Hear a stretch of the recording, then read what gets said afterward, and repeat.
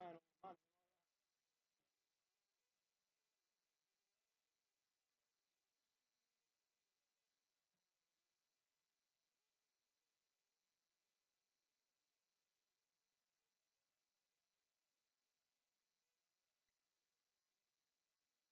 umpires, can I get your name so I can refer to you about making fantastic decisions right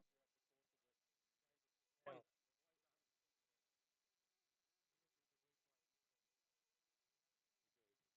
We picked one up yesterday. Dave, Dave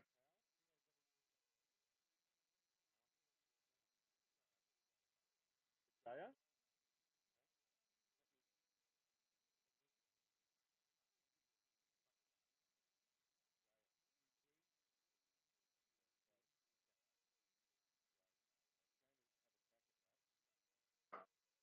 Michael Jaya.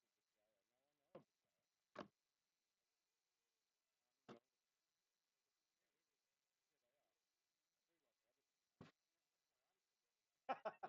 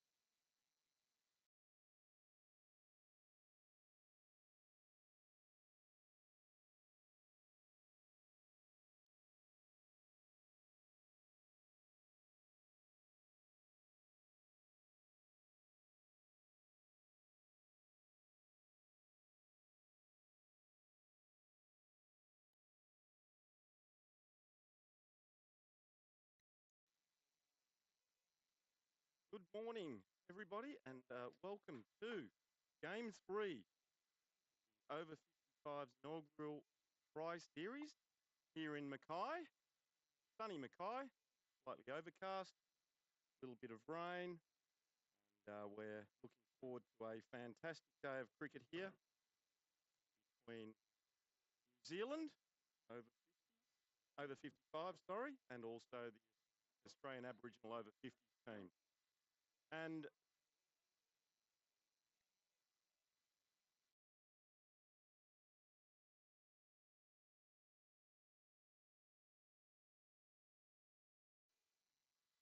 the Australian Aboriginal over 50s team won the toss today, and they've elected to bat. And out in the middle, we have Jamie Jewis and also Alan Bagur. It looks like we're going to see Jamie Jewis take the first delivery today, and opening the bowling for the New Zealand team is going to be Johan Howarth from the Baker Creek end. Yesterday we called it the Creek end. And today we found out that it's got a name. So it's the Baker Creek end. And the first run for the morning is to Jamie Jewis, and the Australian over 50s Aboriginal team are away, which is fantastic to see. So we are 15 kilometres west of Mackay at the Walkerston Cricket Club. We're very much appreciative of the support that we received over the last 3 days from the Walkerston Cricket Club to enable us to play some cricket. Unfortunately, overnight we had another 3 mil of rain, and the Harrup Park number 3 oval still has some surface water on it, and we're hopeful, talking to curator Peter in at Mackay at Harrup Park, that we're hopeful that we will be there for tomorrow's final. So looking forward to bringing that to you. Fingers crossed based on the weather. But right arm over, Howarth to Alan Bagur, who works it back with a square, down to fine leg, where it's fielded by Dave Goldingham. So Alan Bagur is off the mark. And this is the first time that these two teams have played against each other. A monumental game for both teams. The Kiwis versus the Australian Aboriginal over 50s team. And we wish all players today all the very best. As we see a ball butting hard into the pad of Jamie Jewis, and that's woken him up a little bit. Hit him fairly high and was probably angling down the leg side from where I'm situated, which is in the Walkerston Cricket Club rooms. And for those that are joining us for the first time, we welcome you. And down the leg side, and a wide to get extras underway. And Michael Bajaya, the umpire, officiating at the Baker Creek end. This is his game number 2. Our other umpire is Dave Powell, who's coming out for the first time today. And a cut shot straight over the top of cover. Jamie Jewis has picked up the first boundary there. Went the airborne route, and a couple of bounces over the boundary line for a magnificent shot to Jamie Jewis.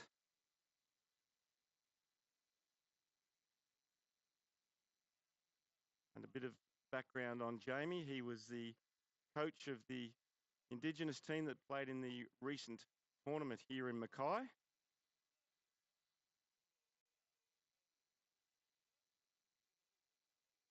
And he's worked that away to fine leg, and a couple of bounces over the boundary line. So that's 2 fours in a row to Jamie Jewis. Working nicely here for the Australian Aboriginal over 50s team. Getting them off to a real flyer here with 2 boundaries in 2 consecutive balls. So Johan Howarth a little bit both sides of the wicket here.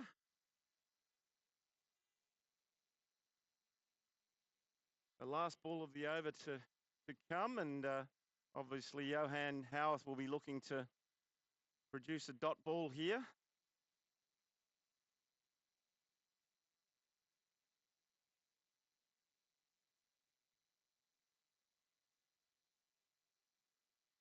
Very aggressive shot there, and it's misfielded at mid-off there by Craig Gibbs, and he gets through for a single.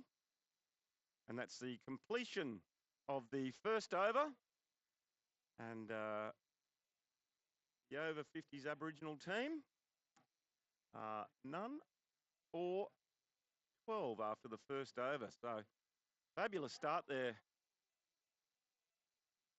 for the Aboriginal team. And we see Alan Bagur replacing his helmet. He's discarding of that, and he's getting his baggy green out, which he was proudly presented on the first night by yours truly. So a magnificent opportunity there to say a few words about Alan Bagur, and then to hear his story of why he's doing this and what that baggy green means to him was pretty special. He supported us in the commentary box and on game 1 when the Australian team took on the Aboriginal over 50s team. So, see from the city end here, see Dave Goldingham with ball in hand. He's going to get proceedings underway, bowling to Jamie Jewis. And that's short and pulled around the corner for one. Be disappointed he didn't get onto that. Sat up nicely, but obviously rushed on a little bit to him. I think I started by saying thank you very much to the Walkerston Cricket Club. Once again, they covered the hard wicket. They covered the run-ups for all bowlers. So fabulous conditions here for both teams today to enable us to get game 3 underway. And we're hopeful that weather conditions throughout the course of the day will remain with that easterly wind blowing off the ocean, and we hope that there's no scuds of rain that intervene in this game today. So we're looking forward to a full day's play, the sun out. See a ball just worked off the body, just onto that leg side by Alan Bagur.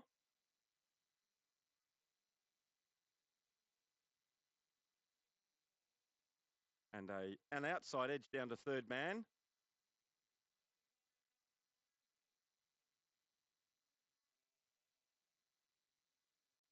Take him to 2.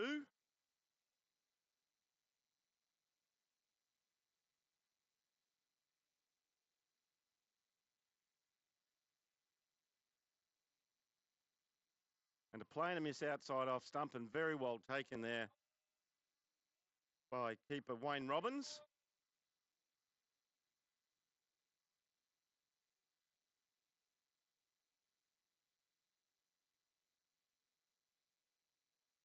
And an attacking shot through cover there, probably just for one. We see Craig Gibb boxing out there at deep cover. And for those that may not have seen him yesterday, he has a great arm, so I wouldn't be taking on his arm, especially only when the ball got out to that 30-metre mark. So one of the things you'll also see today is Dave Goldingham gets through his overs extremely quickly off that short run.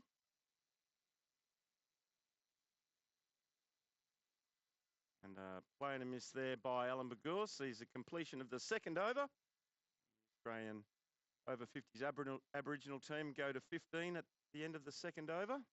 Have Jamie Jewis on 12 and Alan Bagur on 2.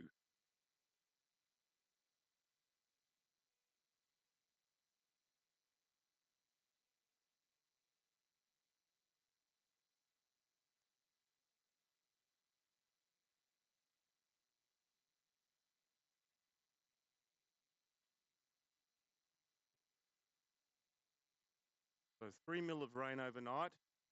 Unfortunately stopped us playing at Harrup Park, number 3 today. But they had a little bit of rain out here as well. But because we had the covers down on the hard wicket and the ground is drains quite well, we're able to get play started on time. Forward defensive shot there by Jamie Jewis, looking quite solid at the moment.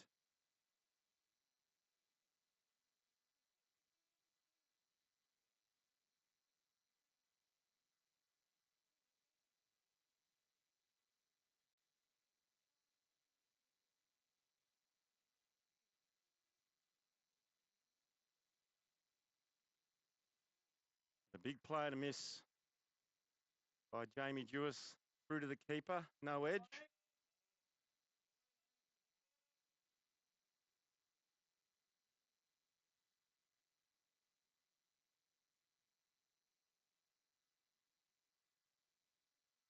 So we'd like to welcome you all here today and hope you're enjoying the coverage. And those people watching on YouTube, and see Jamie Jewis try to cut, but unfortunately mistimed the ball and straight into the ground, which is quite heavy. But if you can get that ball running across the surface, it does go to the boundary. But welcome to everyone. I think there's about 18 to 20 people watching at the moment. One of the things that we will do through the course of the day, if you're looking to put out a question or send out a shout out, we'll mention that to you through the course of play. We had quite a lot of engagement in yesterday's game between Australia and New Zealand over 55, so more than happy to say hello to you, give you a bit of a plug. If you've got a favourite player, wish them all the best. Maybe share a few stories about some of the guys out in the middle. We'll look to bring you in and have some interaction in the game as we see a wild whoosh from Jamie Jewis. It's clear on his intent. He's not going to be hanging around out there today. He's looking to score at every opportunity here. The other thing you can do is if you are listening, we have audio problems or anything like that, please yell out and put a note in the comments, and we'll see if we can rectify it and get things back running smoothly again. As we see a ball hit straight down the ground, probably not going to go all the way to the boundary line, and it's picked up on the boundary by Scotty Mason, and they get through with 2 runs. Just 1 run. Sorry, I was watching the ball down on the boundary line, so pulled up quickly. So the completion of the 3rd over, and Australian Aboriginal over 50s team are none for 16. So a good positive start here by the boys in the middle, Jamie Jewis and Alan Bagua. Clear what Jamie's intent is, and obviously Alan Bagua is probably going to play more of a sheet anchor role at this stage of the innings, with Jamie looking to attack aggressively all bowlers. So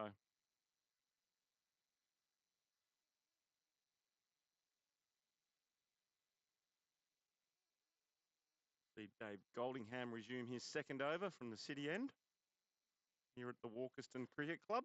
Right arm over, and a guide down to 3rd man to Scott Pender. Picked up and returned back to Robbins, and just 1 run to the score.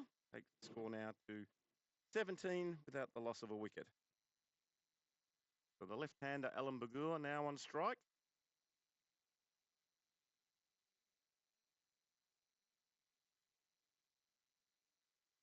Forward defensive shot there.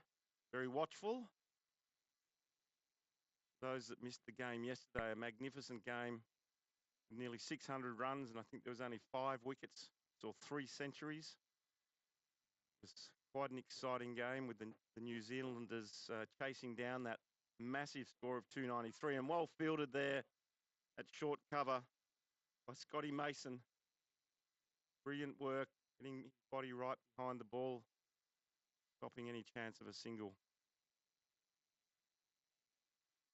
Down the leg side, I think that foot went up a little bit there, so well taken there by Wayne Robbins down the leg side. Don't think that there was a call of a wide there. Must have only just missed that leg stump. Short outside the off stump and well fielded there.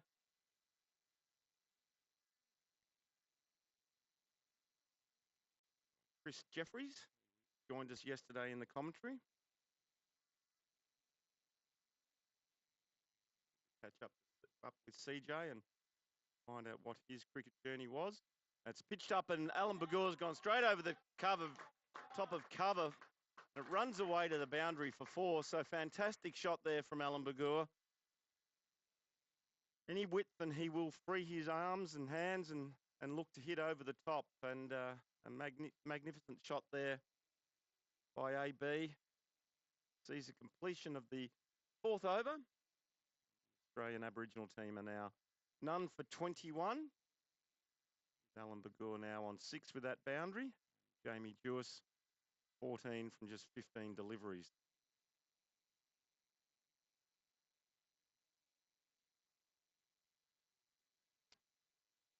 So, in reference to ladder positions, it's quite interesting here.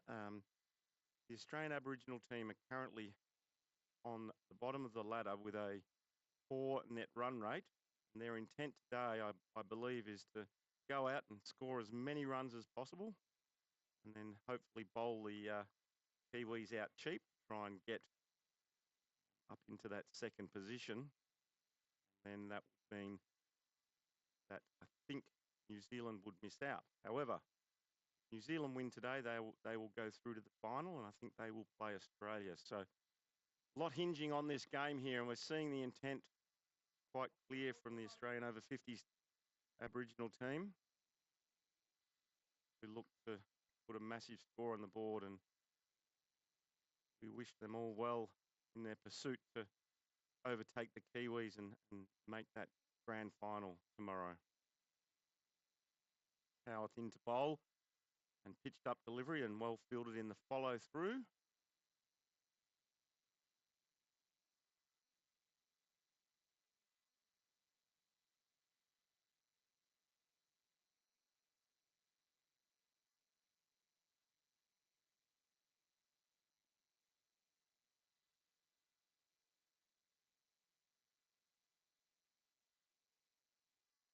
And a play and a miss. Fantastic delivery there from Johan Howarth.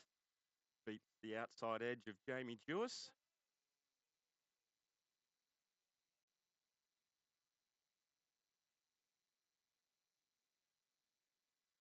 If you're looking for any live scores, go to NV Play Australia and search for this live game. Great shot down the ground there to mid-on, to Scotty Mason for a single. The other location you can go to is you can go to Play Cricket, the app, the live scoring app. Go to Veterans Cricket Australia and search for Winter 2025, and you'll find there's only one competition listed there, and that's the Tri-Series in Mackay, and then scroll down to the game scheduled today, which is obviously the New Zealand 55's v the Aboriginal 50s team. So that's where you can find live scores, or you can stay with us and all the updates will come through the NV Play live stream we're currently running and that you're listening to right now. So I think we've got you covered. Live streaming, live scoring of this game today here at Walkerston Cricket Club. Hi. A quick single here. Great running there by Alan Bagur. Easy completion of the fifth over. Johan Howarth has the figures of 3 overs, none for 15. The Aboriginal team are moving along nicely here to 23 without loss of wickets, which is probably the important part of the journey for them so far.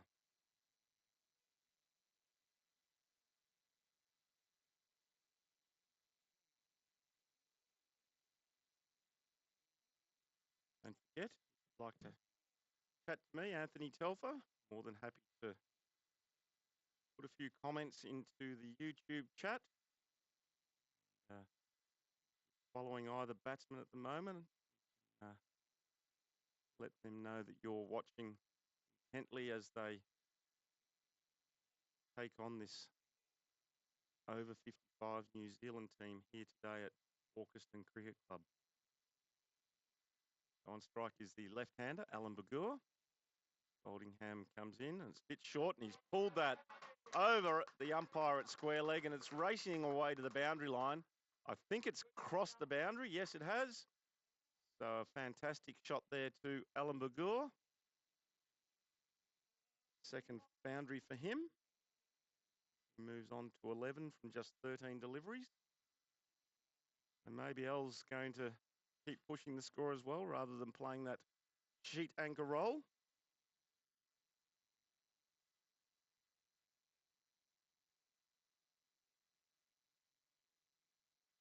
Well left outside the off stump, and great take there by Wayne Robbins, the keeper for New Zealand.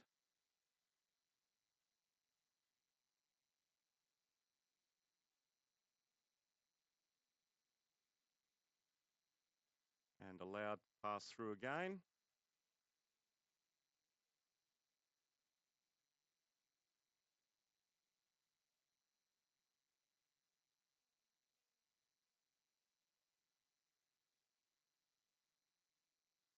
That's worked down to fine leg. They're going to push hard here. Wayne Robbins, the keeper's taken off, and no, Jamie's decided to send Alan Bagur back. So good decision there. We don't Want to see any run-outs at this early stage of the day?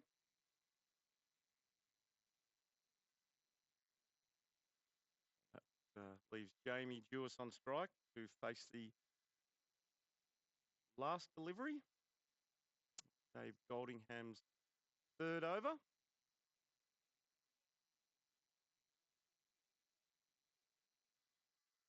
And pitched up. And an appeal for LBW is turned down, and the fielder at first slip was looking to claim a catch, so not out. That's the end of the over. Dave Goldingham's figures now are 3 overs.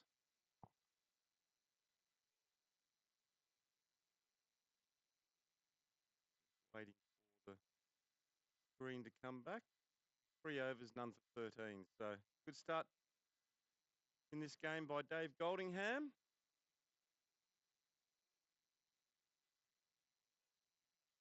The Johan Howarth continuing from the Baker Creek end here at the Walkerston Cricket Club, and a false start as Alan Bagur pulls away. Having a look quickly at the field. First slip, backward point, forward point cover, mid-off, mid-on, mid-wicket, backward square, and a fine leg. Johan Howarth into Alan Bagur, and a play and a miss outside off stump.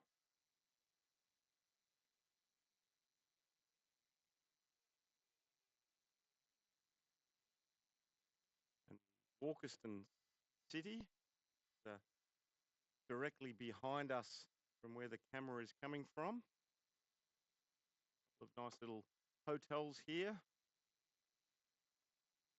The Woolworths supermarket this morning. And a great shot there from Alan Bagur, and that's racing away to the boundary along the carpet all the way.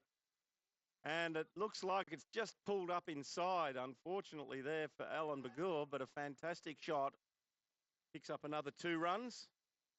Moves on to 14. But Walkerston is a sugar cane growing area, so we're in cane country. About 10 minutes of cane fields. We drove from Mackay. And that's wide of first slip and raced away to third man for another boundary to Alan Bagur. So great run rate here for the Aboriginal team. They look to push on to setting a large target here. The Kiwis to chase. They move to 34.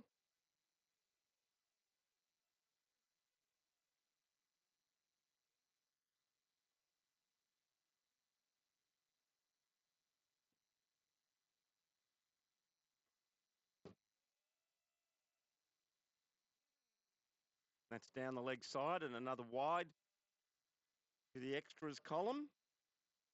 Takes the score to 35. The loss of no wickets. Alan Bagur on strike, the left-hander. 18 from 19 deliveries, and Jamie Jewis 15 from 20. Currently going along at a nice clip, above 5 runs and over. Aggressive shot down the ground again, and they're going to scamper through for a quick single as we see Scotty Mason race around and put that size 12 boot out and stop any further runs.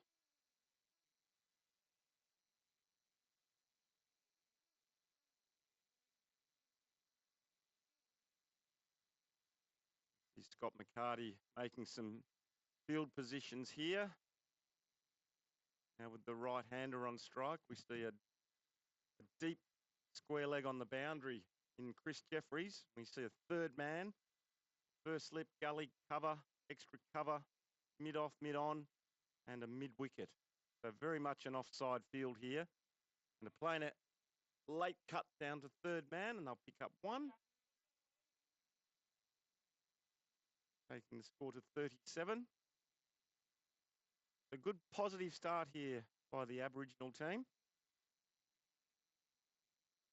Against the Kiwis from across the ditch, of course.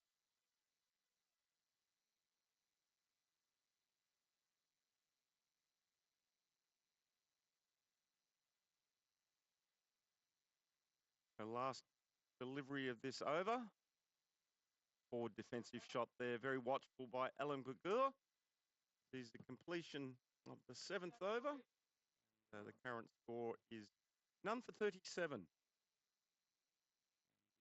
Run rate is 5.29. So moving along nicely. I would say skipper Matty Lewis, who unfortunately isn't playing today, but he'd be very happy with this positive start by the two guys out in the middle, Jamie Jewis and Alan Bagur.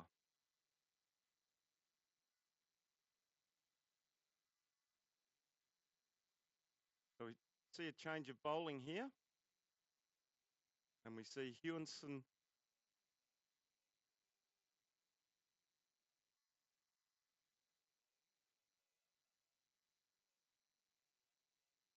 This is definitely Dave.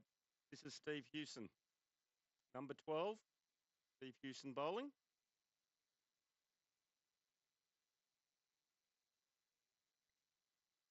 See the ball very well fielded there in the follow through. Oh, sorry, it is Dave Goldingham. Got to get my eyes checked. Sorry about that. TV land. And that's a great shot over square leg, racing out along the boundary. And Chris Jeffries got bogged there, and his right knee grabbed and stopped him getting that right arm outstretched to try and stop that boundary. So great shot there by Jamie Jewis. And we'll get CJ to replace his divot. And he's left a big scar there on the oval in front of us. So great shot there by Jamie, continuing to move along nicely now up into the 20s from 24 deliveries. See a replay and great shot there. Tried again and unfortunately down the leg side there by Dave Goldingham. So another wide and an extra to the score. Great take there by Wayne Robbins down the leg side too.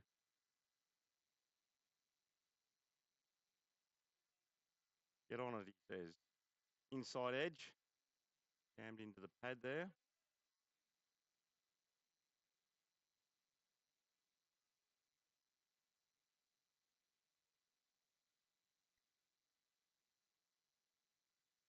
Cut shot there straight into the hard wicket. Bounces high at the Scotty Pender in the gully. No run.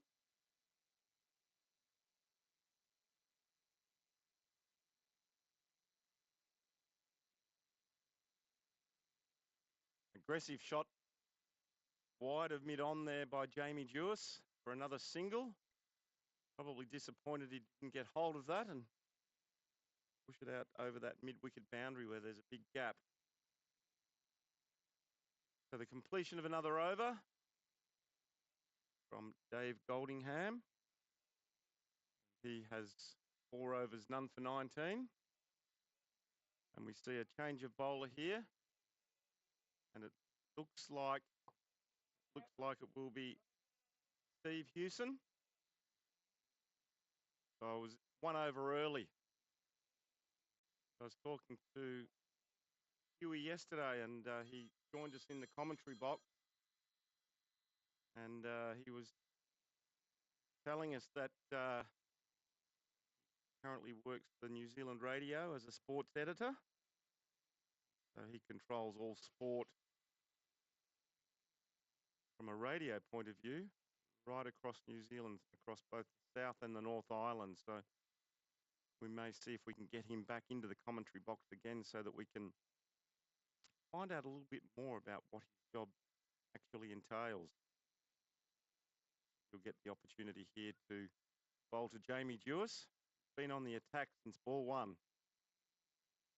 And a full toss. And it's hit him on the pad, on the full. Must have been just angling down that leg side there. So a good start there to Steve Hewson.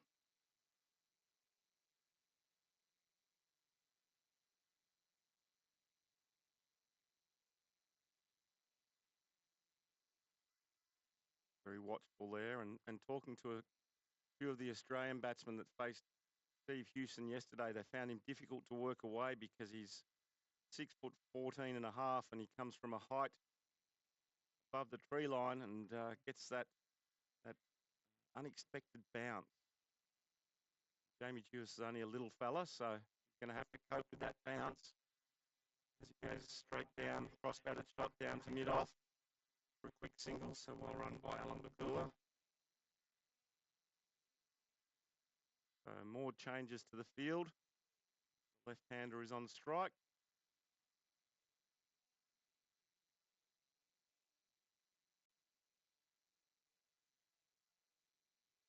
So we've got a short fine leg, a backward square on the boundary, short mid-wicket, deep mid-wicket, mid-on, mid-off, extra cover, a backward point. See Alan Bagua hit the ball back to Hewson in the follow-through and no run. The current score is none for 44. And that's full and well taken there by Wayne Robbins. Playing a miss there by AB.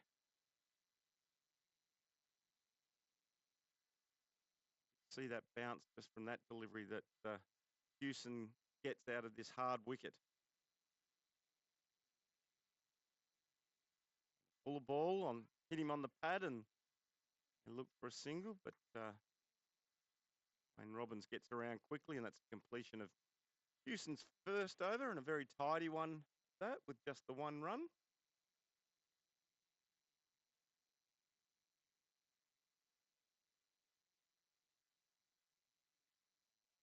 So a good partnership forming here for the Aboriginal team. None for 44 after 9 overs. They're going along nicely at just under 5 and over.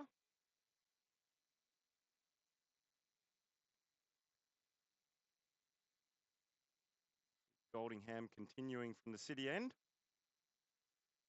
That's pitched up and driven nicely down to mid-off by Jamie Jewis.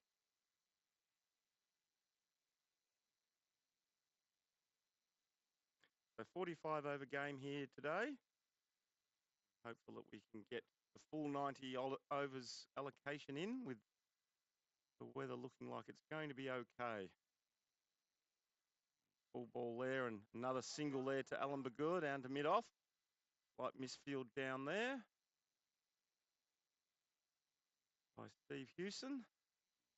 Reaches down, slammed into his size 14 boot.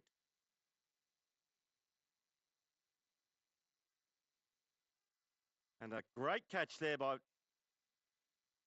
think that's Scott McCarty at first slip. So that sees the demise of Jamie Jewis looking to play a late cut shot there. And fortunately, we see Jamie on the way back to the pavilion for a very quick fire 23 from 32 deliveries with 3 fours. So good catch there by the skipper Scott McCarty. Down low.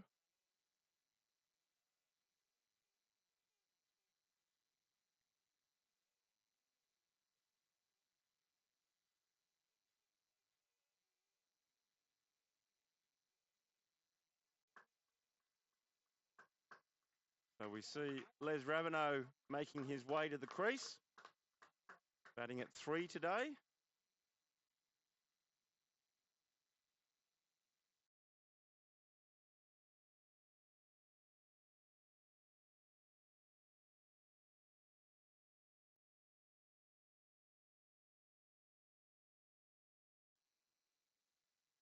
So we see Les Raveneau out in the middle. He didn't play in the first game, so it's going to be interesting to see how he goes today, batting at number 3. I guess Percy's brother played in that first game and batted exceptionally well. So we wish Les all the very best as he takes on his first delivery today, and a very watchful forward defensive shot, pushed down to mid-on. No runs. So current score now, 1 for 46. We come towards the completion of the 10th over here at the Walkerston Cricket Club. pitched up delivery and it's worked out to forward point, where it's fielded by Scotty Mason. So no run. So very watchful here from Les.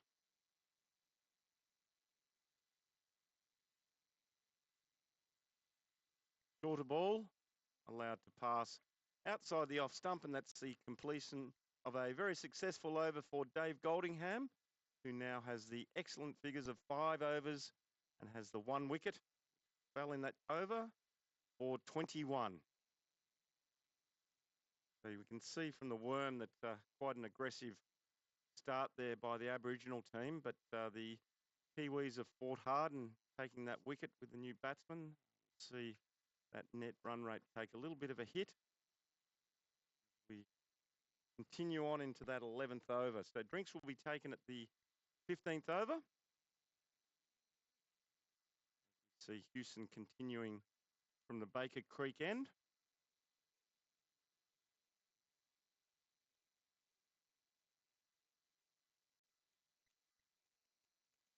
To Alan Bagur, who looks to rock back on that back foot and punish the ball out through that backward point area, but unfortunately failed to make contact with that ball. You can see that bounce that Houston gets off this hard AstroTurf wicket. It's a pitched up delivery, and that's worked down to short fine leg and well picked up by Craig Gibb, and no run. We noted yesterday that Craig's got a fantastic arm. Close to getting a couple of run-outs yesterday, catching those Aussies napping. Pitched up, slower delivery there, thrown up a little bit more, and Alan Bagur plays that out to mid-off. For no run.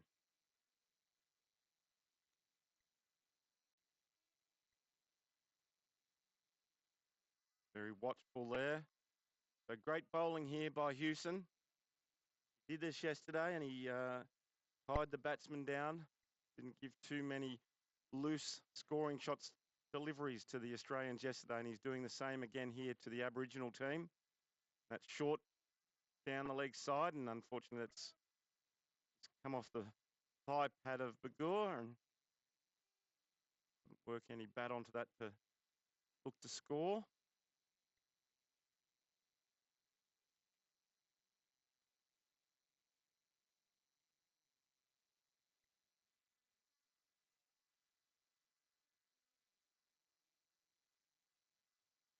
Great over there by Houston, the first maiden of the day.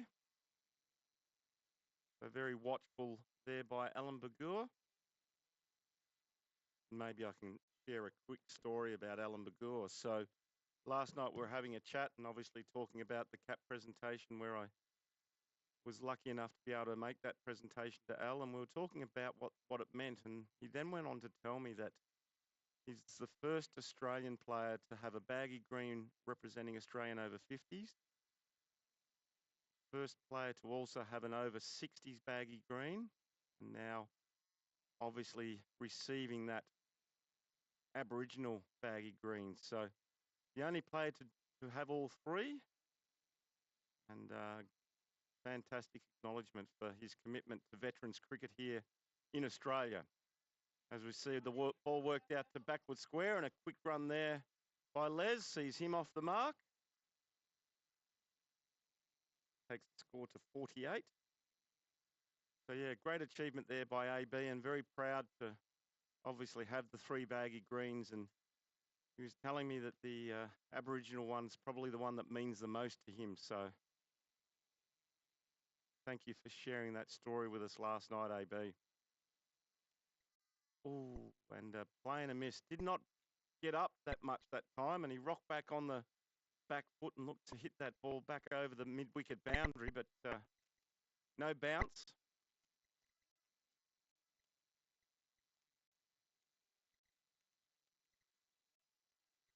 And well fielded down there by Houston. An awkward bounce and it reared up around his head. So great stop there. No runs again, but a magnificent shot there by Alan Bagur. Probably deserved a lot more than nothing. And he's gone again, and that time it's misfielded and skidded through, and raced away to the boundary line. Very well timed shot. Unfortunately, Houston couldn't get his body behind it and raced away to the boundary for 4. So that brings up the 50 for the Aboriginal team, 1 for 52. They're going along nicely at the moment, but just under 5 and over. And Bagua now goes to 24, the top score so far for the Aboriginal team from just 34 deliveries.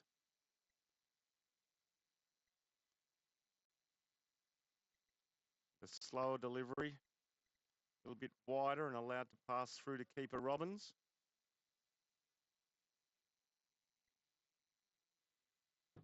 Don't forget, if you're tuning in, watching it on SOC TV, feel free to put a comment in the comments section and we'll give you a mention.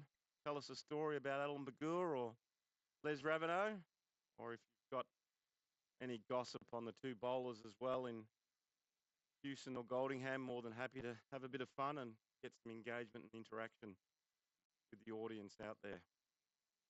Had a lot of fun yesterday as we talked about those 3 centurions yesterday. Paul Ryan, Matthew Drain, and Craig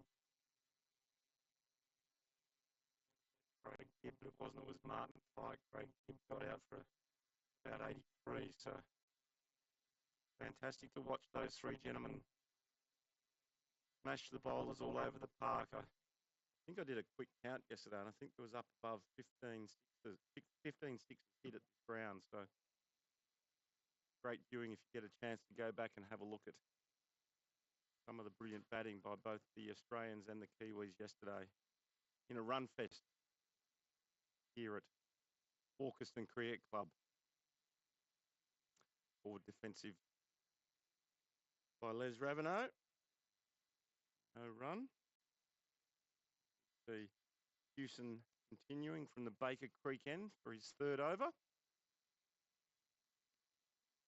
And it's thrown up in the air and hit down the ground and well fielded there in the follow through by Houston and backed up there at mid-off by Chris Jeffries.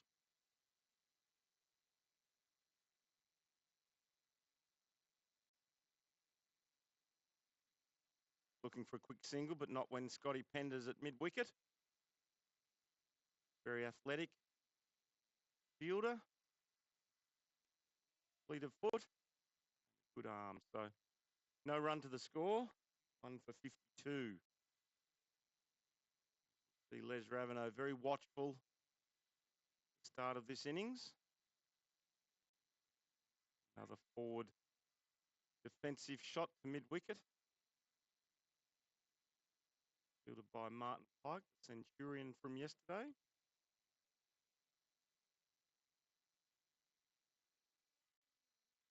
Bowling exceptionally well here, Huey.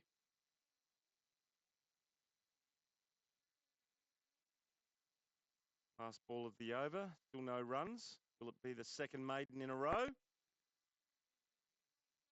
Which it is, another dot ball. So the 3rd over completed by Scotty Houston. 3 overs, 2 maidens, none for 1. Great work by Steve Houston. That's going to affect the overall run rate here. Currently sitting at an even 4, so it's starting to drop. So we'll see the worm shortly and see that probably starting to head south. So the loss of Jamie Jewis has seen the run rate come down, but also the changing of an introduction of Houston into the bowling attack with those 2 maidens.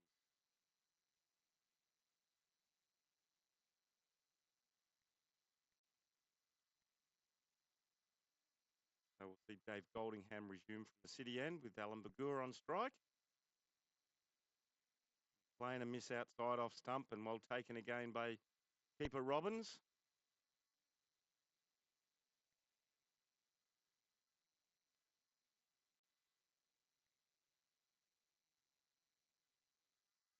Very watchful again.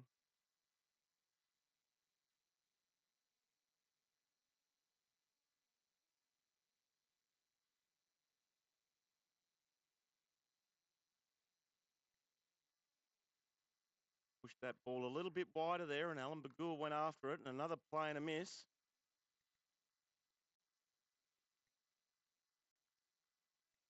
So an opportunity there by Alan Bagur missed.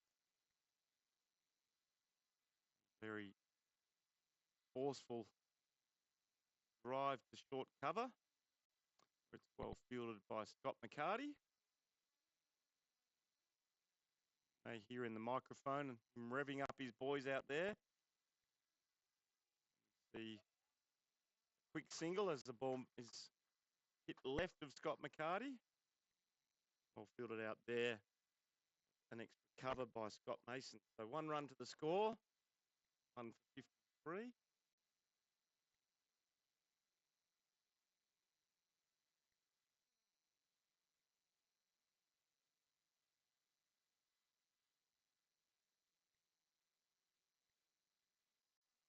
Pass through to the keeper there by Les Raveneau. So 1 run off the over. 1 for 53 at the completion of the 14th over. So there'll be a drinks break at the end of this next over. And I guess the Aboriginal team will reassess at the end of that 15 overs and plan an attack for the next 15, which will take us through to that 30 over mark. So the Kiwis have really put the screws on the scoring and run rate over the last 4 or 5 overs.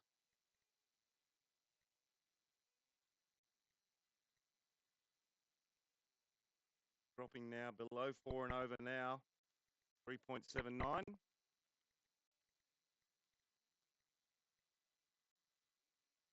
going to see Stephen Hewson continue bowling.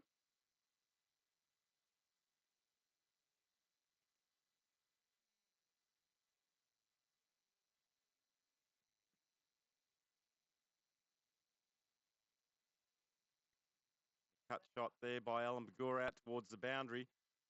Not sure if it's going to make it, but it has. So fantastic shot there. Must be a little bit quicker out there on that far side of the ground. So great cut shot just in front of point.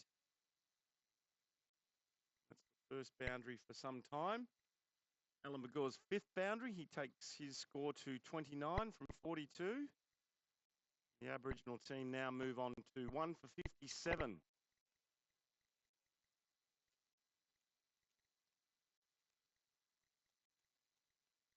Very watchful again. The back foot. Drops the ball out on the offside for no run, and Wayne Robbins sprints around from behind the stumps and turns the ball to Hewson. And a leading edge there pops up just short of Hewson in the follow through. There's that variation in bounce that we see from Stephen Hewson, where he gets from nearly probably 7 foot tall. That's come off the pad and out onto the offside, down to short third man and no run.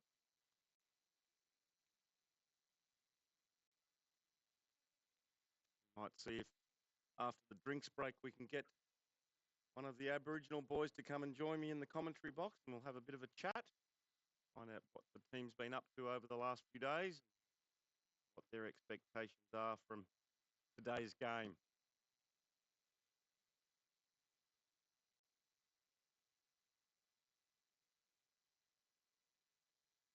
So very watchful there now by Al.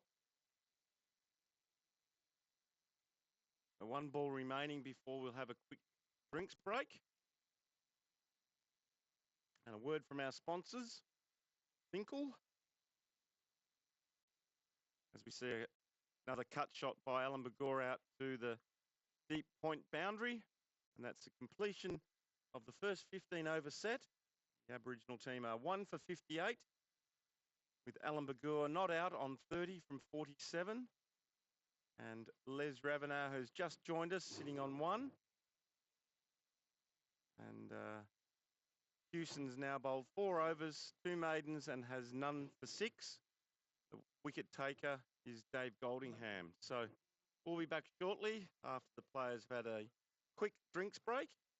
Resume play for the 16th over here, live from Walkerston Cricket Club and the McLennan Park Oval.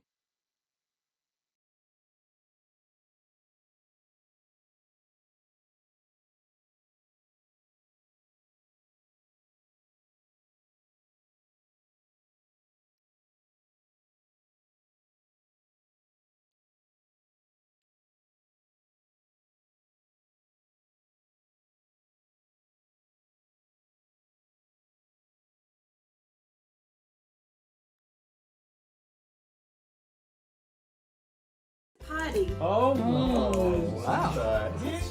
Slice? No! Hey! Slice! I just said topping. Oh. I almost said topping. Curry.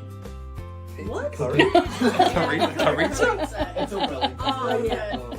Harrup pineapple. It's pretty good. All right, crust. Sounds amazing. Mm. But a sugar pie.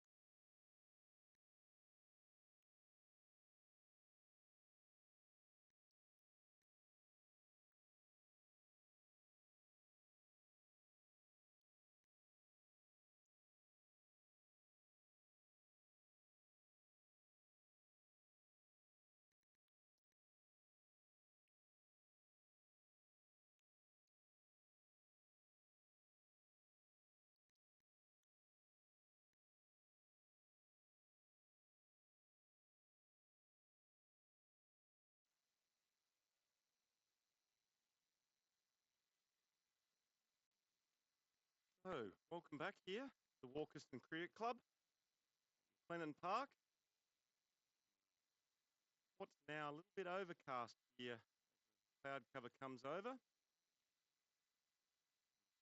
Goldingham continue, and an aggressive shot there by Alan Bagur, and that races away for 4 runs over the top of, I guess, just in front of point.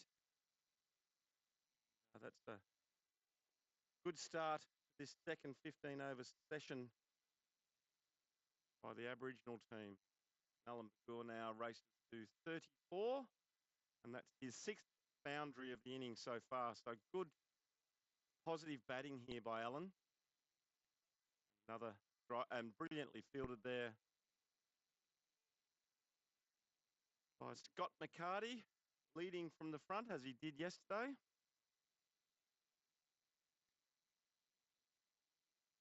Both fielding and his batting. As we see that ball run away down to fine leg, it probably won't go all the way, but they'll get back for 2 runs. And I would say the way that sped away, that will be off the bat. So 2 more to Alan Bagur. Oh no, leg buys, late call there by Dave Powell, the umpire at the city end.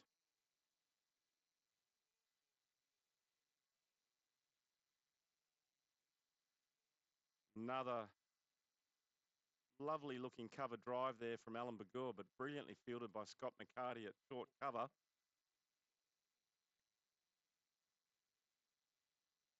Slower delivery that time and allowed to pass outside the off stump, and good take there by Wayne Robbins, New Zealand keeper.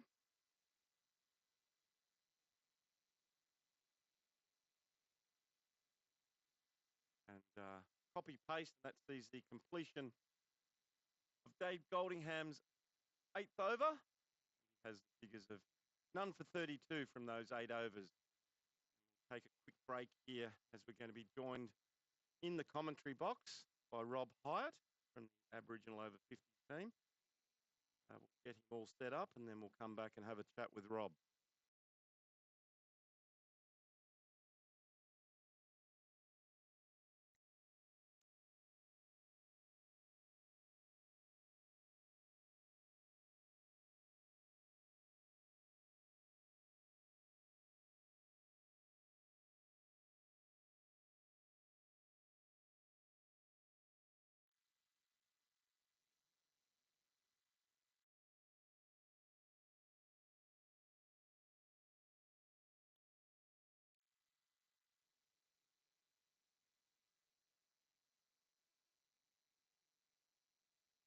Check.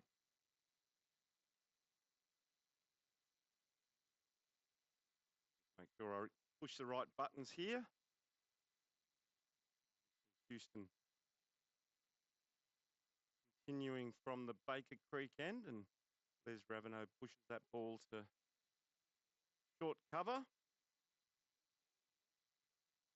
Martin Pike put out his size 12 boot. Short outside the off stump, and a little bit of a dab and a poke there by Les. Lucky not to get anything on it. As we're joined in the commentary box by Rob Hyatt.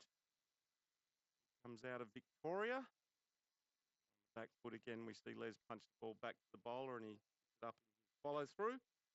Rob, welcome to the commentary box. Great to have you here, and hope you're enjoying what is a magnificent tournament here in Mackay. Yeah, it's been great so far. Obviously, the weather's been frustrating for everyone, but just the fact that we're on the park and playing, that's all we can do, right? Exactly right. As we see Les get an edge down to third man, no fielder down there, so they scamper through for 2 runs. But yeah, it's been unfortunate the way the weather has run, but it's great that we're out here and able to play some cricket on the hard wicket.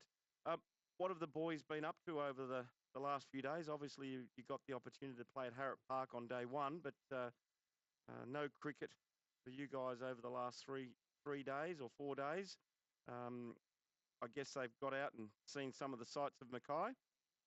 Yeah, we've all been out and about. A couple of trips on our own here and there, and been out on a trip with the missus on one day. But I'd say for the most part, we've continued the bond, continued to remain close, and done quite a few activities together. Very good. very good to see and hear that sticking together and enjoying what is a fantastic opportunity, not just for your team, but your culture and the experience of all the boys that have been selected in the inaugural over 50s Aboriginal team here in Mackay. See current score 1 for 66. See Goldingham short outside the off stump and Alan Bagur punches that out to point for no run. This will be the final over for Dave Goldingham, so he's going to bowl his 9 overs on the trot. Down the leg side and well taken there by Robbins. And no run.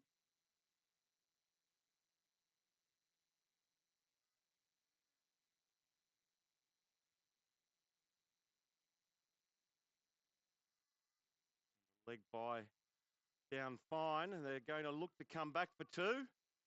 And fantastic running. I think he's just made it.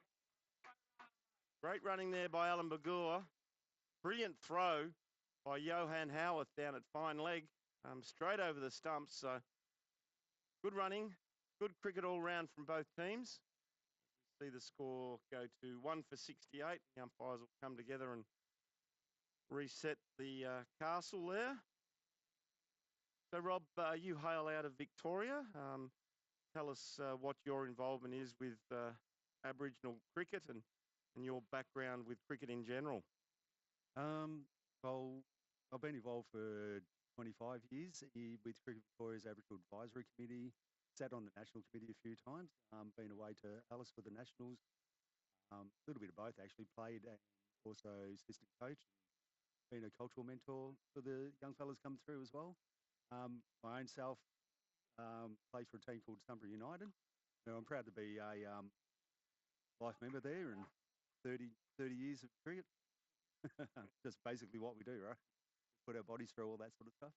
Yeah, we do indeed. And when you get to this age and you've been at one cricket club for a long time, you pick up those accolades, and that's an important part of the game, and to obviously recognise that commitment that people like yourself put into the cricket clubs as volunteers and players, and see the ball hit down to mid-on, probably a single for the taking there, but no run. So good work there by the Kiwis, and a fantastic spell of bowling comes to an end for Dave Goldingham, who's bowled 9 overs, taken the solitary wicket to fall of Jamie Jewis, and his figures were 9 overs, 1 for 33. So a great spell of bowling there by Dave Goldingham. So the Kiwis will look to replace him from that city end.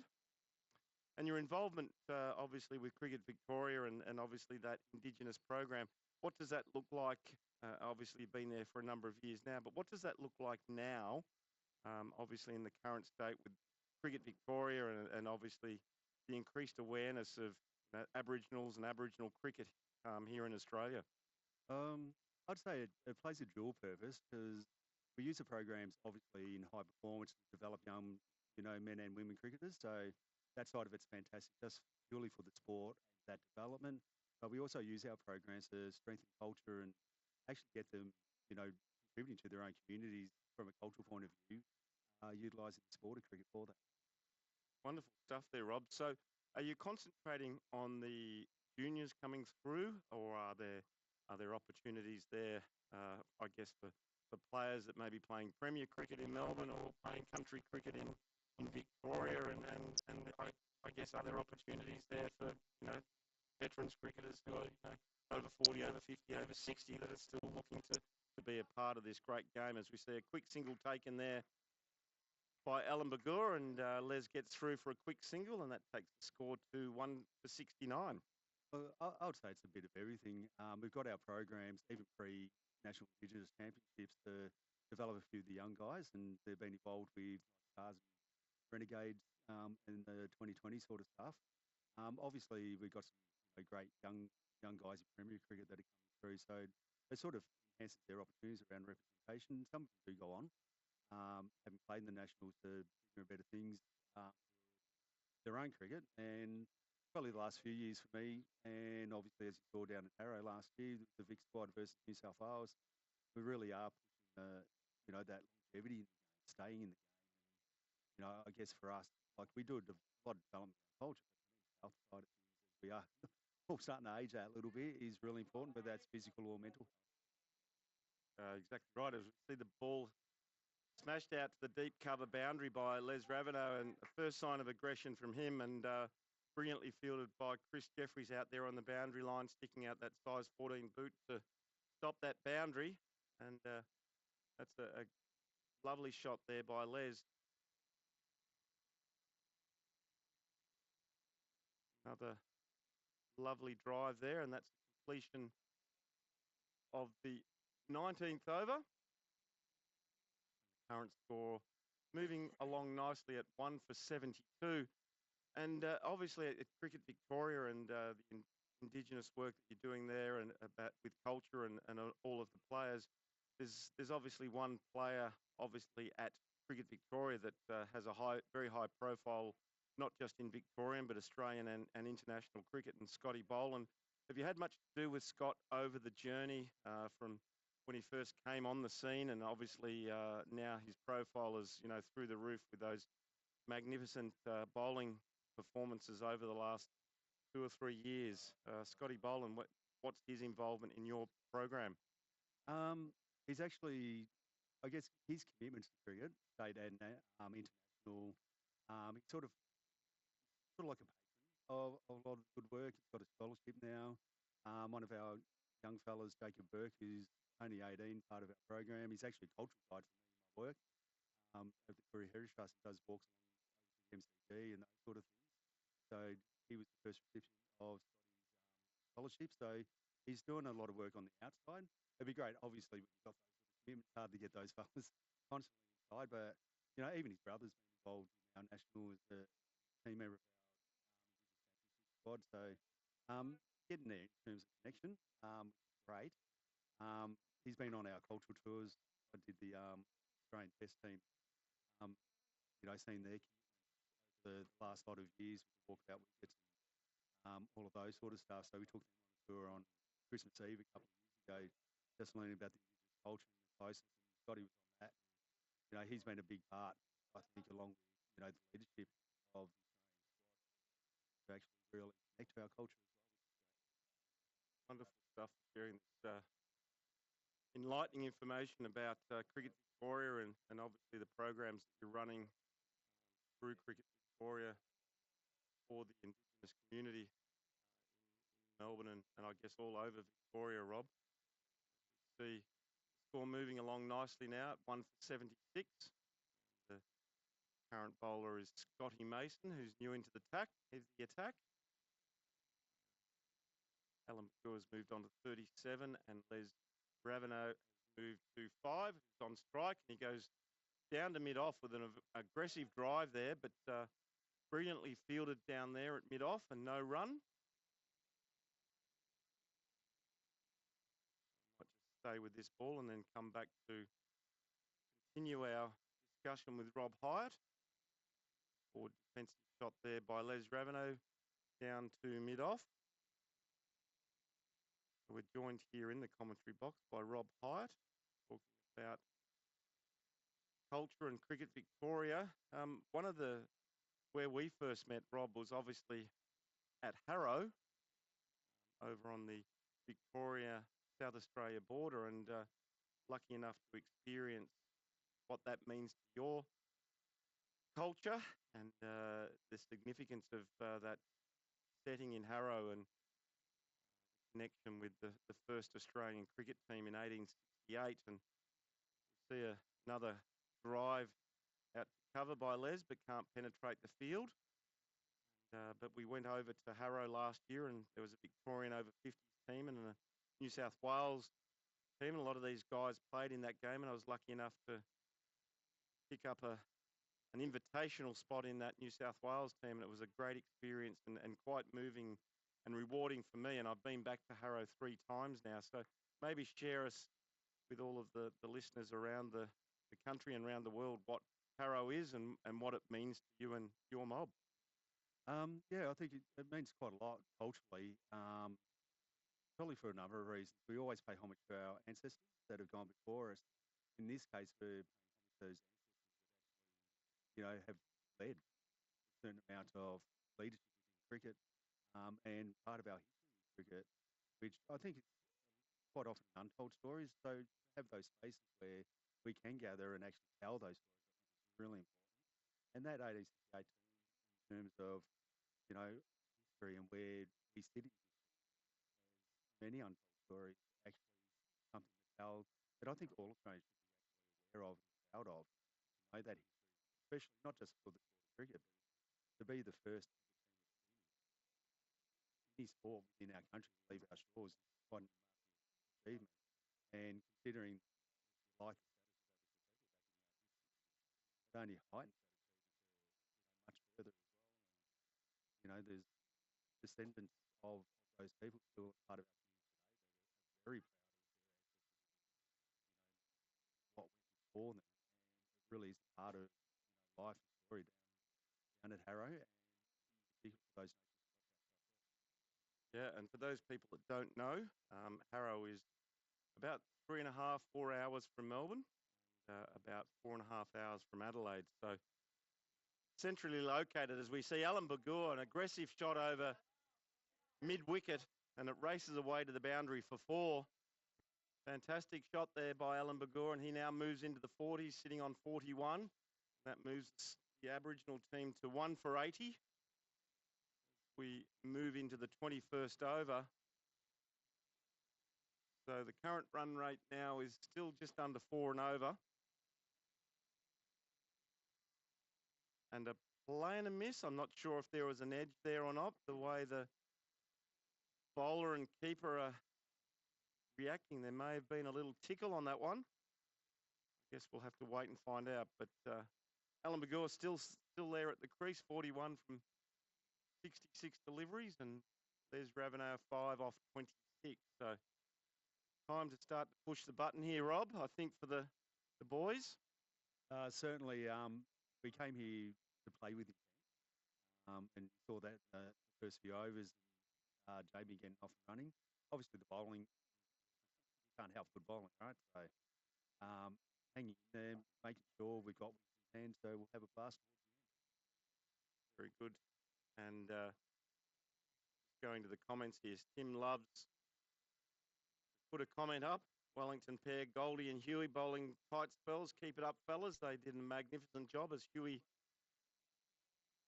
Steve Hewson finishes his 7th over. Fantastic figures, really, when you consider the state of the game. He bowled 7 overs, he's bowled two maidens, and he has none for 15. So just over 2 and over. As I said yesterday, the Australian team found Houston very difficult to get away, coming from such a height up around the 7 or 8 feet, and getting that variation in bounce, making it hard to drive and even to play cut shots, that extra bounce with this hard wicket here. So you see now Scotty Mason resuming, and we might come back to Rob in a moment. We might talk to Rob a little bit more about Harrow and what is actually at Harrow. And as I said, I've been there now 4 times, and I've fallen in love with the place, being a cricket tragic. But we might get Rob to share what's actually there and the experiences we can see there. As we see Les working that ball down to the 3rd man boundary, I think it's going to pull up again inside, just inside. We see the ball return back to Robbins. Get 2 runs. So Harrow, Rob, what can people see at Harrow? Well, there's obviously the cricket centre down there that tells the history and the story of that first team. So there's quite a bit there actually in terms of that history. But I think there's quite a bit of the history that's come after that as well. I thought when we visited last year, one of the more interesting ones was actually the 1988 reenactment tour. Even if we tell stories, what we haven't shared in the past, even that 1988 tour in itself is an achievement that, again, signed off by Bob Hawke, the Prime Minister at the time, and for that engagement. We've got actually 3 members, including Uncle Les Knox, as the team manager, and our team manager, Greg James, went on that tour, and we got, you know, Big Bert as part of the team as well. So, you know, to see them there as part of that history, and they're still with us, they're still playing, and you know, a part of our squad. So the actual cultural centre itself is magnificent in terms of not just from the 1868 point of view, but you know, that cricket history that comes through all the way through each of the 88 team, and then you know the continuation of stories that come after that with the ground that's there where we played that day. Yeah, it all sort of gels together quite well to tell, you know, quite a magnificent story. Yeah, indeed, as we see Scotty Mason complete second over. Bowled the 2 overs for just 6 runs. I think from my point of view, and there is so much memorabilia there from cricket from the 1868 tour, and seeing, I guess, Johnny Muller as you walk in, the statue, you know, it's quite an imposing sight to see Johnny Muller there as a statue in the main entrance area, and to see him in real life, I guess, in actual size, was quite a natural athlete, and there's any wonder that he made such an impression on that 1868 tour. But some of the stories that come out of there, and obviously Josie Sangster is I guess, the gatekeeper there now, and looking after the place and keeping that 1868 and the 1988 tour alive. Obviously, there's a lot of memorabilia from over the years, a lot of Don Bradman memorabilia in the place as well, and I think the Muller medal is also kept and housed at the Harrup Discovery Centre as well for the best player at the Boxing Day Test. So fabulous place to go and visit, Rob. Oh, it certainly is, especially for cricket tragics. There's a real cricket history there. But I think just even for anyone that wants to actually engage and learn a little bit about our culture, and you know, it's amazing to see our culture actually come to life through the sport of cricket as well. So I think it works for, you know, interested historians, if you like, from that point of view, let alone the real cricket tragics such as yourself.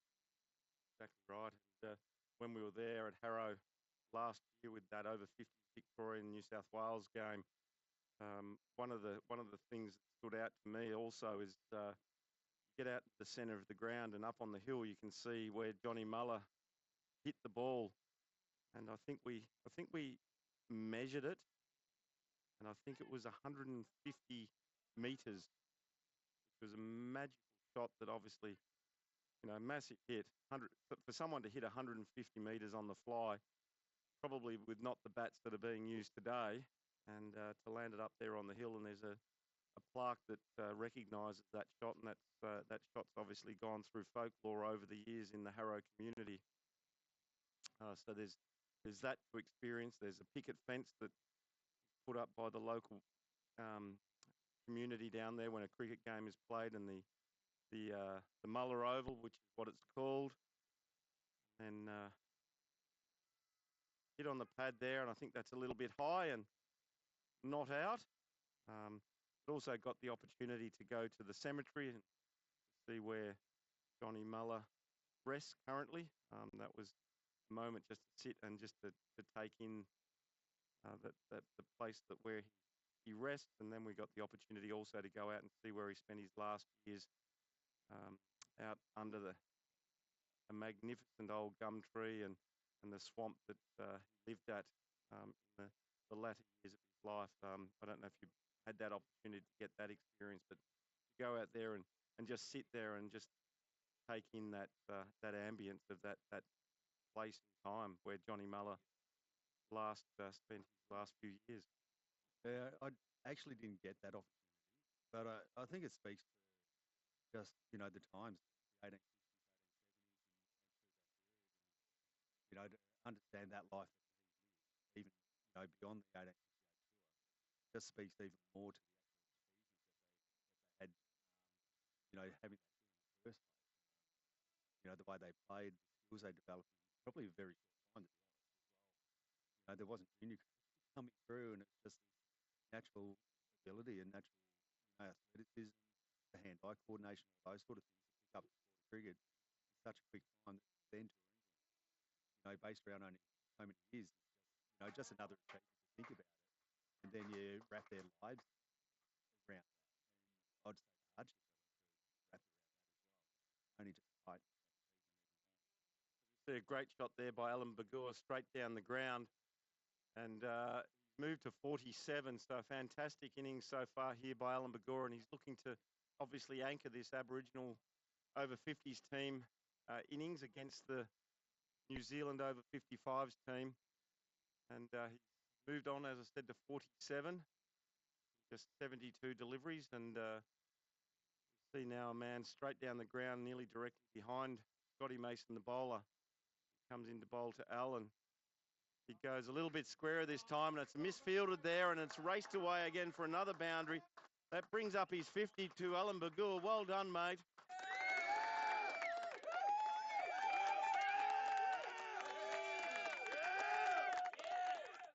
And very impressive knock as he raises his bat to his teammates over here in the clubhouse. And we've got Greg James now giving me some love, so that's great to have Jamesy in the house as well.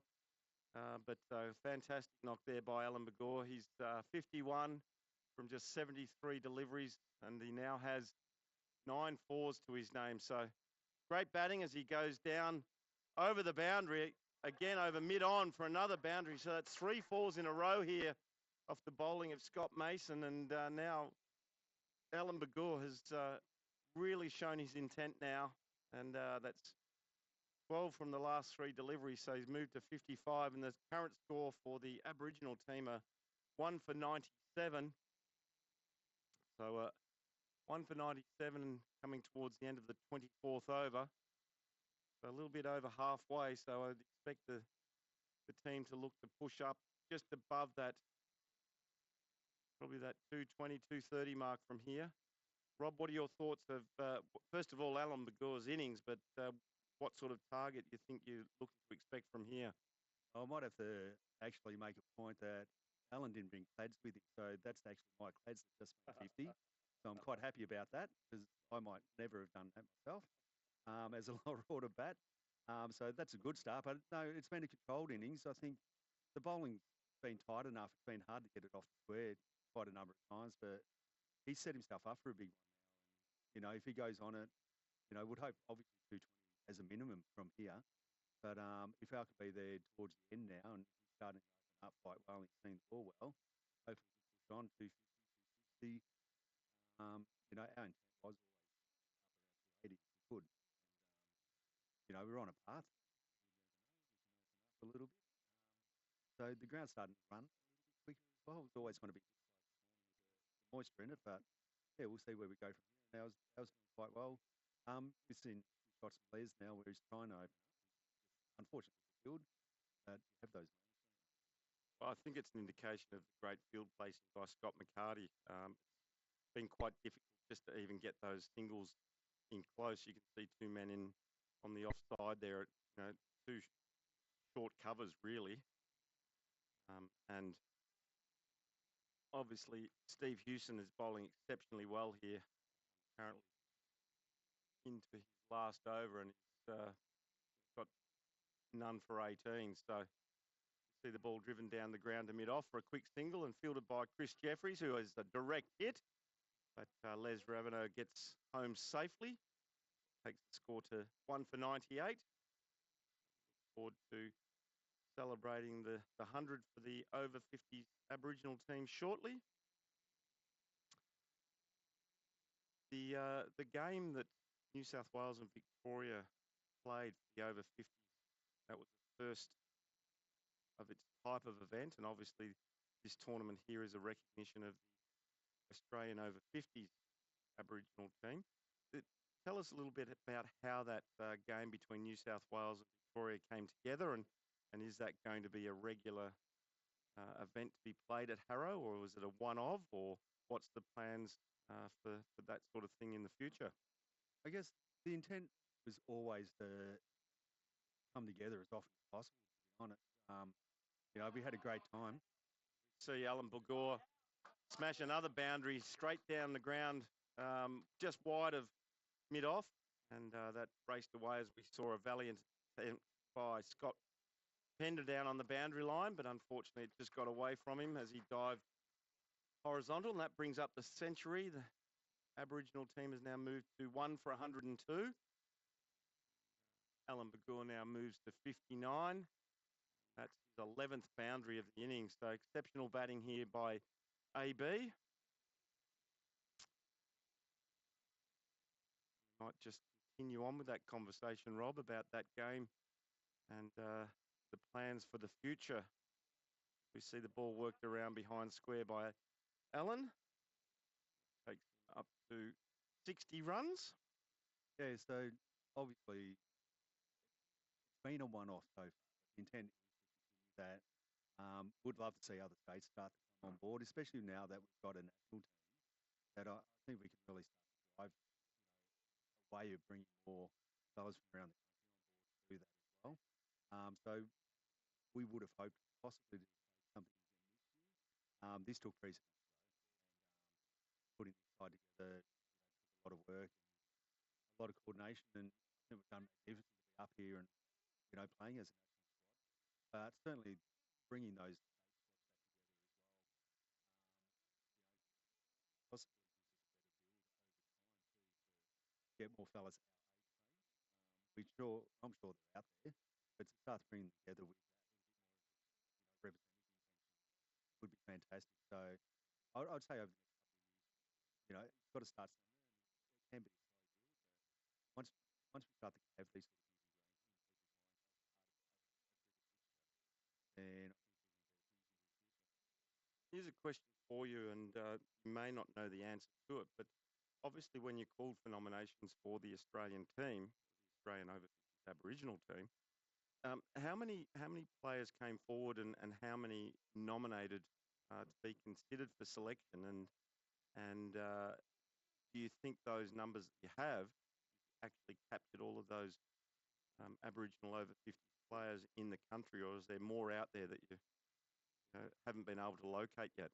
Trying to think from memory, maybe there was up around 28 in the initial run of nominations, which as a starting point, I guess wasn't too bad because we were putting this together, in a short few months at the time. And so really it's just putting the word out there, trying to use our own sort of community networks to get the word out there and get these sort of things up and running. But I've got no doubt there's a lot more out there.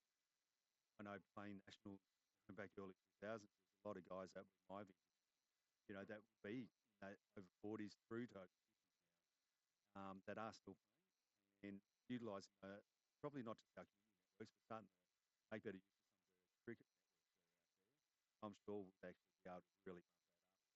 If we get to a point where we can actually have a state versus state mini tournament of some sort, to see the best cricketers come together on a regular basis and make it a real selection that's not just on paper. Unfortunately, it had to be on paper this time around in such a short turnaround. And the strength of the game, the strength of our cricketers that will really come through and shine through over the next few years. Stuff. We're joined here by Rob Hyatt from Victoria, and I'm going to have a guess. Cultural cricket manager for Cricket Victoria. Is that close? No. I'm sitting on the committee at the moment. I've been on the committee for about 25 years. I've been chair before, so I sat on Cricket Australia's committee as well. From a cultural sense, it's been more in the past. We're not gone away with our national team, or even done cultural talks for our young boys and girls coming into our state teams for the nationals as well. Just part of that's, we've got someone like Jamie Lewis who works with our girls. He's been a fantastic coach over a number of years, and we've got fellas like him working on skills and development. I've done that sort of work in the past as well. But one of the key aspects for us is that we always strengthen them as young as we see them, and strengthen their sense of identity as well. And sort of, I've really enjoyed playing that part on that side. Good. And another quick question for you, and you may or may not know the answer, but I'm going to just keep asking questions to test how much you know, really. But the number of Indigenous players playing cricket in Victoria, both male and female, are there any numbers around that and their engagement, involvement in the game that we all love, and that being cricket? To be honest, I probably couldn't give you the numbers at all. I know we had, we get quite a lot of nominations in the boys or the men's side for the nationals. With the women, it's been quite a good build over the years. Our first women's team that was away up to the Argent in Alice Springs, we actually had a Queensland maybe a couple of weeks just out to fill out a team, but now we're actually sending a good strong squad of 14 away under Jamie's tutelage and coaching, which has been great. And it has been quite a build. We've got a few good cricket clubs around. Northern Socials, which is a club in Melbourne, has really quite a strong Aboriginal contingent, boys and girls, which is fantastic. Or men and women, I should say, as well. So it's been a build. Unfortunately, I couldn't give exact numbers, but they're out there, and I think it's growing.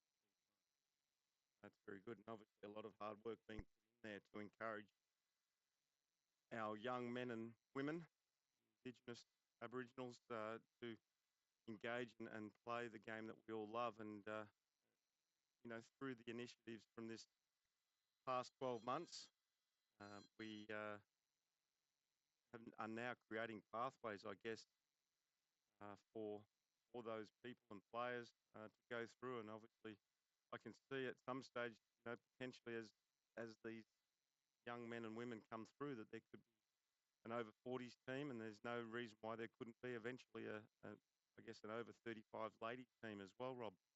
Oh, for sure. It's a build. If you go up to obviously the Nationals here in Mackay last week, there's some good weather too, apparently. That's just the way it's been. But you see there's some real skilled people there. I remember up in Alice a few years ago scoring an NT New South Wales game, I think it was, and Ash Gardner. You only have to look at where they go on. The first time I ever played it in Cup game, Josh Law was bowling for Victoria. I mean, so they're there and the build's there, and there's been some great development through those sort of tournaments. Now the next step, I think, is just showing them at our age playing this sort of tournament that they can stay in the game. There's a lot of reasons to stay in cricket. There's a lot of reasons around that longevity. We've even jokingly talked about, we're actually got a men's shed off field, and Exactly right. Joined by Rob Hyatt, who's sharing some background and the future, where we're going. And we look at some of those role models. You mentioned Ash Gardner, and I noted that Dan Christian and Jason Gillespie were up here last week and engaging with the teams and obviously providing some commentary. They're two Indigenous players that have represented Australia at international level and obviously travelled the world, both now in coaching roles. We know that Dizzy's a great supporter of the culture, and his son was actually playing in the tournament up here in Mackay last week. So with people like that, Rob, the future is looking promising for continued, I guess, expansion of Aboriginal cricket right around Australia. Yeah, for sure. We've always had a bit of a motto when it comes to sport around you can't be what you can't see. So, we've got lots of AFL players, we've got lots of NRL players. We've got a really long, strong history in those sports, but starting to actually see these other sports, in particular, obviously from a cricket point of view, that we can't, we can start to see these role models. Ash Gardner can be an inspiration for the next group of girls coming through. And Dan, Scotty Boland, and Gillespie, just knowing you can be at that international level, and even just the state level, is an amazing thing. So the more and more we start to see those sort of role models in our sport, in those sort of circles, then the better the game's going to be for our participation. Very good, as we see a boundary to Les Raveneau, and he now moves on to 17. The score is now 1 for 114. Might just stay with the game of cricket for the moment. See Scott Mason into his 5th over, bowling to Les Raveneau. Hits the ball to short cover. No run, fielded there by Scott McCarty. Current run rate is now up above 4 and over, so a little bit more aggression shown by the two batsmen out in the middle. See Les smash the ball out over mid-wicket for a much-needed boundary to the over 50s team. Now moves up into the 20s, 21 from 50 balls, so he needs to start to get a wriggle on, and we can see that intent now starting to come through from both batsmen with a number of boundaries over the last over and a bit. So a couple of deliveries remaining in the fifth over for Scott Mason as he bowls left arm over and it wraps him on the pad, and they scamper through for a leg by, and brilliant work there by Wayne Robbins. A direct hit would have found Les probably two metres short of the stumps. So an opportunity there missed by the Kiwis to take that second wicket this innings. The score now moves to 1 for 119. Could have been 2 for 118 with a direct hit. Slower delivery there as we see L work that ball out just in front of square leg for a single. That's the completion of the over. We might wrap this up and then let Rob go and continue engaging with his team. But Rob, look, it's been a fantastic opportunity to catch up with you and have a bit of a chat about this whole, I guess, program of over 50s Aboriginal cricket that we've been rolling out over the last 12 months. So thank you very much for joining us here in the commentary box. All good, thanks, Cal. Hopefully more to come. Wonderful stuff. And so that's Rob Hyatt joining us here as we let him go, and he can continue supporting the boys out in the middle in Les Raveneau and also Alan Bagur, who's now moved on to 63 on strike as we see Craig Gibb bowling. And he's taken a wicket, unfortunately, there for Alan Bagur. Finds himself on his way back. Another good catch there to Scott McCarty, the skipper. So Craig Gibb takes his first wicket with his first ball of the second over. So I would be disappointed with that, I guess, soft dismissal there, hitting a ball straight to Scott McCarty, who took the ball just above shoulder height.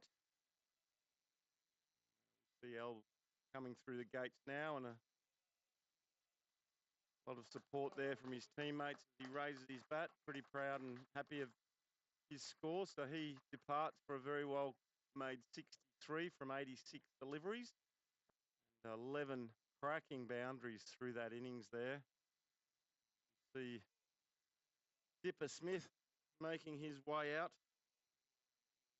Darryl Smith, the vice captain of the Australian over 50s team, and I'm assuming that he's probably captaining the team today, and we saw him bat exceptionally well in the first game against the Australians. So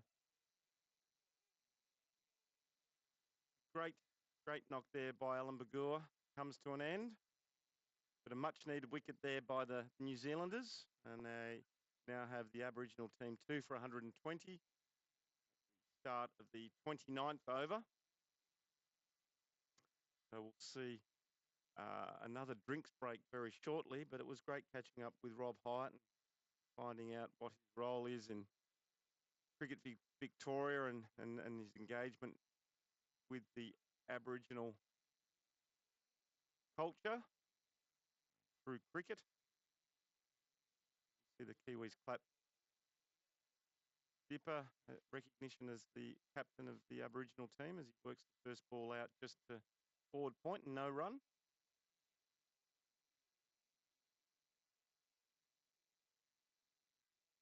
And a quick run there. Dipper gets him off the mark for one, and Les just wanders through easily for a single. Takes the score now to 2 for 121. For those people listening in, it was also good to find out a little bit more about Harrup, what it means to the Aboriginal culture, what that first team that toured England in 1868 means to them. And obviously the boys that got to replicate that tour in 1988. There's 3 of those team members here as part of this inaugural over 50s Aboriginal team. And Les Knox, who was the manager then, and he's a manager here this weekend, and also Greg James assisting as the manager this weekend, and also Bert Pearce, who luckily enough to score a Guernsey and represent culture here, part of the Australian over 50s Aboriginal team. So end of the over, we've got a change of bowling. So Scotty Mason has been relieved by the skipper, Scott McCarty, who's now going to take up the attack. Bowling to Les Raveneau, and he was out there just making a couple of adjustments to his pads and shoes. See Scott McCarty into the attack for the first time today.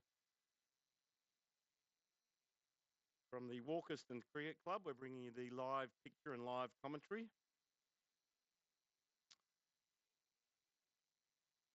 See a very watchful Les Raveneau there against Scott McCarty, who won't be giving too much width here today.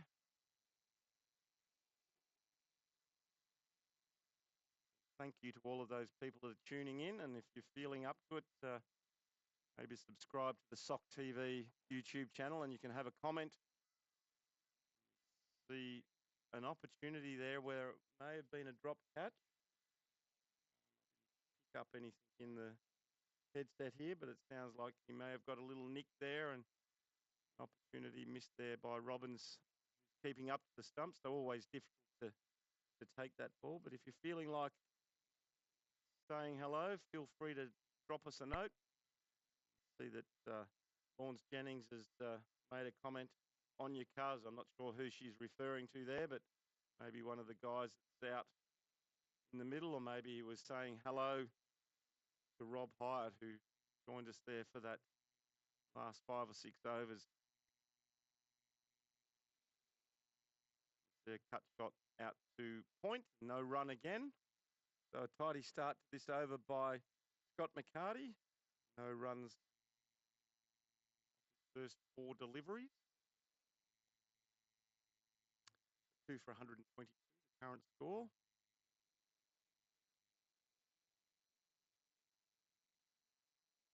Another very watchful defensive shot there by Les Raveneau. Run.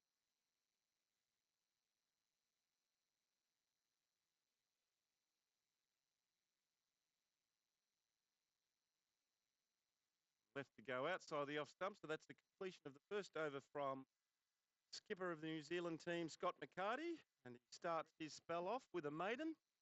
That will see the completion of 30 overs, so we will have a quick drinks break, but before we do that, I'll just quickly run through the scorecard. So we saw Jamie Jewis and Alan Bagur open the innings way back 30 overs ago, and we saw Jamie depart for 23.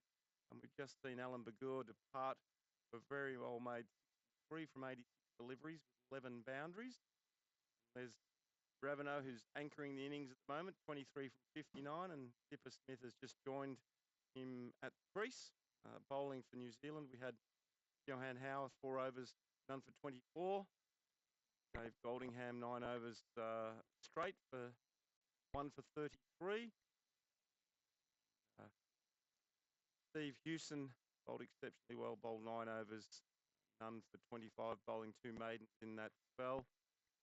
Scotty Mason, a little bit expensive, 5 overs for 32, and Craig Gibbs just started picking up the wicket of Alan Bagur, 2 overs, none for 3. And skipper Scott McCarty bowled his first over, and has started with a maiden. So current score 2 for 122 as we go to 30 over drinks break, and we'll be back to resume play shortly. Party. Oh, Wow. Slice? No! Hey! Slice. Almost said topping. Oh, I almost said topping. Curry. What? Curry? Curry? It's a relic. Oh, yeah. I wrote pineapple. It's pretty good. I wrote crust. Sounds amazing. Mm. That is chicken pie.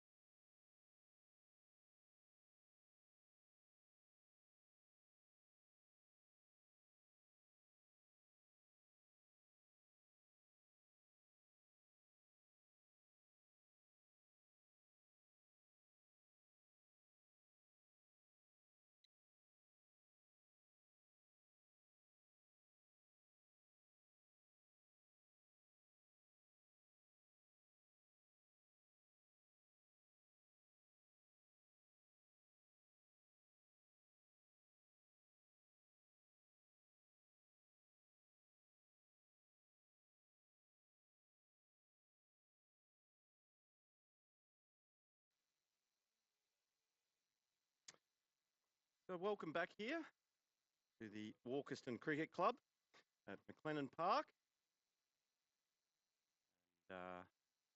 30 overs have now expired. Australian Aboriginal over 50s team have moved to 2 for 122 twos, except for, as we see, Dipper dance down the wicket very aggressively and scamper through for a quick single. So the Australian Aboriginal over 50s team have reset, and the intent is quite clear now. 8 wickets in hand, 15 overs to go. As we see the ball down the leg side, and Must have just flicked the pad, so no wide called. Great job there by keeper Robbins to keep the score to 0. And that's Mick whipped out through mid-wicket, just in front of square leg. And Les gets back for 2. So already the intent is quite clear now. A lot of support here from the team in the clubhouse. They move 2 for 125. Craig Gibb bowling, and a late cut shot there by Les down to short third man, and Dipper gets through for a quick single. So we've already seen one ball that Dipper's faced. Darryl Smith, his intent was to get down the wicket and use his feet. As we see a couple of field changes made now with a long off, long on, deep mid-wicket, deep cover. Mid-wicket cover. Another late cut down to third man there for another single. We also have a Scott McCarty on point. We have a backward square leg as well, just inside the 30-metre mark. So Craig Gibb continuing here. Another late cut to Scott McCarty, but no run. I need to be conscious there that Scott can't get down, pick that ball up, but no run. So that's the completion of the 31st over. See Craig now, Craig Gibbs' figures are 3 overs, 1 for 8. So tidy start to his bowling spell. I'm sure we'll see Scott McCarty resume from the city end. See some comments here. The Iconic saying that we need to get a move on here after watching the Kiwis yesterday. 200 will be well short, so probably a great assumption there from Iconic. Thanks for joining us in the chat room. We bring it to you via Sock TV. As we see a big hit straight down the ground, but we've got Scotty Pender under it. I think he's put it down. So a chance there to Darryl Smith on 4. So Scotty Pender would be disappointed with that attempt down there. And I guess Scott McCarty would be disappointed as well, being the captain.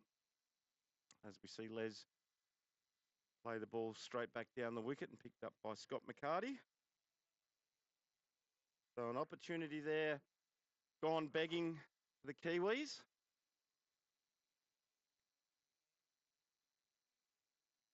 And a false start by Scott.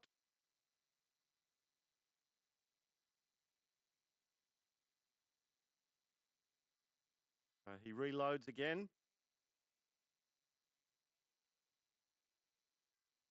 And a quick single here. And I'm not sure about that. Maybe not a direct hit, but the bails are off. The stumps are broken. So obviously the ball may have been taken and then missed by Robbins and then broke the bails. So a missed run out opportunity there. Brilliant piece of fielding there. Very risky taking on the arm of Craig Gibb there at short third man, one of the stronger arms in the team for the Kiwis. So Darryl Smith survives. We see a couple more fielding changes being made here by Scott McCarty. He's got a man on square on the boundary. We've got a deep mid-wicket. We've got a long on, long off. Got Chris Jeffries there at mid-wicket.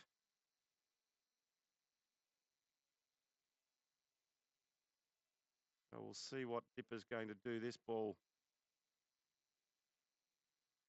And another cut shot. They're going to go on the arm again this time, so a bit of a misfield there by Craig Gibb at third man. And they scamper through for a quick single. So fortunately there, that misfield allowed Les to get through. So another run to the score takes the Aboriginal team now 2 for 130.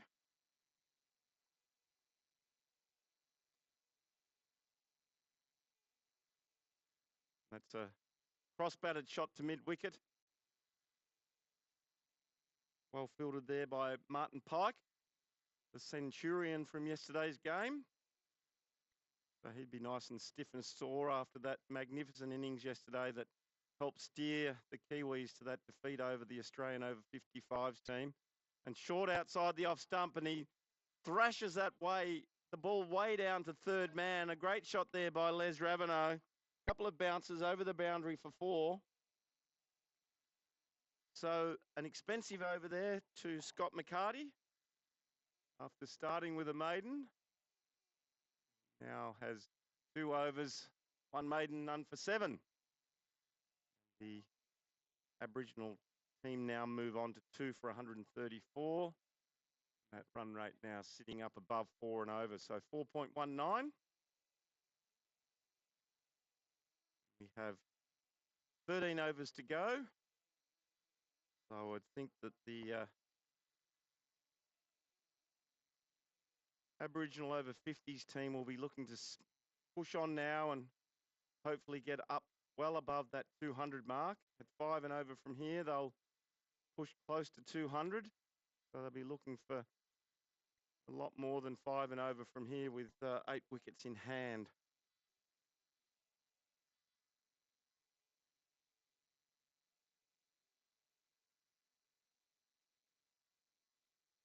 So we see a long off, long on, deep mid-wicket, deep cover.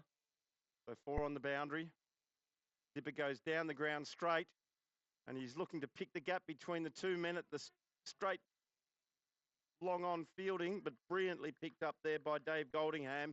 Restricts the scoring to just 1 run. I thought there was going to be a collision there between the 2 big fellas down there on the boundary. And Chris Jeffries and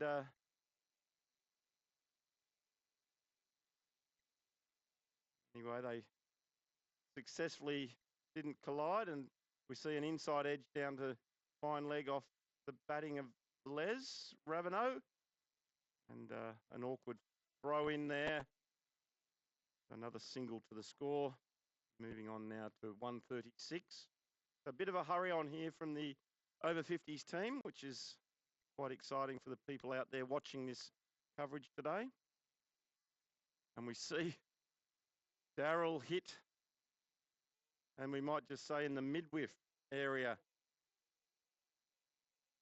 He might just take a moment here to recapture his breath. The boys here have enjoyed that. One bloke out in the middle that didn't. And he goes to swing again over that mid-wicket, but bounces off the pad, and they scamper through for another leg by. So Dipper's not going to be there, not going to be left wondering. He's looking to attack every ball now. As we see a lovely shot down the ground there from Les, and a quick single. Ooh. Let me know they're throwing it to my end, will you? I think I heard Dipper say that. They get through for a quick single, but very well fielded there by Dave Goldingham, coming in off the long on boundary. Chance of a run out, but safely negotiated. As we see Dipper hit the ball out to deep cover. Well fielded there by Johan Howarth, coming off the deep cover boundary. So that's the completion of Craig Gibbs' 4th over. Now has 1 for 12.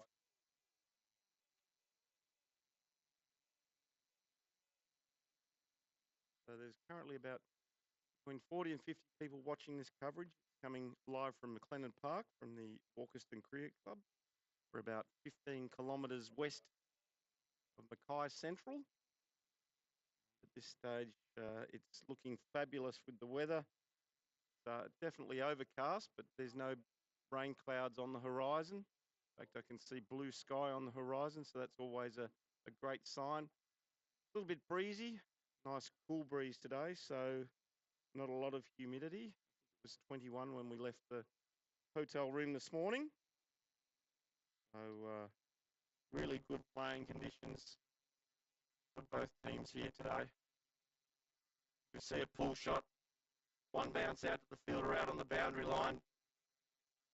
And that was very well fielded there by Martin Pike. He returns the ball back into Scott McCarty and just one run to the score to Daryl Smith.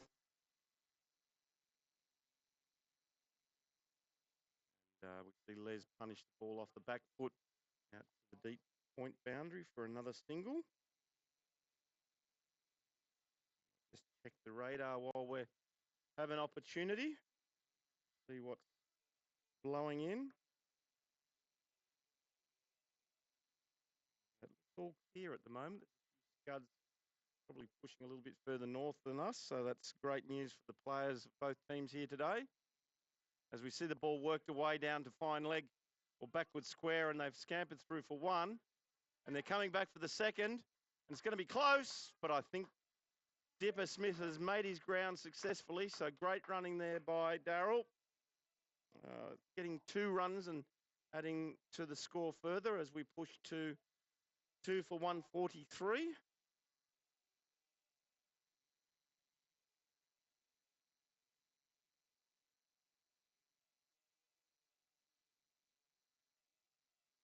So the current temperature here at the moment, about 27 degrees, so nice and cool.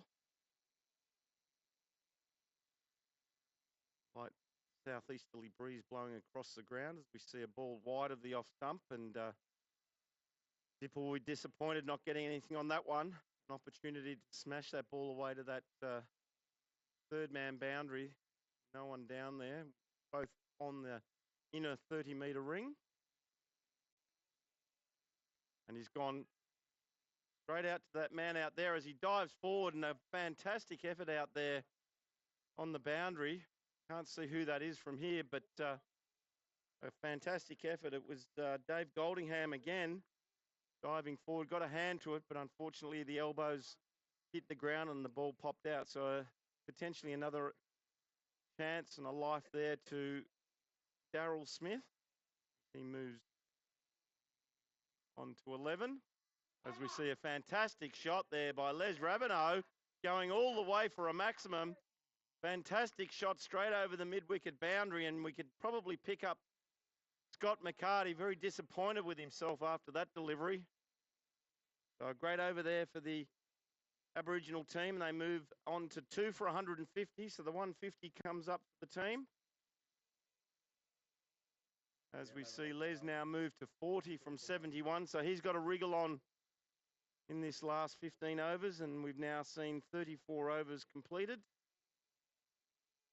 And, Scott McCarty finishes his 3rd over, and he now has none for 18 after bowling a maiden in that first over. So 18 runs really from the 2 overs. So skipper will be disappointed with himself with the last 2 overs.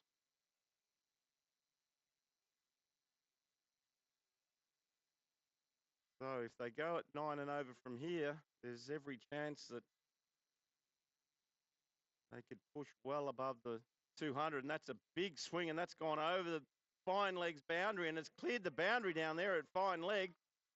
So a top edge shot there. Scott races away over the boundary for 6 for a maximum there to Dipper. So some very aggressive batting here from Daryl Smith. Exactly what the Aboriginal team need.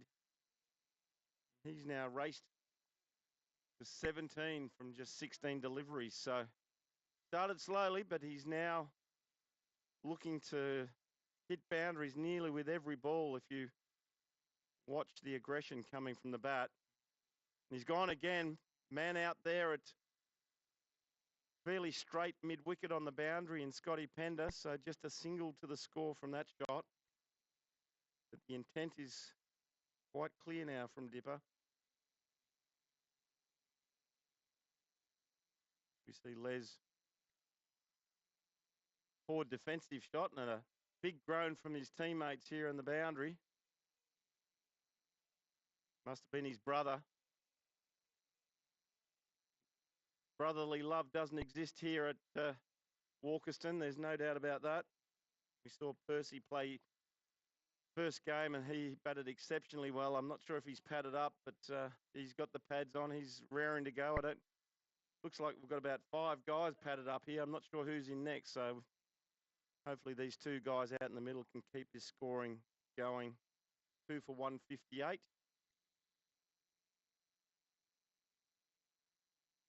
Dipper dances down the wicket, and outside edge flies away over third man. It's going to race away to 4 down there on the boundary. So more runs off the bat here of Daryl Dipper Smith doing the job for the team. Leading from the front is today's stand-in skipper with the injured Matt Lewis on the boundary line.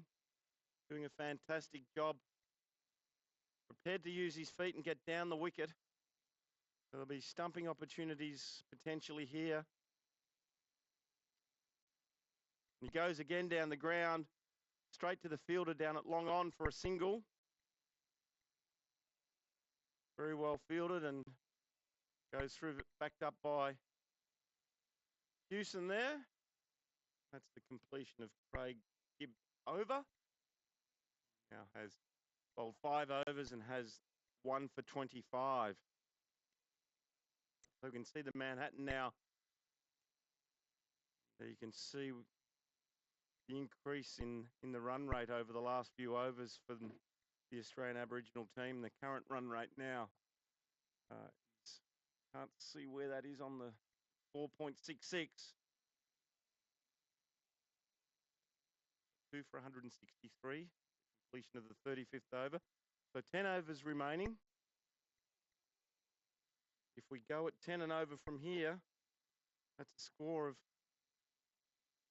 260. So that'd be a good target to set these boys here. And we see the ball go up and over straight through the hands on the, I think that's Martin Pike there on the boundary. He'd be disappointed with that catch, and it's been pushed over the boundary for a 6. So another chance and a life there to Daryl Smith. I think that's his 3rd life in his short stay at the crease, but he's looking to every ball play an aggressive shot and looking to clear the boundary. So his second 6 of the innings so far. So he's moved to 29 from just 20. So great strike rate there from Dipper. And he goes again. Doesn't really get hold of that one, and that just squirts out to mid-wicket and fielded there by, looks like Chris Jeffries there at mid-wicket.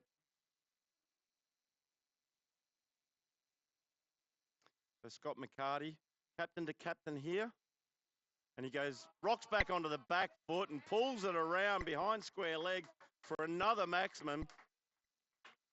Great use of the crease there. So we saw him push back towards the stumps and give himself some room on that onside, and clears the leg and just whips it away over the boundary for a maximum. So great work here by the skipper, Dipper. 2 for 175. His 3rd 6. He'll look to go again. Where's Scott McGarty going to bowl this delivery? And he goes, squirts it out over the top of the bowler down to mid-off for a single. So well bowled there by Scott.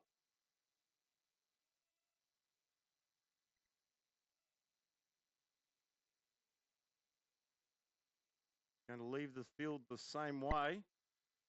So let's see what Les Ravenel is going to do here. And he hits the ball down to long off for a single.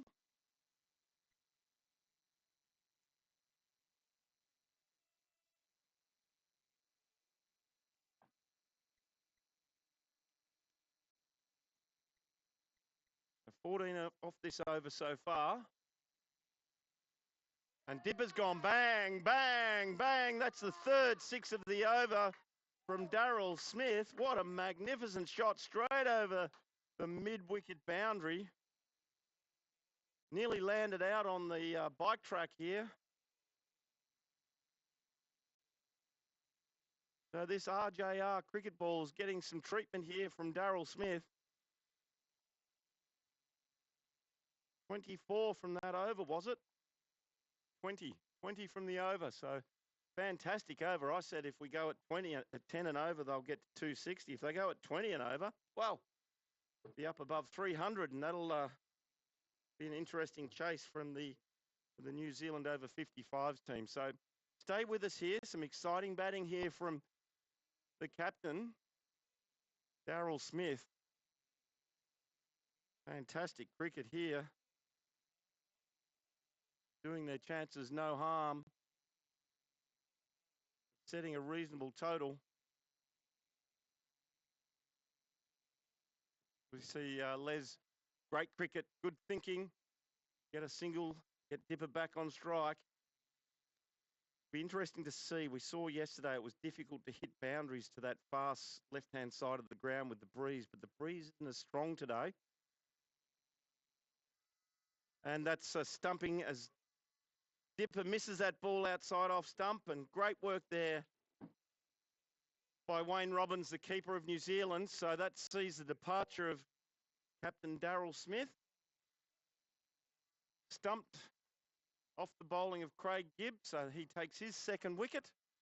And we see Darryl return now. 42 runs off just 25 deliveries.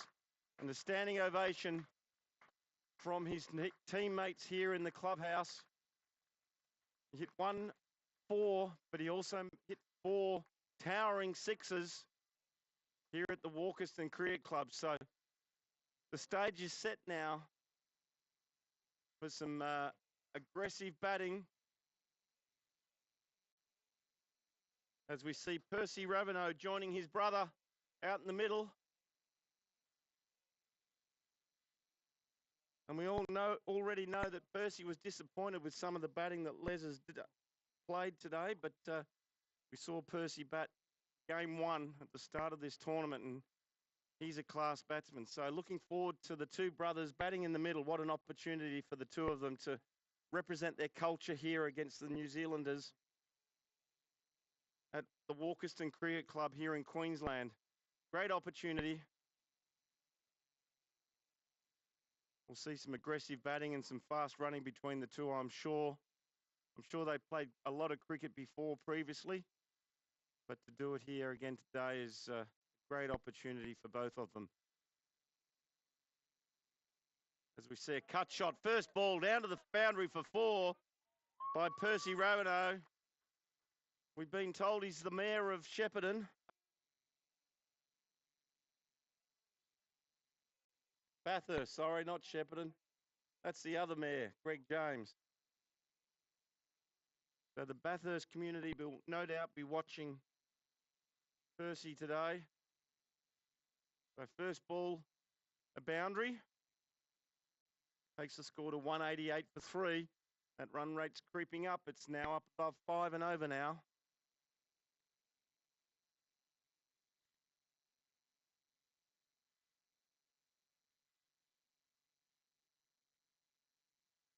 He skied that ball away, and a great diving catch there by Hewson sees the departure of Percy Raveneau. So a short stay at the crease.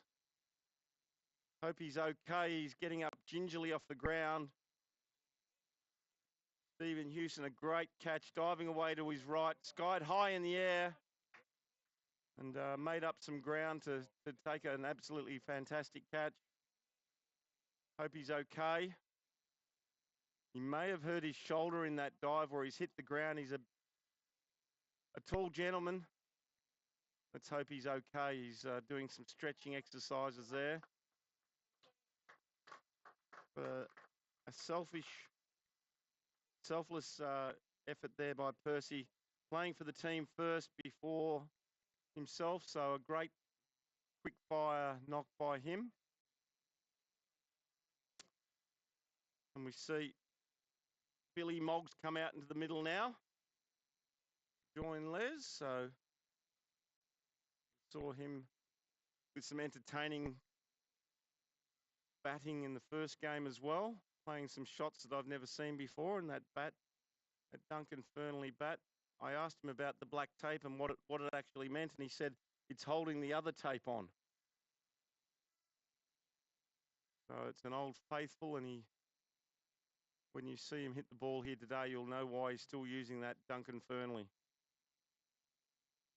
The ball outside, wide outside the off stump and allowed to go through to the keeper, and no run there. The current score, 4 for 188.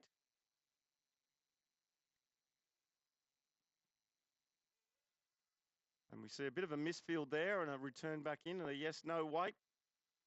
A no run there, and that completes the 6th over of Craig Gibb, who now has the excellent figures of 3 for 30. Current score 4 for 188. Les Raveneau on 43, so he's moving towards his first 50. And we have Billy Moggs get the score out in the middle as well, and his intentions will be quite clear as well, and that's to get a hurry on. So Iconic tuning in. I don't know where you're from and what part of the world you are, Iconic, but obviously supporting the Australian over 50s Aboriginal team. Thinks a score of 230, but we'll need at least 250 against this powerful batting lineup of the New Zealand over 55s team. So currently 37 overs gone, so 8 overs remaining as we see Scotty Mason back into the attack. Hits the ball back directly to Scotty Mason and a one-handed fielding there. Keeps the score to 0.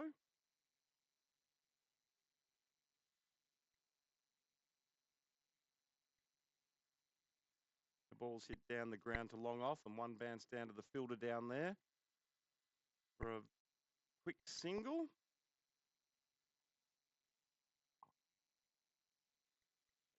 Score now to 4 for 189. Got Billy Moggs on strike, yet to score. Only faced 2 deliveries. We see a quick discussion between Captain McCarty and Mason. Looking at the field placings, we have deep square leg. Have a deep mid-wicket. We're seeing a deep extra cover on the boundary as well. We have a long on, long off. Deep cover boundary has been brought into a regulation cover. We have a point, short third man. See Scott McCarty coming into a mid-wicket. So it looks like they're loading up this offside, trying to protect this. I guess we can say that it's the shorter of the 2 boundaries, and we see a slower delivery, and Billy Moggs has gone bang straight down the ground, and that's cleared the boundary for 6 down at long on. No chance for Scotty Pender down there on the boundary as he watched the ball sail over his head just in front of the NV Play camera. So a brilliant start to his score. Starts with a 6. Takes the score to 195, so they're about to clock over the 200. He goes bang again, and that's an outside or an undersized edge, and that's going to race away to the boundary line for another boundary. So he quickly moves to 10. Billy Moggs, 1 in 10 again. So looking at his strike rate, I can say this with great confidence, Billy Moggs, you have a strike rate of 250.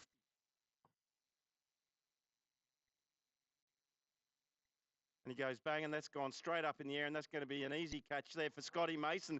But he's put it down, gone straight through his hands, and no run there. So a life there to Billy Moggs. One could say that Scotty Mason's covered himself in sauce that was on that pie that he just dropped. And a shorter delivery, and Billy's looked to pull that round the corner behind square, but unfortunately missed that there. So that's the completion of Scott Mason's 6th over, and he has the figures of none for 43. Current score now is 4 for 199, 38, so 7 overs remain. 6 wickets in hand. So the over 50s Aboriginal team will be looking to push up above that 250 mark from here. 6 wickets in hand.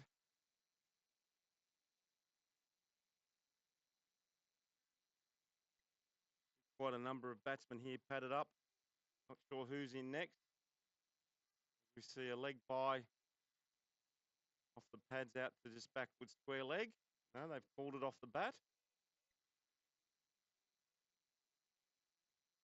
So another single takes Les Ravenel to 45 now. So getting closer to that magical 50 mark. And that brings up the 200 there for the Australian over 50s team.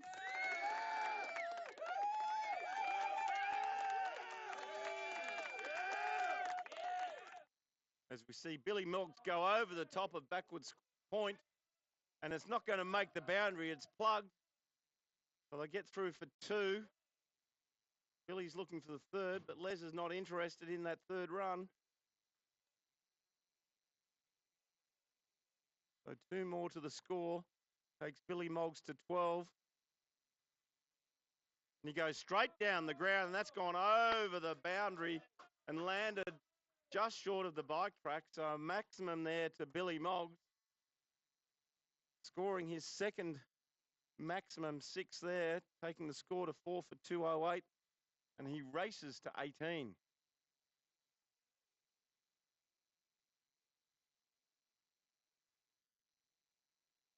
So Craig Gibbs in now to Billy Moggs again.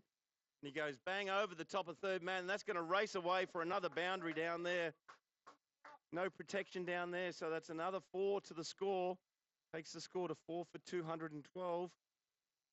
Billy Moggs has raced away to 22 from just 9 deliveries, a strike rate of 244. Doing exactly what the skipper has asked him to do, and that's just throw Willow to the wind. See, a long off, a long on, a long mid-wicket. And that's another 6 down the ground, and that's landed on the bike track and cleared the fence down there.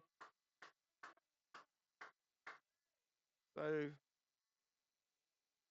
that's a fantastic shot there. 4 for 218. Billy Moggs has raced to 28 from just 10 deliveries. He's hit 3 6s and 2 4s in that quick fire 28. So 4 for 218 is the current score.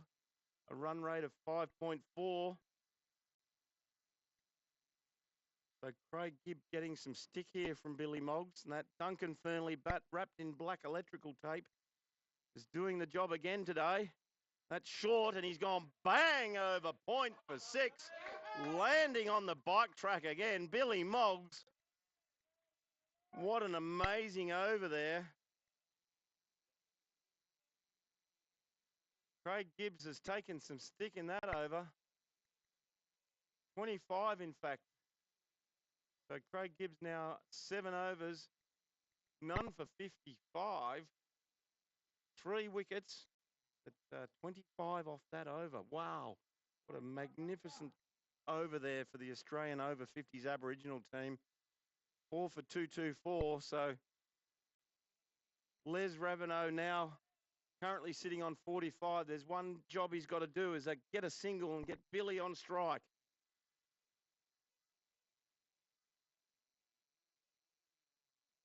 I think Billy Moggs was dropped very early.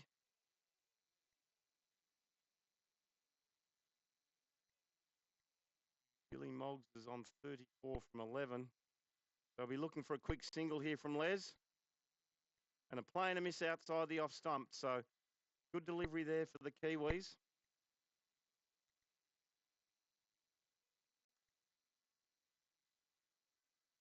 Scotty Mason into his 7th over now.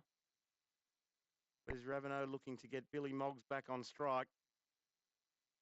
He dances down the ground, and he's gone bang for 6 as well. And another drop catch there down on the boundary by Chris Jeffries this time. So that's his 50. So very well batted to Les Ravenel. Let's celebrate with the crowd.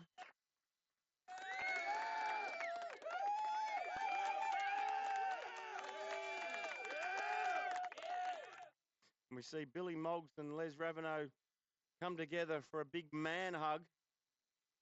And a congratulations also by Wayne Robbins. So great spirit here. And we see a quick single down the ground to long off, getting Billy back on strike, but great aggression there. And what a way to bring up a 50 to Les Raveneau. Has held this innings together well. He's hit 52 from 81, 3 fours and 2 big sixes. And we see the ball going straight up in the air. That's probably going to fall short as it goes to backward square. And that was Johan Howarth coming in off the boundary, but it was never going to get there to take that catch. So another single to the score. Takes the score to 4 for 2, 3, 2. Hope you're enjoying this batting as we see Les hit the ball down to long off. A nice drive down the ground there. Goes to 53 and the score 4 for 2, 3, 3. Moggs 35 from just 12 deliveries, a strike rate of 291. And he's seen that ball hit over the top of cover. I think they'll look for 2 here as Les comes back for 2 runs. Takes Billy up to 37, and that's a completion of the 40th over now. You can see that worm now heading north, which is a good sign for the Australian over 50s Aboriginal team as they finish the 40th over, 4 for 235 with 5 overs remaining. The star of the show at the moment is Billy Moggs, 37 from just 13 deliveries. And the anchor, Les Raveneau, who's made 53 from 82 deliveries. So if we go at 10 and over from here, that'll get them to 285. If they go at any more than that, there's no reason why they can't push on towards that magical 300 mark. And that would really put the cat amongst the pigeons here for the Kiwis chasing that score here today. So we see a change of bowler, Johan Howarth. And a play and a miss outside that off stump, and they'll quickly come through for a single. Great running there by Billy Moggs.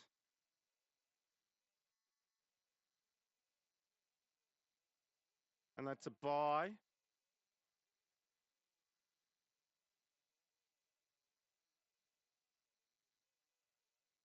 So the ball hit the helmet, did it? So it's an extra 5 runs here. So it'll be interesting to see what happens here. The 2 umpires have come together. So we'll wait and see. Obviously 6 to the score. That'll test Play HQ and our live scorers here. And obviously Percy. Mark Horswell, a big horseman running NV Play. So we'll get a score update shortly.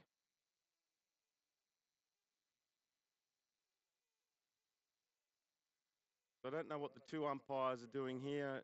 Quick discussion. I think the discussion is about who's on strike. So we're seeing some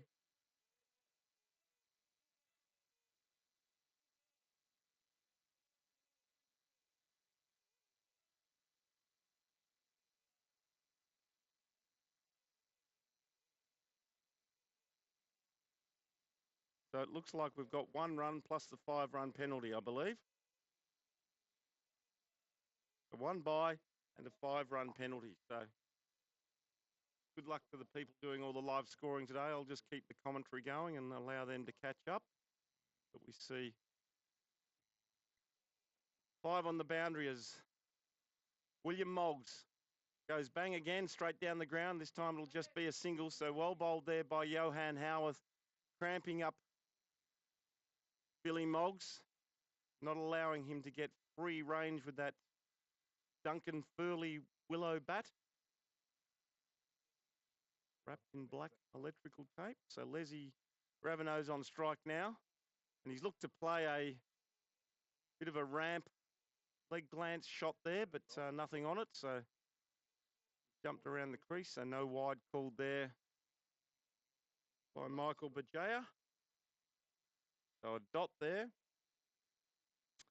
Thumbs up or thumbs down that the score's right, horse. Thumbs up, so 4 for 242. So good over here by Johan Howarth. As we see a cut shot played by Les out to point.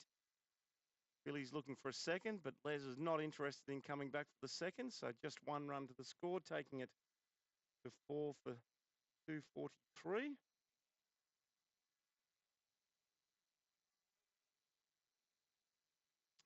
So good over here from the New Zealanders. Great bowling here by Johan Howarth off the long run from the Baker Creek end. And Billy Moggs has gone bang and one bounce for 4 there. So more aggressive batting there from Billy Moggs.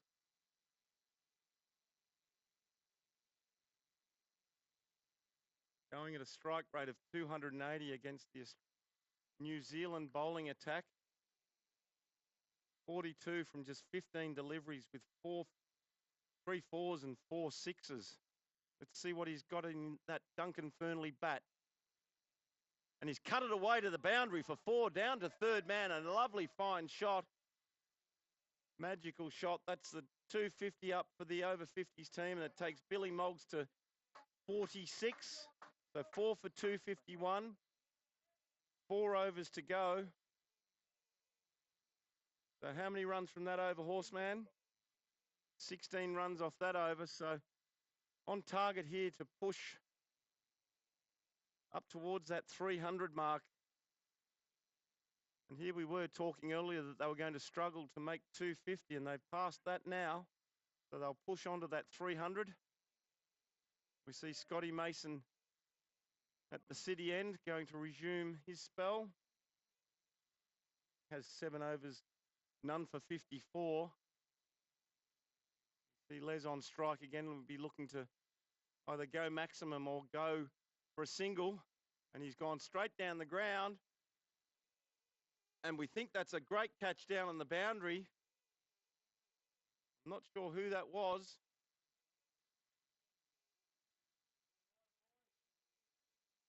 Waiting to see a shirt number. Number 30. No number 30, so we'll have to wait and see. There's a good catch down there on the boundary anyway, so that sees the departure of Les Ravenel for a fantastic knock there. May have been Brett Fleming, was it? Could have been Brett Fleming down there on the boundary line. So a good catch there and a fantastic knock there by Les Ravenel. Held the team together. And a good knock there.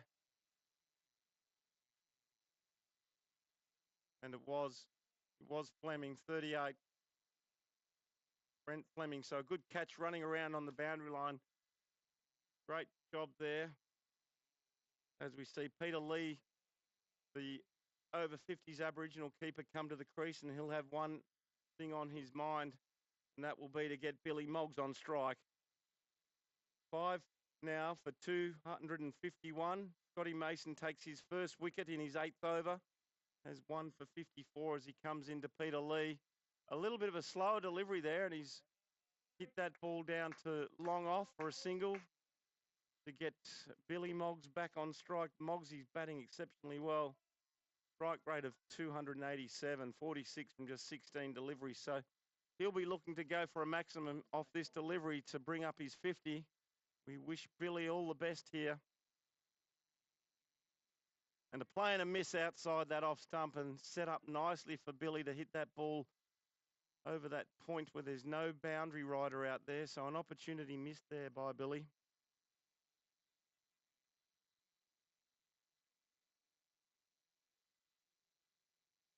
And Mason into Moggs again. And he's gone bang, and that's his 50 with a massive 6, just landing at the top edge of that bike track there. Raise your bat, Billy. Well done, mate. A tap on the chest and a magnificent 50 there, and a great innings so far from from Billy Moggs. It's not finished yet either.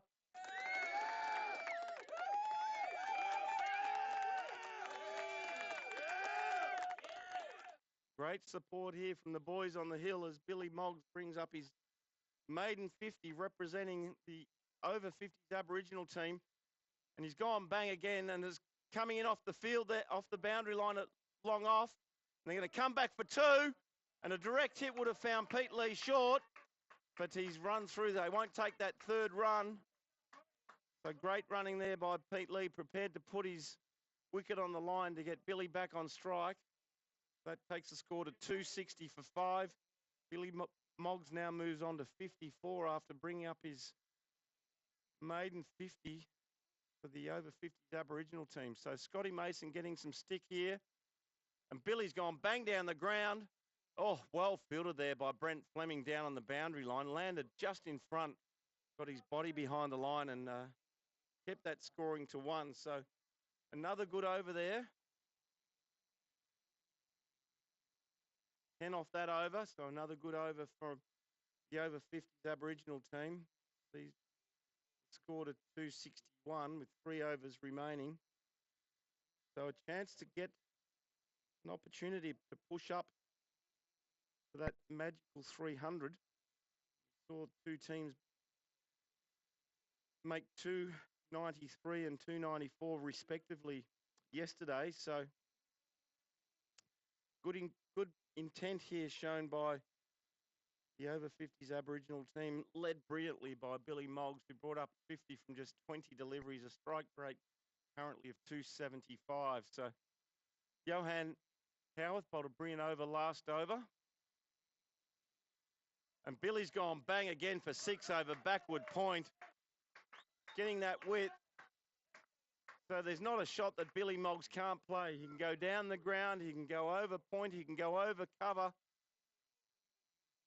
This batting display is going to mean that Billy Moggs is going to be a well sought after batsman in the upcoming Spirit of Cricket Festival in Mildura. Although I think he may have just secured a contract again. I think he was tied up with the EV2 franchise. So brilliant batting here by William. 4 6s and 5 4s. Johan Howarth into Billy Moggs. And he dances down the wicket and he goes bang over cover for another 6. What a shot. That Duncan Fernley is held together by electrical tape, masking tape, gaffer tape. But what a middle it has in it. I don't know. If you're watching this, please. The score can be found at Play HQ and also at NV Play. But if you stick with us, the score is 5 for 273. Billy Moggs is 67 off just 22 deliveries. And he goes bang again over mid-wicket. They're going to look to get back for 2 as the ball goes out towards the boundary line. So 2 more to the score. If you go to Veterans Cricket Australia, Roger Bryce, go to the winter competition for 2024-25, you'll find the Mackay Try Series in there, and this game is obviously game 3. And Billy Moggs is setting this game on fire, racing to 69.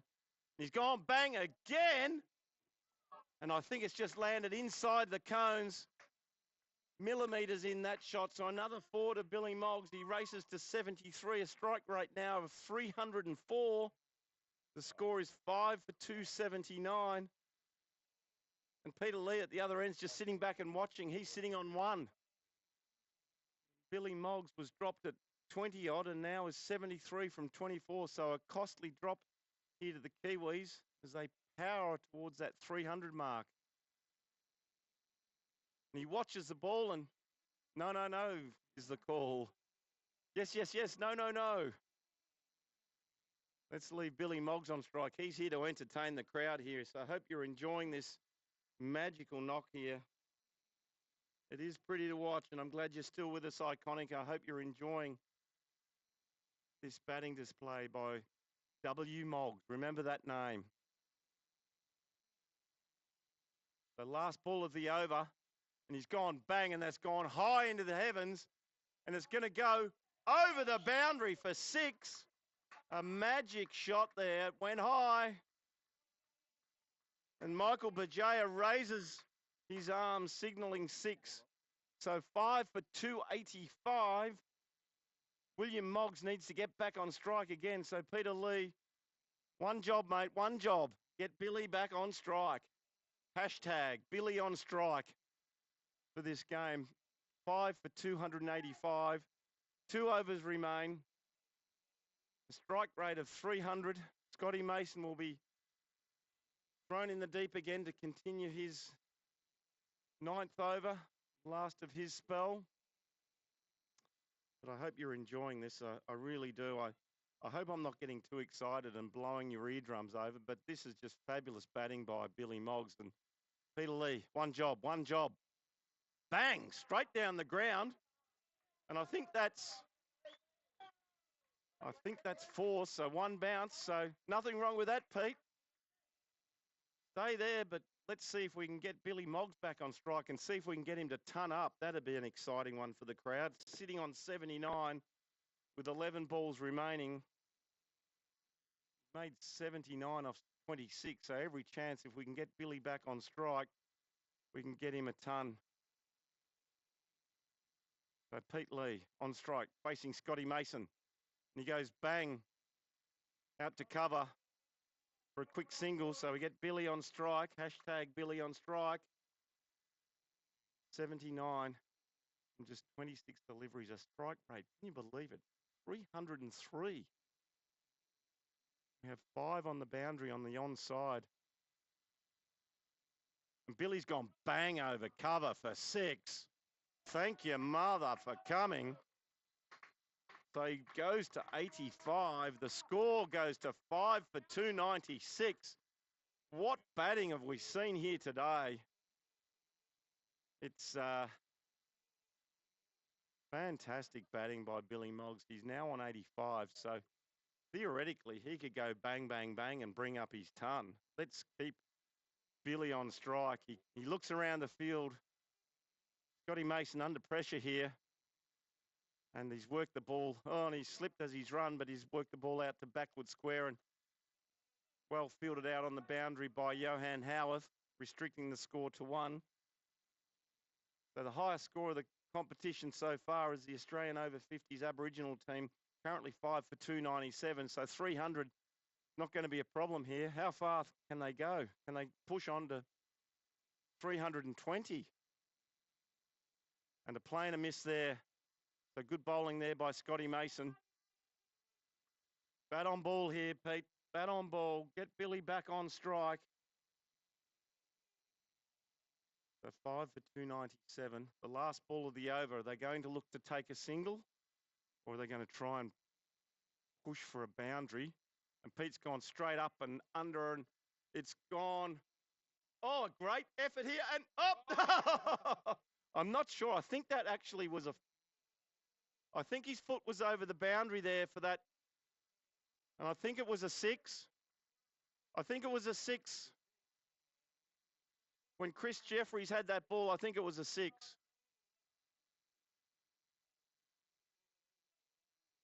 So the 2 umpires are going to come together. They're relying on the people on the boundary here. Both fielders had no idea, but the people this side of the boundary believe it was a 6. So we've clearly been given a 6. So that takes the score up to 300. And we go to the audience here for a celebration.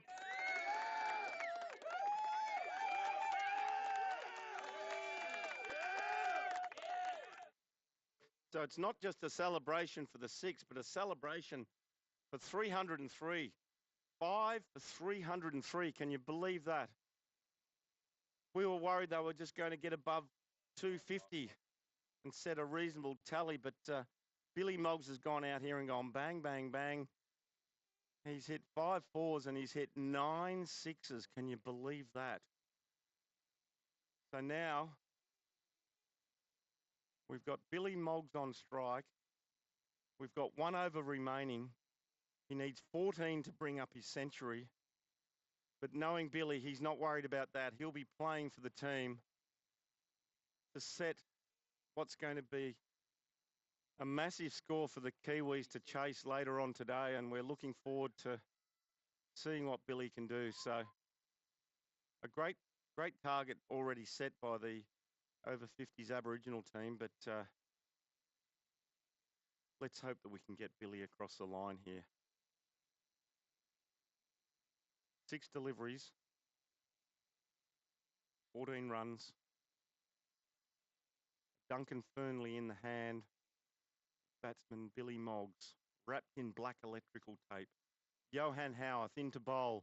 Billy goes down the ground and goes bang over cover for 4. So he takes him into the 90s.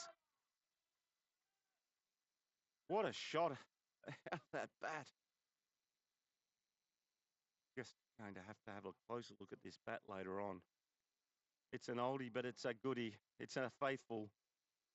It's any wonder it's wrapped in black electrical tape. Billy Moggs knows where the middle of that bat is.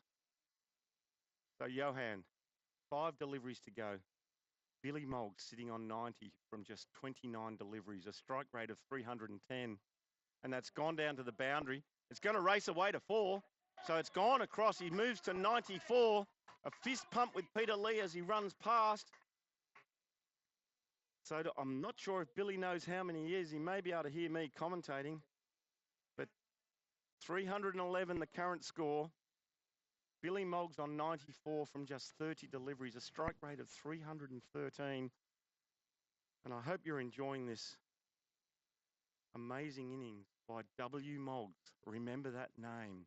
Hashtag Moggs. Bang down the ground, out to the deep mid-wicket boundary. And just 1 run there to Bill. So we've got 3 deliveries remaining. We need to get Billy back on strike. He's sitting on 95. Pete Lee on strike.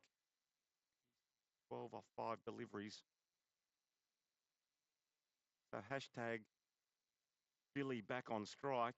And he goes bang down the ground. Fielder's getting under it. And no catch taken. Just a single. So good batting there by Peter Lee. Takes the score to 313 for 5. 2 deliveries remaining. Billy Moggs on 95. He can do it in 1 hit. He can clear the boundary for 6. There's no one at the deep cover boundary, and we've seen a liking for that over that deep cover. There's no one at third man. Straight down the ground, there's 4 straight. And he comes down the wicket, and it's hit him in the pad. No run. So well bowled by Johan Howarth. 1 ball remaining. So he now needs to hit a 6. 1 ball, 1 6. That's the equation. Billy Moggs sits back there on his Duncan Fernley, the ever faithful Johan Howarth at the top of the mark. Into bowl now. Billy goes back, and he goes very well bowled there. So no 6 there. So Johan was looking to take the wicket. They get through for 1 run off the bat. So Billy Moggs remains 96 not out from 33 deliveries. Set up for an exciting game here this afternoon. Billy Moggs, stand up and be counted, mate, as I'm sure your mates are going to stand and give you a standing ovation as you come off the ground now. And we'll let the crowd do the talking, because that's one of the best innings I've ever seen.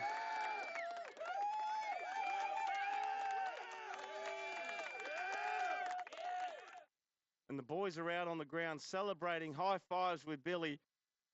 And oh my God, what an innings there by Billy Moggs. And we might see if we can catch up with a few words before he takes his pads off. He might come and sit down in the commentary if we can arrange that. But I'll quickly go through the scorecard here as we see the completion of the over 50s Aboriginal team.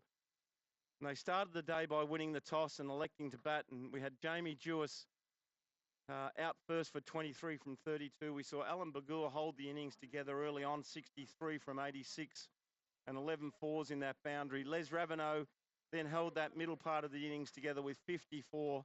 Dipper Smith got the guys going. leading from the front as skipper, he went out there and just looked to hit every ball to the boundary for 42 off 25 deliveries with 1-4 and 4 big sixes. Percy Raveneau came and went for 4. And Billy Moggs joined them out in the middle. And wow, 96. Can you believe that? 96 not out from just 33 deliveries. I think he was dropped on 20 early on. So a costly drop there to the Kiwis. But Billy Moggs made 96 from 33 deliveries, 7 4s and 9 6s with a strike rate of 290. He was up, except for those last 2 deliveries there where he just scored 1 run, but he ended up with a strike rate of 290. Pete Lee did a great job there getting Billy back on strike. Remember that hashtag Billy on strike, made 13. So the over 50s team finished 5 for 314, 14 from 45 overs, and the bowling for New Zealand, Howarth 7 overs for 69. Goldingham 9 overs for 33 took the first wicket. We saw Houston bowl a great spell, 9 overs, 2 maidens, none for 25. Scotty Mason got tapped up a little bit there today, 9 overs, taking 1 wicket for 82. Craig Gibb also got a little bit of stick from Billy, but who didn't in those last few overs? 7 overs for 55, taking 3 wickets. So very good bowling there from Craig Gibb. Scott McCarty only had 4 overs, finished with none for 38. So there you have it. That's the batting and the bowling. We might see if we can get the man of the moment, Billy Moggs, to come and join us. If Billy's there, someone send him over this way. Come over here, Billy, and let's talk to you about that innings. A lot of people out there watching, and that was insane, mate. How did that feel? No, it was great. Great. Yeah, good to be out in the middle. Fantastic. Sorry about the P's and Q's there, but obviously it meant a lot to you, Billy, and you made 96 and off just 33 balls. You were dropped at 20, but oh my God, mate, did you know you were close to 100? No, not at all. Just worried about scoring runs for the team. Yeah, selfish innings, but you needed 6 off those last 2 deliveries to try and get you to 100, but you were there for the team, mate. Yeah, bloody oath. And can you tell us a little bit about that Duncan Fernley bat, mate? It's wrapped in black electrical tape. What the significance of that black electrical tape, Billy? Oh, I just don't want to take the extra tech off it. It's all fraying, and I got out to an edge. And it must have only just nicked the tape. So I've used electrical tape to hold down the extra tech. So how old is that bat? Is it just a new bat, or have you had it for a long time? I've had it for a couple of years, but I got it off my good friend Grant Nelson. Yeah, I'll just tee it off with it. And the middle of the bat, it looks like it goes from the toe to the splice right up near the handle. I don't think you missed one all day. No, it's definitely got a great middle from the top to the bottom. Thoroughly enjoyed it. Yeah, wonderful stuff, Billy. Look, thank you so much for joining us, brother, and it's a fabulous knock. I know everyone at the ground here, except for probably the Kiwis, enjoyed that knock, and well done to you, mate. We're going to have a quick lunch break. We'll let Billy go and recover, and he'll be back out on the ground shortly when the New Zealanders will take on this chase here at McLennan Park at the Walkerston Cricket Club, and they'll be chasing 315 for victory. Thanks for joining us.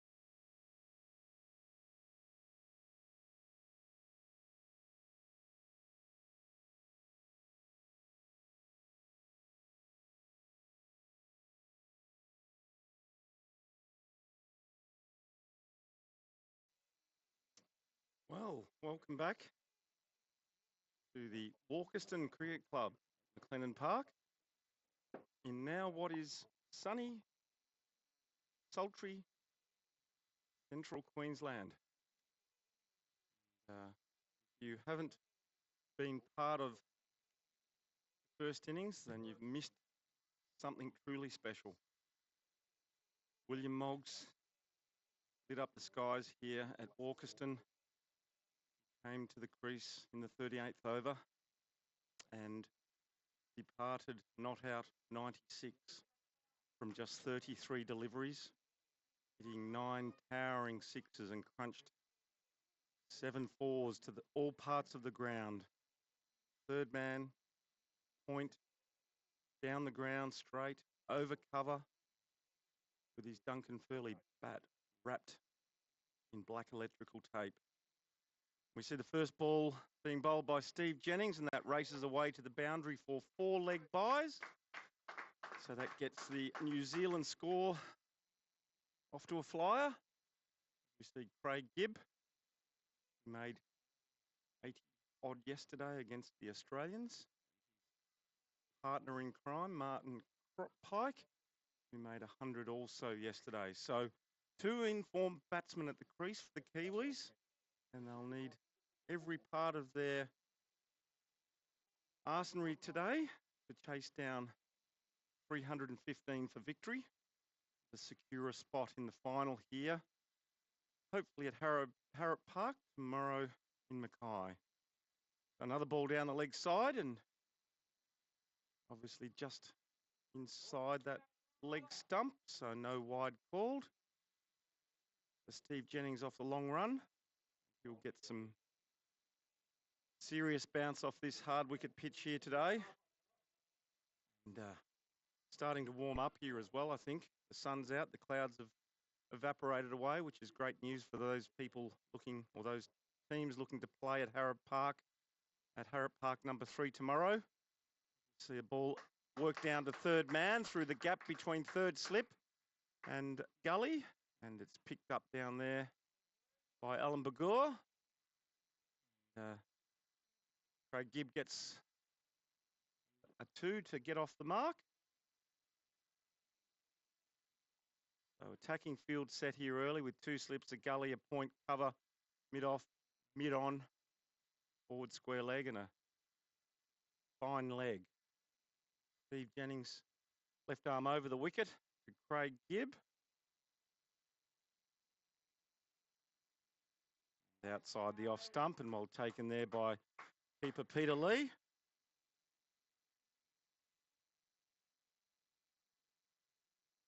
So we're waiting to find out what the equations are going to be here for all parties. We've got people working in the background and there've been numbers being thrown at me left, right and centre. But we've got the Kiwis back in their home country in the South Island of Christchurch, crunching numbers as we speak. So, and we see that ball work down past mid-on by Craig Gibb for a single.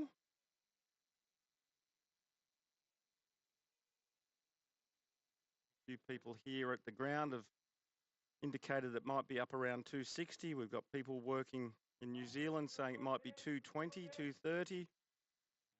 There was also a number thrown of 190 as well. So I guess it'll be what it'll be, and we'll watch this game with interest to find out who the 2 teams are going to be playing off in that final tomorrow. So an exciting day of cricket in the afternoon here at Walkerston Cricket Club, with no one really knowing which team is going to make the final tomorrow, and it all rests on this innings from New Zealand.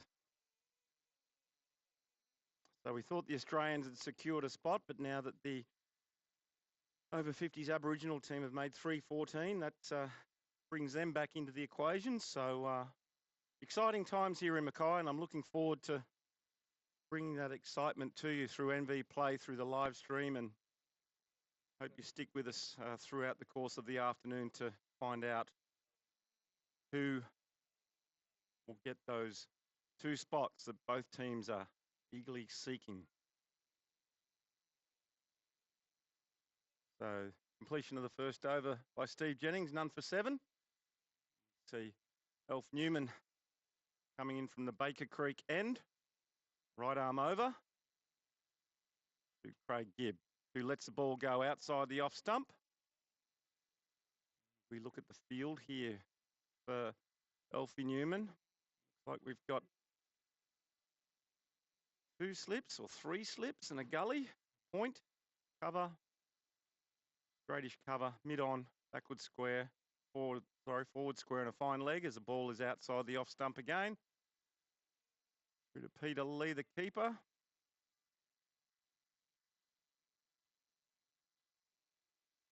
So no apologies for the excitement shown in that last 12 overs where William Moggs just lit up the skies here.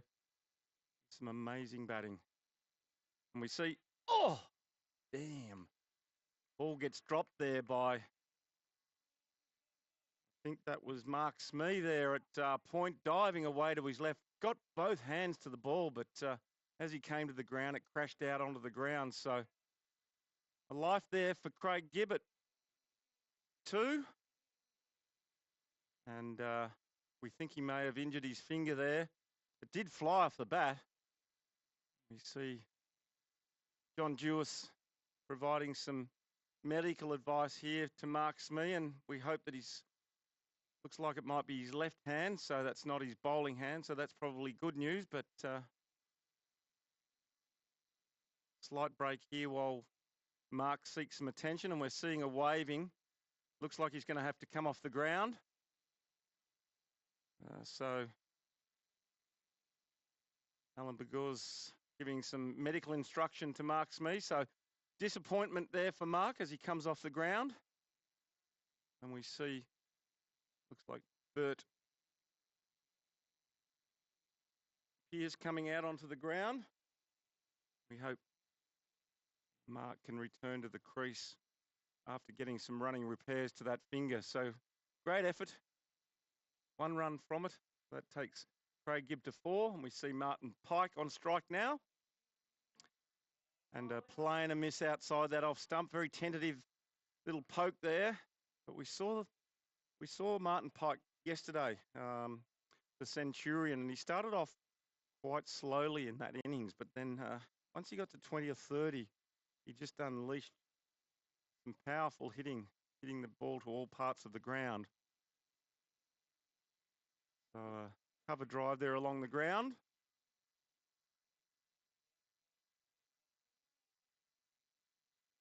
Jamie Jewis at cover. And no run, so good start here to Elf Newman. Coming in from the Baker Creek end. And another ball hit down to mid-off.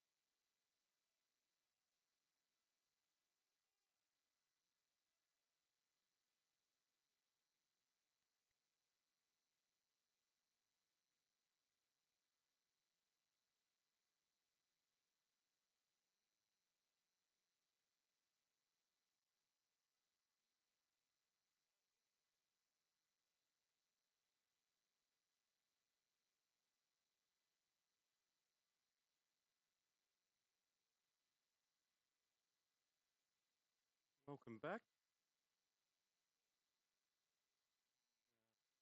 We're being told that people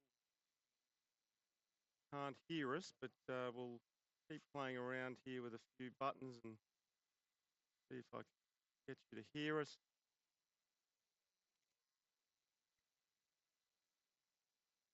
We see a change of bowling here.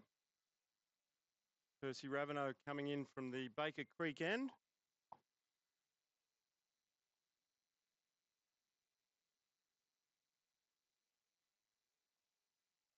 And we see a very well fielded, brilliant fielding there by Smee, Mark Smee, who's returned to the oval.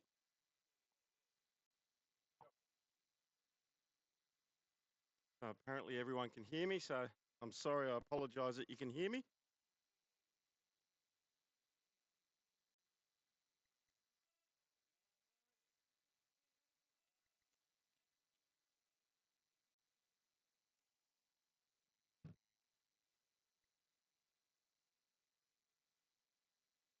And Scotty Pender out in the middle now, having faced 4 balls, yet to trouble the scorers here.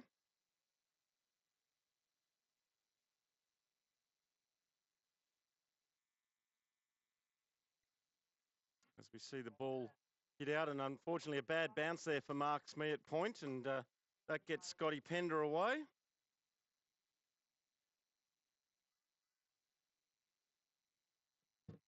And for all of those people, I do apologise. I believe the sound has been all over the place since we lost power here, so we've been trying to reboot and reconnect, and now you need to put up with me. So apologies for that delay in audio. And we did lose power, but we've kept the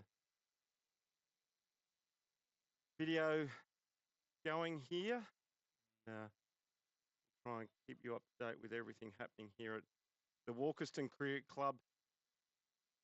Game between the New Zealand over 55's team and the Australian over 50's Aboriginal team, who are right on top here at the moment. Kiwis 2 for 48.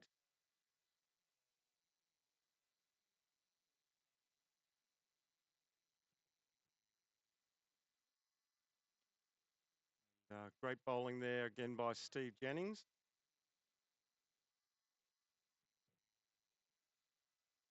And what we'll try and do is we'll call ball by ball just to find out if we've synced in with the video capture, and if you can let us know out there in viewer land that we're in time. So we see Steve Jennings commencing his run, left arm over the wicket. And a lovely shot there by Scotty Pender, worked out behind backward point, being chased out on the boundary there by Mark Smee, and a brilliant piece of fielding there, keeping the scoring to just 1. Takes the score to 2 for 49 in the 11th over.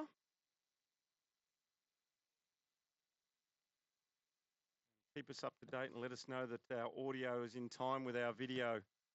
Very important to try and bring you accurately what's happening here at Walkerston Cricket Club here today, as we see left arm over the wicket, and a lovely drive there by Scott McCarty down the ground to mid-off, and brilliantly fielded down there by Darryl Smith, the captain out there today, standing in for Matty Lewis, who was injured on day 1, second ball of the day, and then ended up with a fracture in his right foot. Here in a moon boot supporting his teammates from the boundary line, as we see Steve Jennings left arm over outside the off stump, taken by Peter Lee. Bit of a fumble, but another dot ball. Thank you, Tim Loves Tech. Glad that you're hearing the audio. And Eric, everyone's saying that I'm in sync, so that's great news. So I'll back it off a little bit now. So thank you for your support out there to assist us as we bring this very important game here. As we see another lovely cover drive straight down the ground by Scott McCarty, and no run.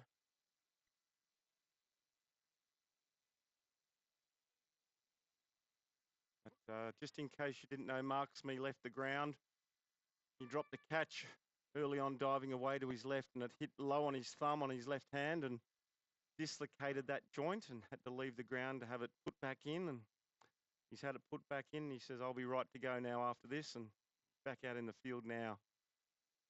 And lovely line there as they take a quick single. And there's something new for the viewers. Scott McCarty taking quick singles.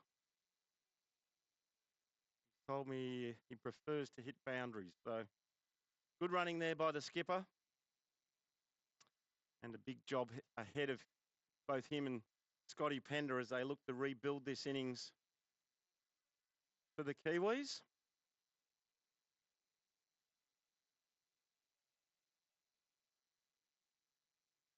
So we'll see Percy Raveneau, who missed out today with the bat.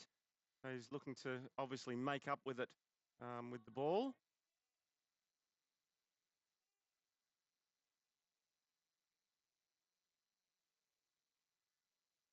Bowling in from the Baker Creek end.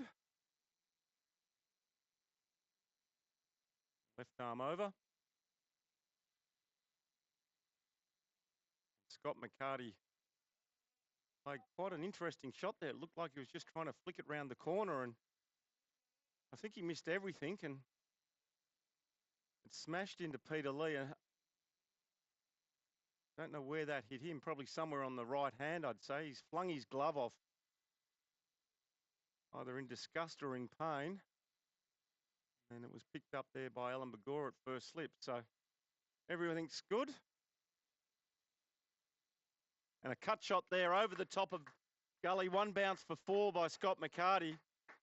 We know he likes anything short, so he'll be looking out for anything short outside that off stump, and no protection back there on the backward point boundary, and easy money back there. That takes the New Zealanders to 2 for 54. We're into the 12th over.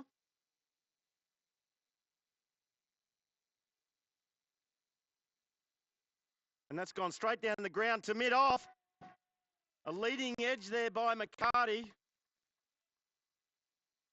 And a good catch taken above his head by Alfie Newman. A fantastic catch. So that sees the departure of Scott McCarty. So the over 50s Aboriginal team here are right on top at the moment, having the Kiwis in a lot of trouble now at 3 for 54. With the 2 openers back in the shed, and now the skipper, Scott McCarty, on his way back to the pavilion. So we see Chris Jeffries now replacing Scott. But yeah, leading edge. Found the middle of the leading edge, of course, because it flew quite quickly down to mid-off to Alfie Newman, who took the ball above his head. Quite a good catch in the end. And we spoke about the catching, and we saw the New Zealanders drop quite a number of catches in that first innings, and already the Australian over 50s Aboriginal team have dropped a couple of catches, but a great catch there by Alfie Newman at mid-off.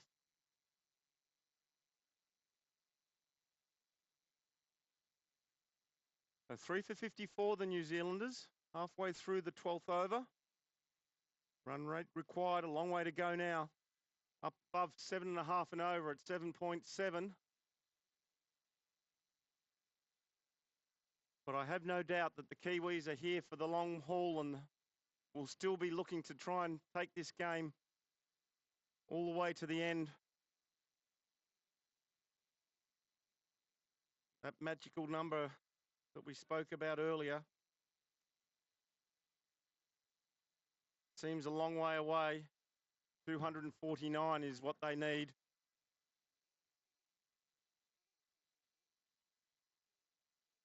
According to my sources, it's 249.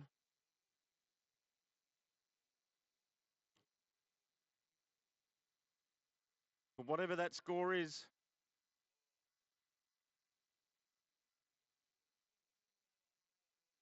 the end of the day, both teams looking to get victory here in what promises to be a fantastic game of cricket. So don't leave us here at Sock TV Global. Got 57 people watching us.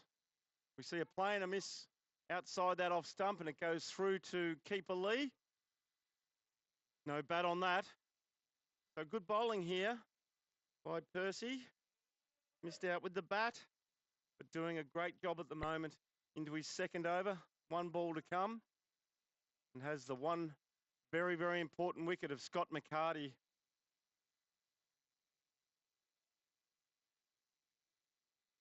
And another play and a miss. Another slight fumble there by Pete Lee behind the stumps. It's okay to drop those ones with nothing on it, but if they get a nick, make sure you grab hold of them. So a great over there by Percy Raveneau. He's now bowled 2 overs and has the exceptional figures of 1 for 7. We see the worm very close at the moment with the line, but the critical part is those 3 wickets that are now back in the pavilion. And that number 7 wickets in the shed, who can still have a hit and make a surge towards that 249 score that New Zealand need to reach. So we see a change of bowling from the City end. So Steve Jennings has completed his 6 overs and has taken 2 crucial wickets in that opening spell, 2 for 23. We see Mark Smeeth with that injured hand. I think it was his left hand. So it shouldn't affect his bowling. And he'll be right arm over to Chris Jeffries here. And a defensive shot played down to mid-off. And we have a look at Mark's field, very similar to Steve Jennings. We have a fine leg, a third man, a slip gully point, cover mid-off, mid-on, and a forward square leg. As we see the ball hit down the ground, we've got a bit of a mix-up here. And I think they decided not to attempt any run-outs there because the ball deflected off the umpire, I believe. So a couple of runs saved there by Dave Powell. Obviously didn't mean to get in the way, but great spirit there by Peter Lee, not looking to attempt to run out Chris Jeffries, and that's the sort of thing we like to see in veterans cricket. As we see the ball worked into the mid-wicket area for a single. So Chris Jeffries now goes to 2. So both batsmen on 2. So a very important partnership required by these two in Pender and Jeffries. I'll need to stay there for at least the next 20 overs to see these Kiwis get up near that score of that 250 mark as we see the ball work to backward square. The left hand of Steve Jennings. They get through for a single. But it will be a rebuild type of partnership from these two. They'll look to obviously rotate the strike and look to punish anything loose to the boundary. Try and keep that score up around that 4 or 5 runs and over.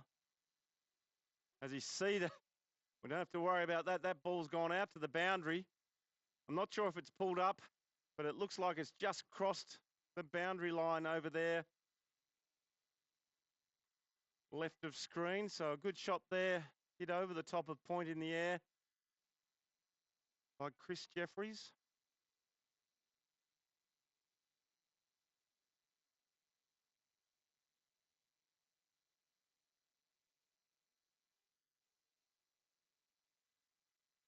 And another shot down the ground. Bit of a misfield there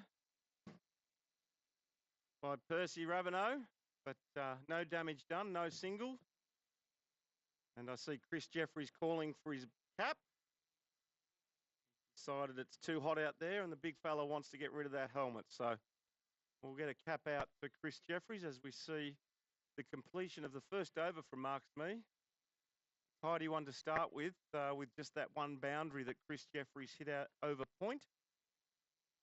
He has that first over, just 6 runs off that over. So Run rate creeping up to that 8 and over required here by the Kiwis, but I think their number one goal will be to reach that 249 if that is the number required. But I've been assured by people in New Zealand that they've had all the mathematicians in New Zealand out working out what that required score is. And I believe there's only one mathematician in New Zealand, and that's Richard Horner. So thanks, Richard Horner, for providing that information. And if it is correct, I guess we'll just have to wait and see to the end of the game.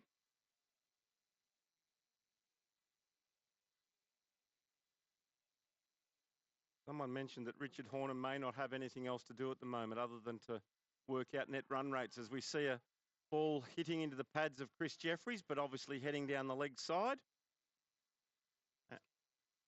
And I've got a screenshot of all the calculations, so I guess I can assume that everything's correct. It's probably too small for my blind eyes to be able to read, but thanks, Potsy, for sharing that with me. But I knew someone out there in viewing land would be working it out. Oh, that's better. Now it's and a ball just wide of Mark Smee again as it races away to the boundary for 4. So a good shot there by Chris Jeffries, a little bit risky and a little bit uppish, but so what I might actually do is Potsy, do you want to come around and join us and maybe run us through what the required run rate is and how they've worked it out back in New Zealand? I'm getting messages from people left, right and centre assuring me that it is correct, but I'll try and concentrate and bring this commentary to everyone that's watching here. But I might hand the mic over to you after this delivery as we see the ball hit out into gully. But Scotty Mason joins us here in the commentary box, and you've got a screenshot from Richard Horner. Maybe I'll hand you the mic and you can go through how he's calculated. Well, yeah, here's a bit of a mathematician. So he's calculated that obviously the Aussie over 55 scored a total of 589 from 90 overs at a rate of 6.54. And they've conceded 467 runs at a rate of 5.25, which gives them a net run rate of positive 1.28. The Aboriginal over 50s have scored a total of 487 runs at 5.4 per over. At this point in time, if they concede 249 runs to us today, it means they would have conceded 545 runs, which would end up as a negative 0.64 run rate overall. And again, if we score 249 today in this one, it means our net overall run rate would be 0.63. There you go. Wonderful stuff. Thank you, Scotty Mason, for bringing us all that information. So there you have it. Rest assured. Richard Horner sitting back there in New Zealand with nothing to do except watch this fabulous vision being brought to us by NV Play and listening to my dulcet tones. None of the Kiwis want to come and talk to me today, so I don't know. They must be a bit nervous watching this game. But 249 is the runs that the Kiwis are looking to secure to make that final. As we see Scotty Pender work that ball down to third man for a single off the back foot and open the face of the bat. So a nice tidy line here from Mark Smee at the moment. So here's one for you, Potsy. I'll get you to work out what the required run rate is now from this point on to get to that 249. As we see the ball hit away over the top of gully down to third man, and they'll get another single to Chris Jeffries. Score moves to 3 for 68.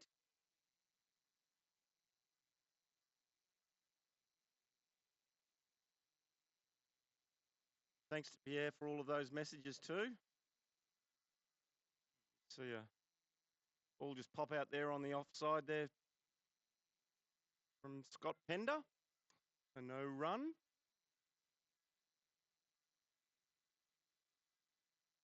A nice tidy over so far with just 2 runs from the first 3 deliveries from Mark Smee. As you see, a cut shot backward a point. And it's being chased there by Steve Jennings, so they'll come back comfortably for 2 runs. Taking the score to 70.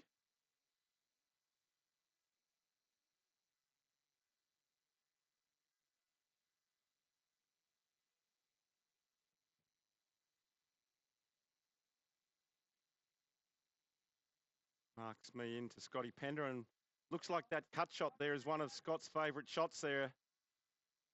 But I guess it's the line and length that marks me's bowling. So he has have a gully and a backward point for that cut shot. We have a cover mid-off, mid-on, mid-wicket, forward square leg, a third man and a fine leg. Smee into Pender. And he works the ball down to the fine leg boundary, and Johnny Jewis is down there, runs around, picks up and returns back into Peter Lee. So great work there by Johnny Jewis.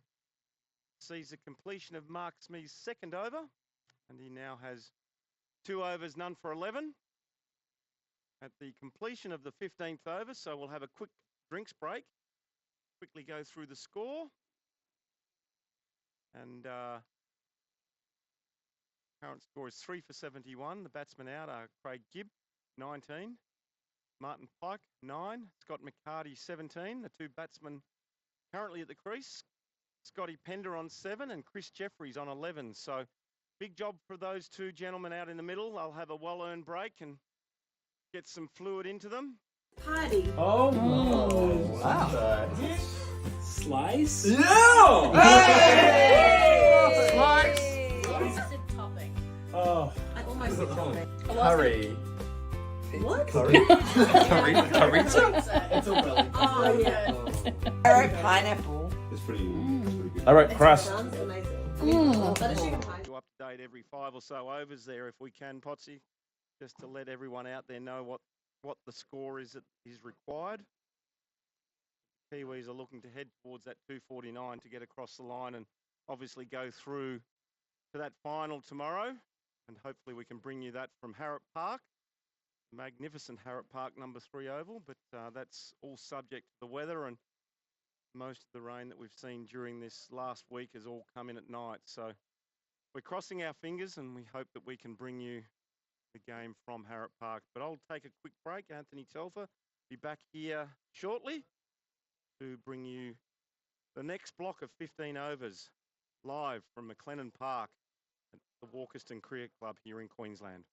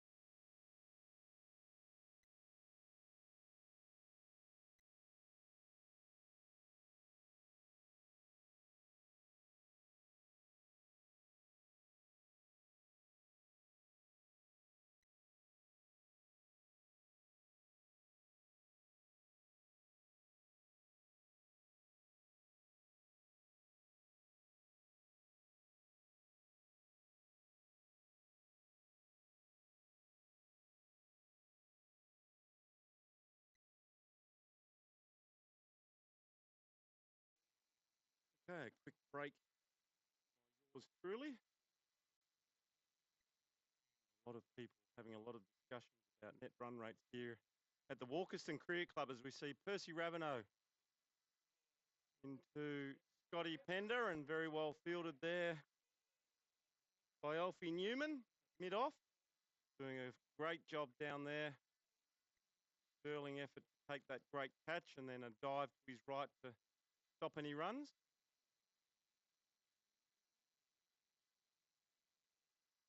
See the ball worked out through mid-wicket. Looks like they'll come back for an easy two there.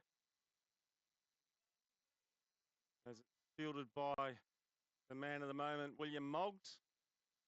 And the reason you know it's William Moggs is he's got those bright fluoro green cricket boots on.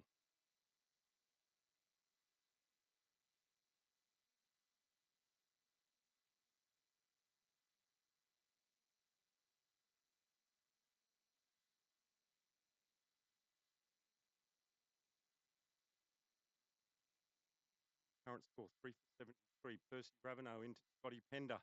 Left arm over. Bit of an inside edge there. I don't think the ball was supposed to go to mid-wicket, but well fielded there by William Moggs. And I see Johnny Joyce warming up on the boundary. He's either warming up to have a trundle or he's warming up because he's stiff and sore.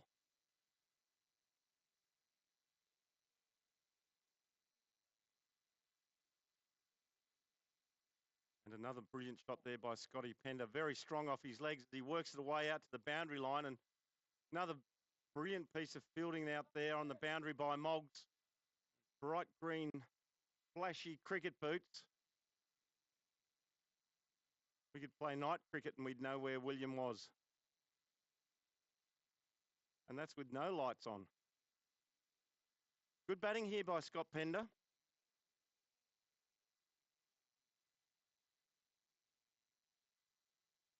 And a pull shot there to mid-wicket. Well fielded there by Alan Bagur, diving to his left.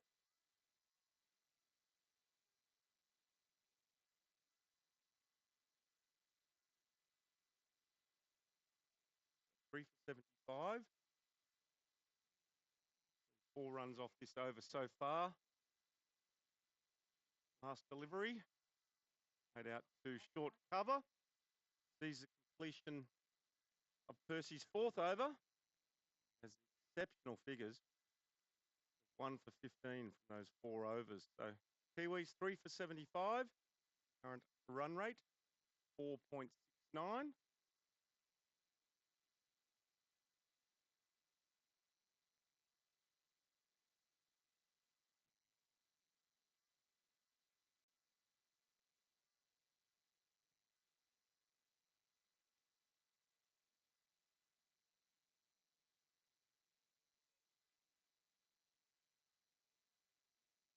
So Mark Smee to continue his spell.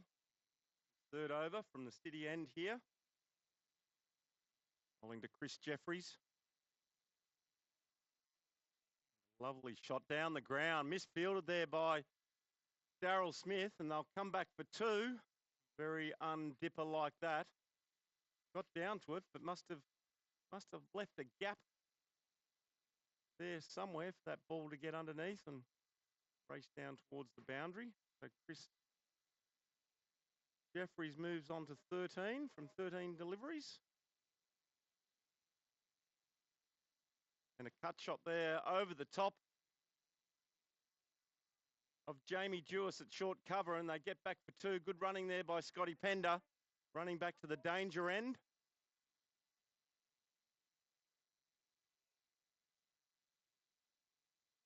So good aggressive batting here from Jeffries.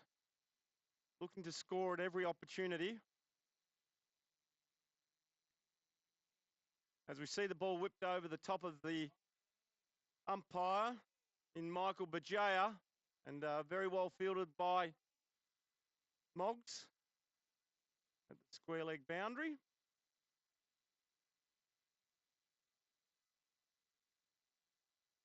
So that brings up the 80 for the Kiwis, 3 for 80.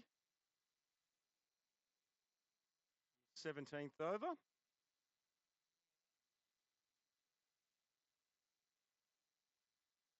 He works that ball tender out to the square leg boundary, and brilliant piece of fielding down on the boundary by Johnny Jewis, throwing his body on the line. Those people that know Johnny Jewis know what he was like on the rugby field playing NRL for all those years. Well, he put in a tackle and on that cricket ball and stopped the try right on that boundary line. So brilliant work there by Johnny Jewis. They get back for 2, and Scotty Pender faces that next ball and rocks back onto the back foot and punches it out to backward point for no run. So we've got a good game of cricket on our hands here.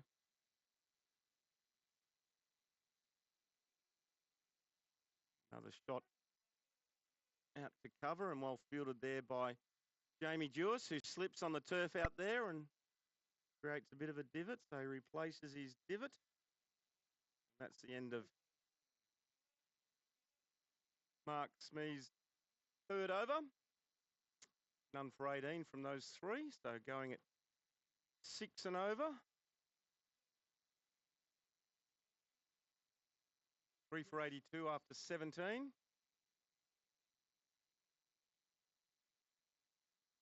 sure those Kiwis sitting here in the grandstand will be eyeing off the scoreboard and obviously looking to edge as close as they can or past that 249 mark.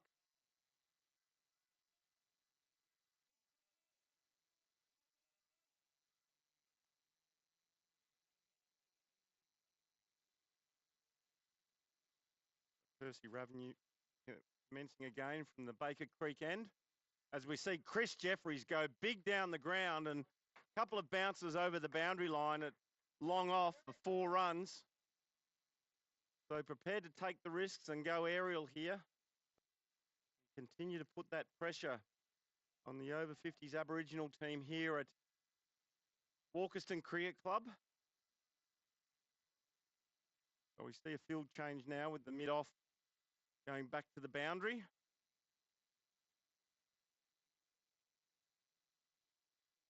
And a play and a miss, and a great delivery there from Percy Ravenel. Beat Chris Jeffries all hands up there, and a good take behind the stumps by Peter Lee. So nice pace being generated here by Percy. Bowls a very, very good delivery there.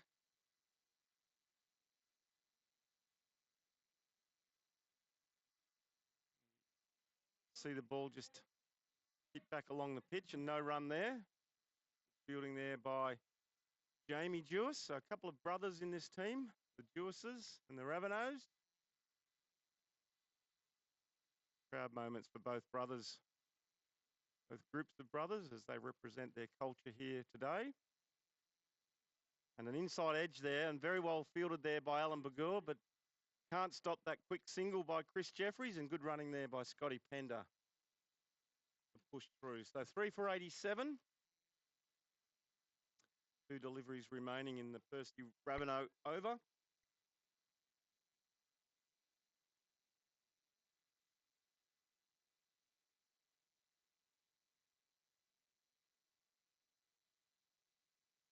A cut shot over the top of gully. 1 bounce for 4 runs. So great batting there by Scotty Pender. Both batsmen looking to attack, so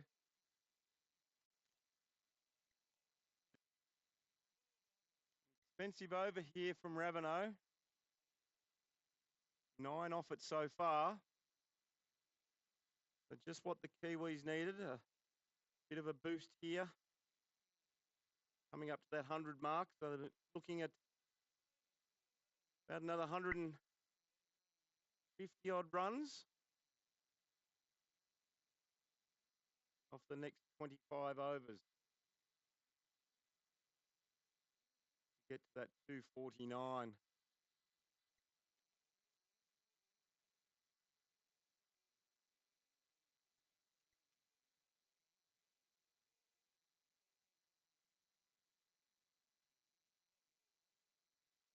Another ball work down to the 3rd man boundary. Well fielded down there by Steve Jennings. Sees the completion of Percy Ravenel's 5th over. And he has about 5 overs none for 25, and that was his most expensive over so far, with 10 runs coming from that. You can see from the worm that we've got a bit of a northerly upward aspect to the worm, and they're above where the Aboriginal over 50s team were at the same time. But we also need to take into account the amazing innings, for those that haven't caught up with it, earlier today by William Moggs, who smashed 96 from just 33 deliveries. Can you believe that? 9 sixes and 7 fours. And talking to a lot of the people here during the lunch break, they were talking about innings like that Adam Gilchrist had played and others that have been quite explosive.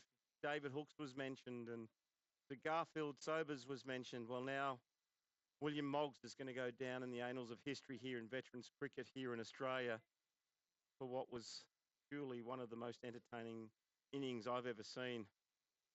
We see Scotty Pender walking at marks me there, and he works the ball backward a square for 4 runs. So a fantastic shot there,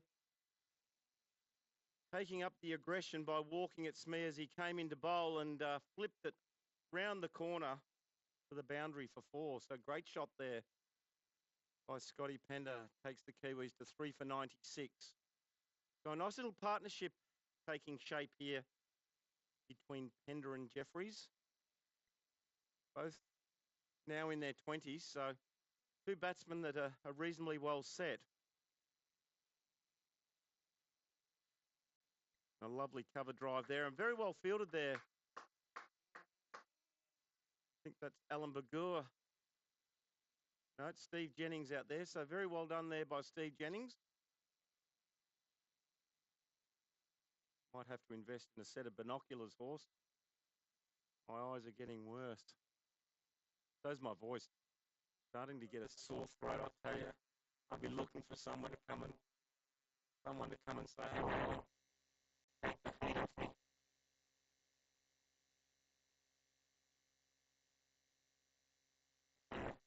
I shut down the ground and all in there. All fielded by Dipper. Errol Smith, the Canadian captain.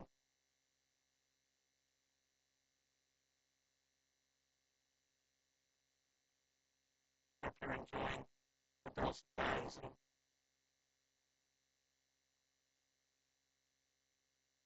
hope my voice can last out the day.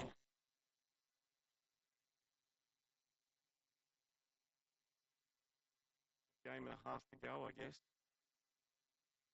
And what a shot there by Chris Jeffries, who's actually cleared the bike track here. It's gone over the fence and out onto the, actually it's gone out onto the road out the back here.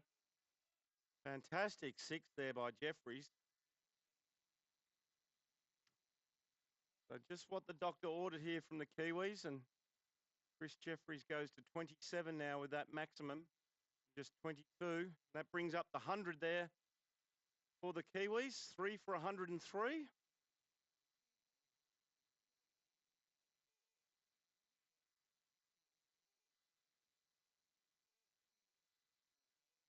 So there's anxious moments out in the middle with the over 50s team. A lot of discussion as that ball was returned back out. That sees the completion of Mark Smee's 4th over, and he's now 4 for 29. That last over conceding 11 runs. So 2 good overs in a row here from the Kiwis. They moved to 3 for 103, and their run rate now is up to 5.42 and over. And it'll be interesting to see whether the Kiwis are just looking to get to that 250 mark, that 249 mark, or whether they're looking to push on for the win. Key to that potential happening, I guess, is the number of wickets that they've lost already at 3, but these 2 batsmen are very well set now.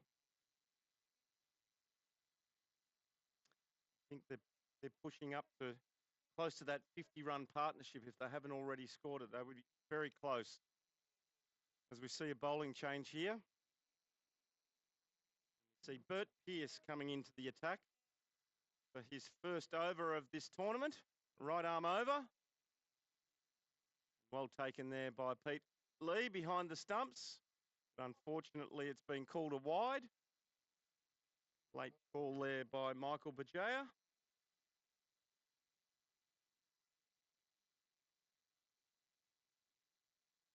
Another good take and a little bit of bounce there, causing a little bit of concern there for Scotty Pender. He rocked back onto his back foot.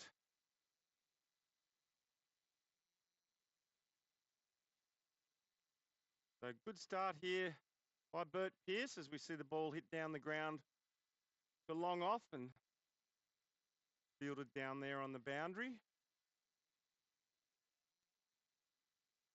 Scott Pender moves on to 24 from 32. So pace off here from Bert Pearce. Looking to make it difficult for these New Zealand attacking batsmen in this middle order. I'll have to create their own pace. So Wiley bowling. That's short down the leg side and called a wide by Michael Bajaya, the umpire at the Baker Creek end.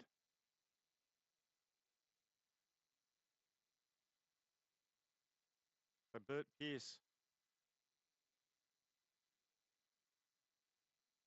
Cut shot out to the point boundary, fielded by Johnny Jewis out there and returns back into Pete Lee, keeping the scoring to just one run. So Bert Pearce was on that tour of 1988, the reenactment tour of the 1868 tour. An absolute legend of the game and a ripper bloke. As we see another late cut shot there by Scotty Pender. Well fielded down there by Steve Jennings, restricting the scoring to just one. But he spoke about moments where he got to shake the hand of the Queen Elizabeth. As we see Chris Jeffries play a fantastic shot, using his feet, getting down the wicket and smashing it over cover for 4 runs. So great batting there by Chris Jeffries. He moves to 32 now, having hit 4 fours and 1 6 in that 32 from just 25 deliveries. So I feel that he's probably the key wicket that the over 50s Aboriginal team will be looking to take. So we see Bert Pearce's first over going for 9 runs. Started off well, then conceded a wide and then a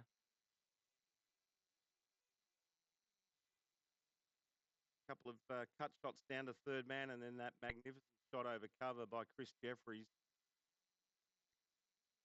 Continuing to keep that run rate.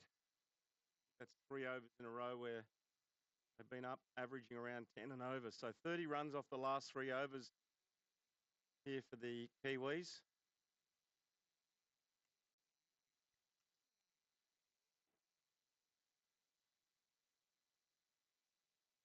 So they're looking to, I guess, score 140 off the next 25 overs. Secure that spot, if all of the calculations are correct, of course. We can only make the assumption that they are. They've been updated. Oh, there it is, 262. Someone mentioned that to me early on. I reckon that was Scotty Mason who said 262. So Scotty Mason, hats off to you, mate. Oh no, sorry. Oh, Craig Gibbs was. Oh, sorry. Scotty Mason, you've been sacked. So's Bert Horner. Anyway, 262. So 262 is the magic number. So that puts a little bit more pressure on the Kiwis here. I'm sure they're up to it. As we see Les Raveneau taking over from Mark Smee, bowling some tight little off-spin, dartish type deliveries. Or as a very good friend of mine calls them, dibbly-dobblies. Chris Ward, if you're listening in, you knew that I was talking about you, as we see a great effort down on the boundary line by William Moggs, but unfortunately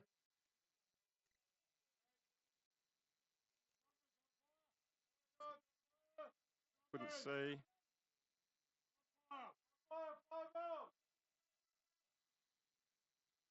Five out at the moment. count them. 1, 2, 3, 4, 5.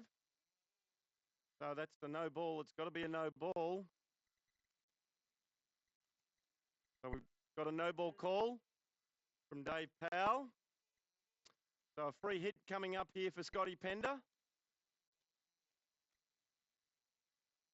A big mistake there by the over 50s Aboriginal team, but Scotty Pender will get a free hit here. Where's he going with it? Short and pulled out to the mid-wicket boundary. We see William Moggs running around to the boundary and unfortunately can't quite get his mitt out to stop that. So another 4 to the over to Scotty Pender, who's batting exceptionally well here. So another 8 runs so far from 3 deliveries. Oh, 9 with the no ball, of course. So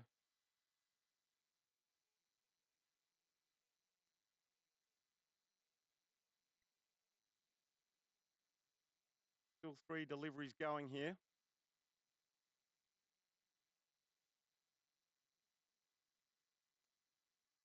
Bit of discussion there between Alan Bagura and the umpire. Full toss as it's hit down to mid-off and no run there. Well fielded by Daryl Smith. A lot more chat out on the ground. I don't know if you can hear that in the effects microphone, which we don't have. So you're hearing it through my mic. And there's a very late cut there by Scotty Pender down to third man.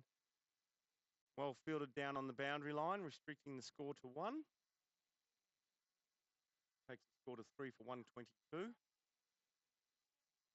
So Johnny Jewis out there trying to marshal the troops and get them all actively back into the game here. As we see another square cut backward a point. I'll get another 2 runs here.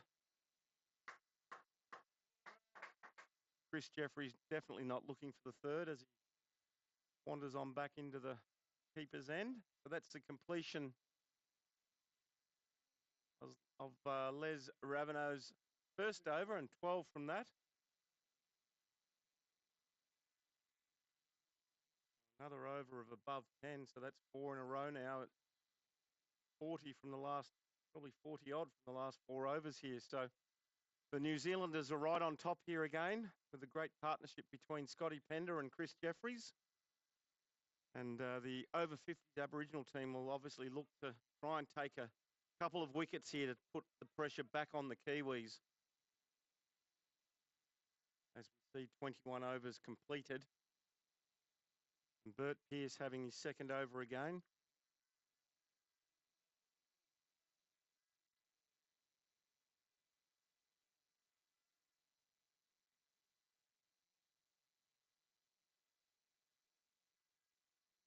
And a quick single taken there by Scotty Pender. Chris is looking for the second one, but Scott definitely not interested. I wouldn't have thought Chris Jeffries would be looking for a quick single, especially when he was on strike.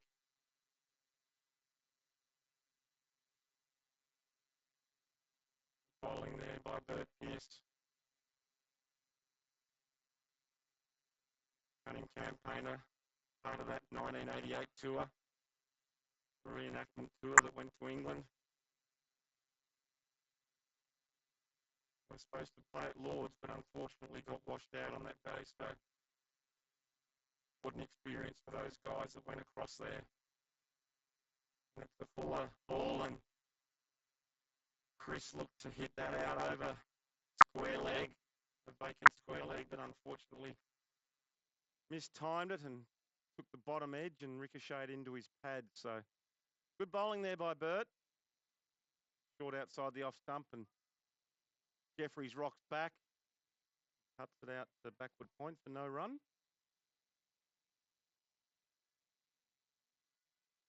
So 3 for 125. 2 deliveries remaining from Bert's over. We see another cut shot out to the deep cover boundary, and Johnny Jewis is looking after duties out there on the boundary line and does a good throw back into keeper Lee. Jeffries takes another single. 35. So both batsmen on 35. Scotty Pender, copy, paste, repeat, and out to the cover boundary where Johnny Jewis returns the ball back into Peter Lee. So that's the end of a good over there by Bert Pearce. And, he now has bowled 2 overs, none for 12. So that's got the run of 10 plus runs per over for the over 50s team. Just 3 runs off that over. So great over there by Bert Pearce. So current run rate is 5.77. Kiwis 3 for 127. Pender on 36 from 41, and Chris Jeffries 35 from 30 deliveries. So fantastic partnership here, and we see Johnny Jewis coming into the attack and relieving Les Raveneau, who have bowled that 1 over for 12. And we'll see what the great man Johnny Jewis can do. He's been putting his heart and soul into the game so far, desperately saving runs as a boundary rider. Now has the opportunity to do something with the ball. So let's see what we can do. Scotty Pender on strike. Johnny Jewis will be right arm over from the city end. And into the pads there of Scotty Pender. So I'll need to be mindful. He's very strong off the pads. An opportunity there missed by Pender to punish Johnny Jewis first up. We've got Billy Moggs out on the square boundary.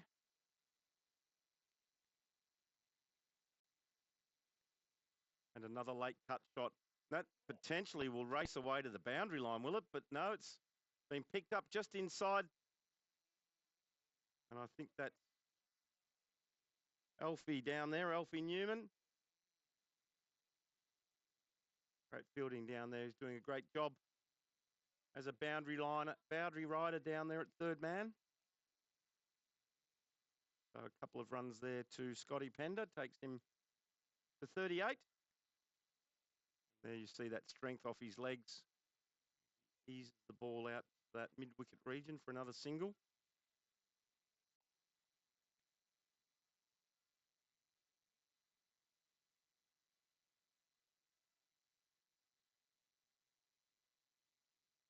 Seen the image of the worm, and the Kiwis are above. And that's a big hit. Picked it up and just hit it with the wind, and it's landed on the bike track again for another maximum to Chris Jeffries. Straying onto the legs there was Johnny Jewis of Chris Jeffries, and he says, thanks very much, and I'll help that on its way. It'll probably come back with some mayo on it, I'd say. So great shot there by Chris Jeffries. And he goes to 41. Second 6 of the innings, along with the 4 fours. He's been punishing the bowlers all over the park.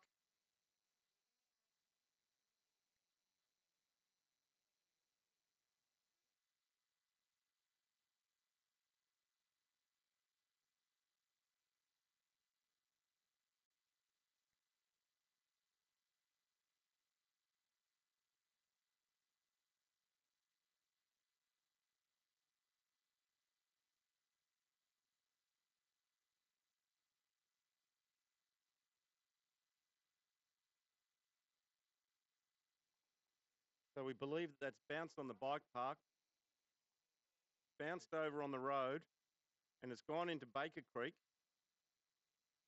We're about to find out whether it's wet.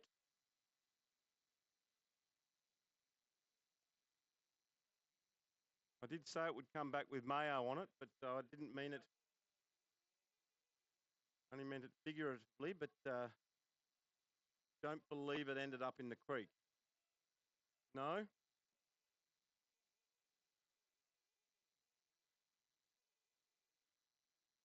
Did the ball go in the creek, gents? It did. Not in the water? No, okay. I've been told there was a snake in the creek yesterday. Is that right? Do we know what type it was? A slithery snake.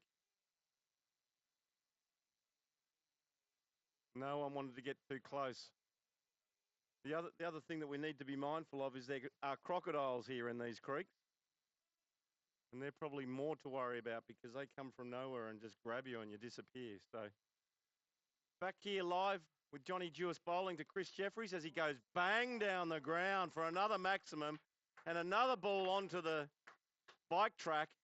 And that's bounced out to the gate, gone down the road, past the fire station, past the pub, called into Woolies and got a six-pack, and it's now coming back. So a fabulous shot there by Chris Jeffries. An expensive over there from Johnny Jewis. As we see 15 coming from that first over of Johnny Jewis. So Chris Jeffries likes the bowling there of Johnny Jewis. So the score now 3 for 142, keeping in mind that magical number is now been revised to 262. Thanks to Craig Gibb, who has sacked Bertie Horner and sacked all of those mathematicians back over in the southern mainland island of New Zealand.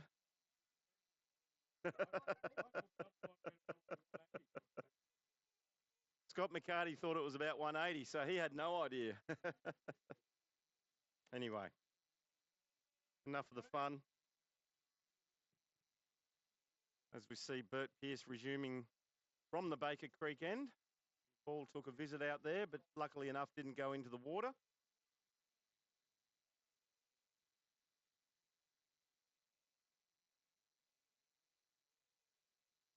And we see it all hit very delicately and late by Chris Jeffries. So not only does he have power and punch, but he also has some deft touch and pizzazz.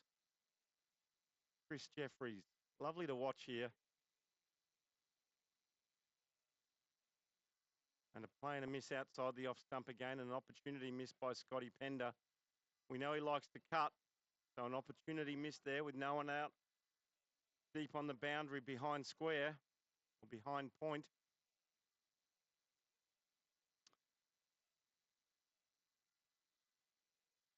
See Pete Lee just giving his cap to the umpire, Dave Powell at square leg. Another play and a miss, and another opportunity to unleash that vicious cut shot that Pender has, and misses again. A good over so far from Bert Pearce. False start. Probably trying to have a bit of a play around there with Chris Jeffries and potentially get a man cut out of him. But we don't play the game like that here in the 50s, I don't think. As we see Pender ease the ball down to long on for a single.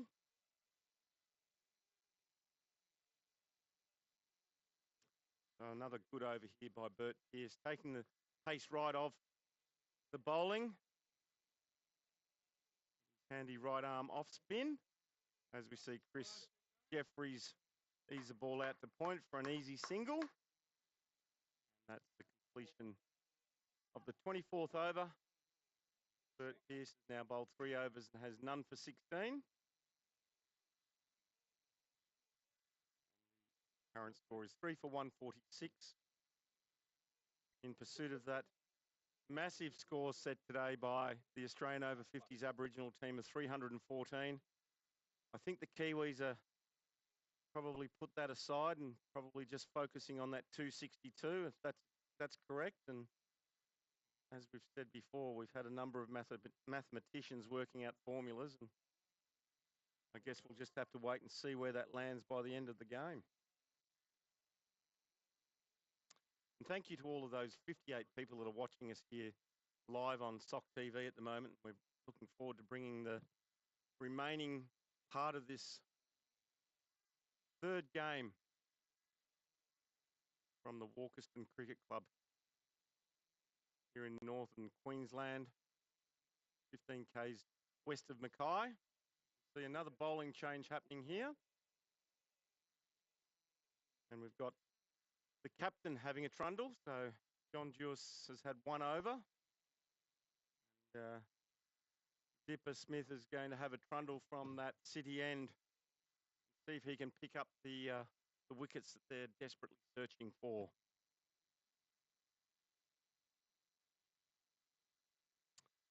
First ball down the leg side and a wide signal there by Dave Powell. one of the officiating umpires here today, and we'd like to have a shout out to the local Mackay Umpires Association for supporting us right throughout the week.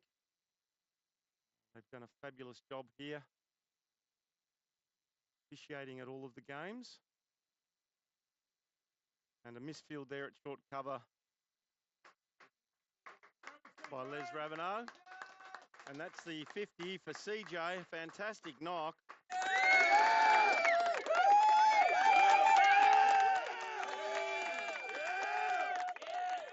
And the crowd here in the grandstand celebrates and lets him know that they're pretty proud of that 50. 50 from 36 deliveries, 4 fours and 3 sixes, and I'm sure there's more to come. And that's worked down, fine leg. We see Johnny Jewis chasing that ball as he gets to the boundary line. I tell you what, I think he's done a great job down there on the boundary line.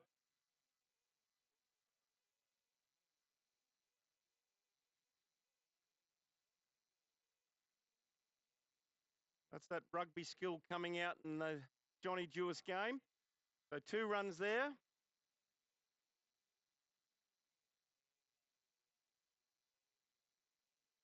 And another ball whipped away squarely. And that's going to go all the way to the boundary. So good batting there by Scotty Pender. Said all day, don't bowl on Scotty Pender's legs. Very strong there.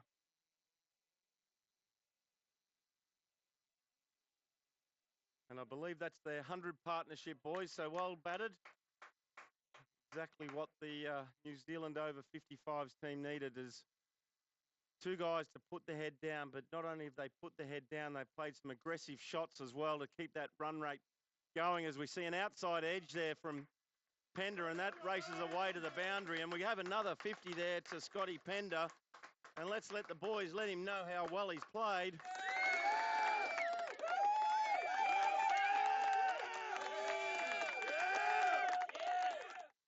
So they're up and about the grandstand, boys, here at Morristown, and great celebrations, enjoying the batting of both Scotty Pender and Chris Jeffries. So Scotty Pender, 51 from 51 deliveries and 6 fours in that innings of 51. So good batting as we see another ball worked to short third man and fielded by Johnny Jewis. Attempted run out, but I think Chris Jeffries had made his ground by the time the ball got there. So the score moves on to 3 for 159. Run rate currently sitting at 6.4.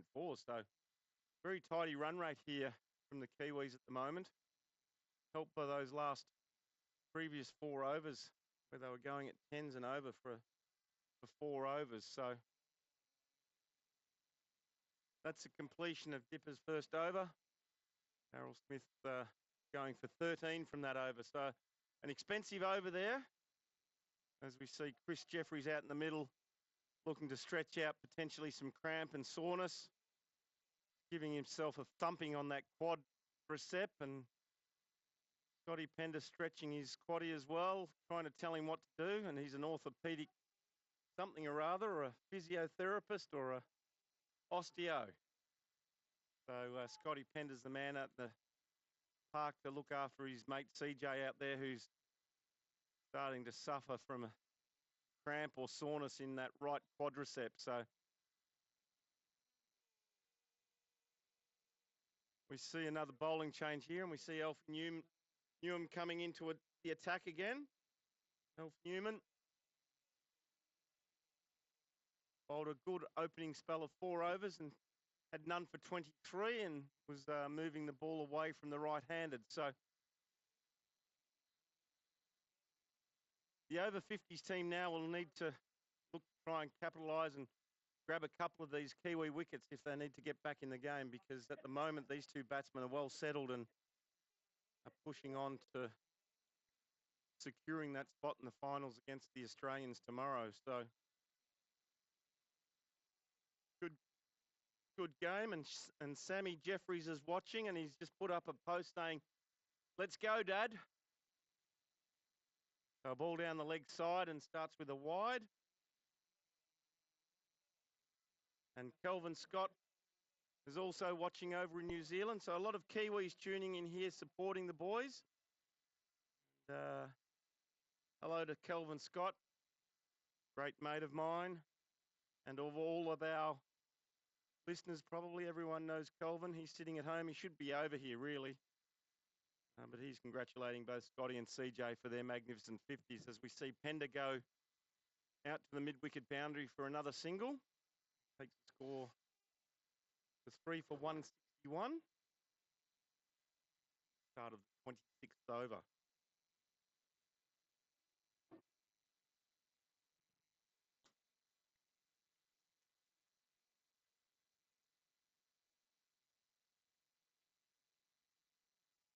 And that hits Jeffries on the pad, and Pender's backing up a long way. Got halfway down the pitch, but CJ's not interested in any quick singles. Let me just stand and deliver. So well bowled there by Alf Newman. Not giving any room to Jeffries. We see the ball work down to short backward square for a quick single.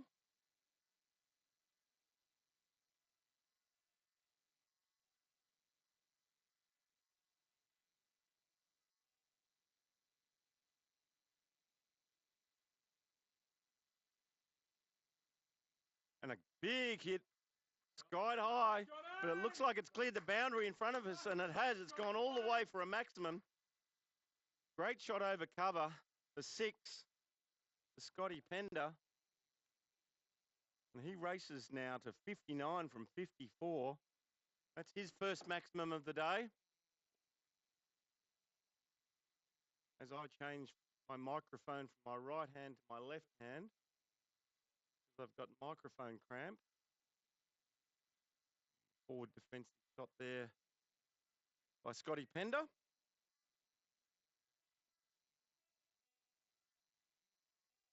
A lot of chat here in front of us from Johnny Jewis trying to get the boys up. See the last delivery from Alf Newman. And he eases that out through the covers. An attempted field there by Jamie Jewis. Couldn't quite reach it, but backed up by brother John. And that sees the completion of the Alf Newman over. He now has 5 overs. Bowled 5 overs, none for 36. So 9 off that over. That maximum Scotty Pender smashed over the cover. Fantastic shot there. So these two batsmen are still prepared to hit the ball aerial. 3 for 169. Completion of the 26th over. Couple of drinks run out to the boys in the middle batting. Even though it's quite cool here with that easterly breeze blowing across the ground from left to right.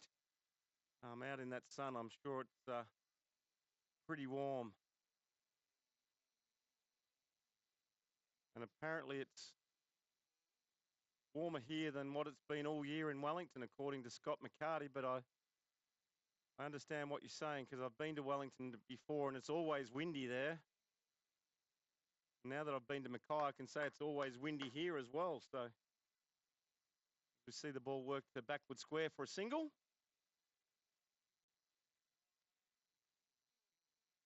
Brings up to 170 for the Kiwis, 3 for 170.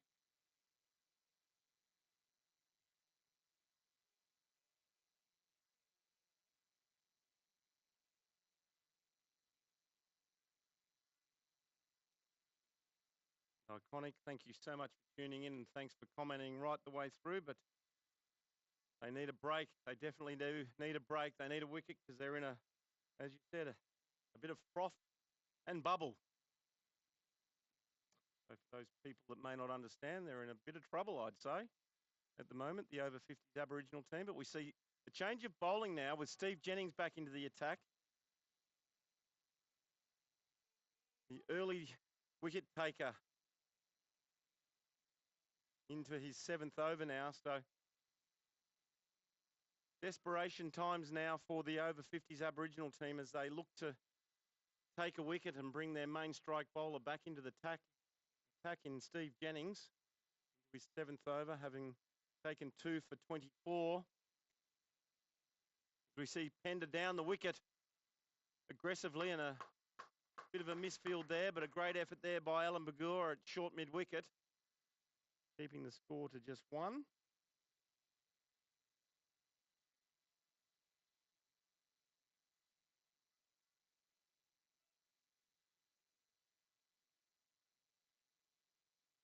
I know some of the Australian over 55s have been out here watching this game this afternoon. I think they've headed off now as we see Chris Jeffries lean back on the back foot and pull that ball handsomely round the corner to the boundary line, backward of square leg, along the carpet all the way, and never looked like not reaching the boundary here at the beautiful McLennan Park Oval, Walkerston Cricket Club. I need to say thank you so much for allowing us to use your beautiful facilities here over the past 3 days and allowing the teams to play some cricket here in Mackay. A lot of rain overnight forcing us off the turf wicket at Harrup. The ball outside, way outside off stump, has been called wide by Dave Powell, and he shows us his armpits. Goes through to Pete Lee behind the stumps.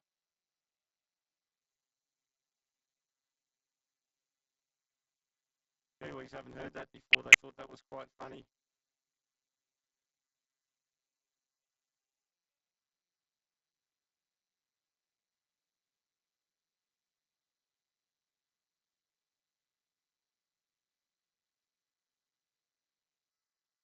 See the ball into the body there, and they scamper through for a leg by. So good running there and a good call by Scotty Pender. As we saw CJ trying to work that ball around the corner, but unfortunately couldn't make contact with the bat and ball. Oh, another leg by to the score, 3 for 178.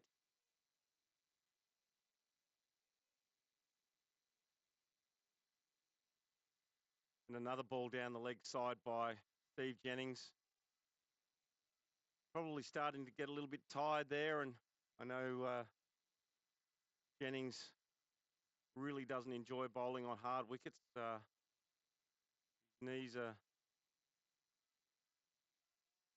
a little bit past it now, having played a lot of cricket over the years, and I know that it's tough on his body, but still trying there hard for the over 50s Aboriginal team, as I know he will.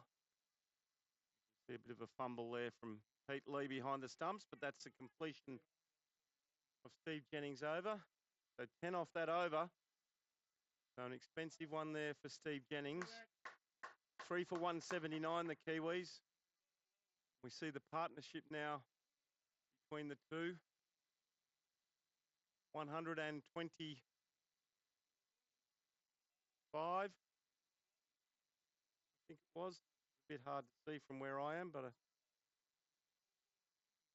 great partnership by these two, batting exceptionally well and doing the job the Kiwis needed when they were in trouble. They were 3 for 50 odd when they both came together. So superb batting by these two as we see Alf Newman continue. Chris Jeffries works that ball out to the square leg boundary where we see William Moggs pick the ball up and return back in to lead the keeper. Just one run. I love those bright fluoro green shoes that he wears. Wears them with pride whenever he plays. And that's wrapped him on the pad. Probably going down the leg side, I would say, from where I was. So another leg by. Saw keeper Lee going down the leg side there. So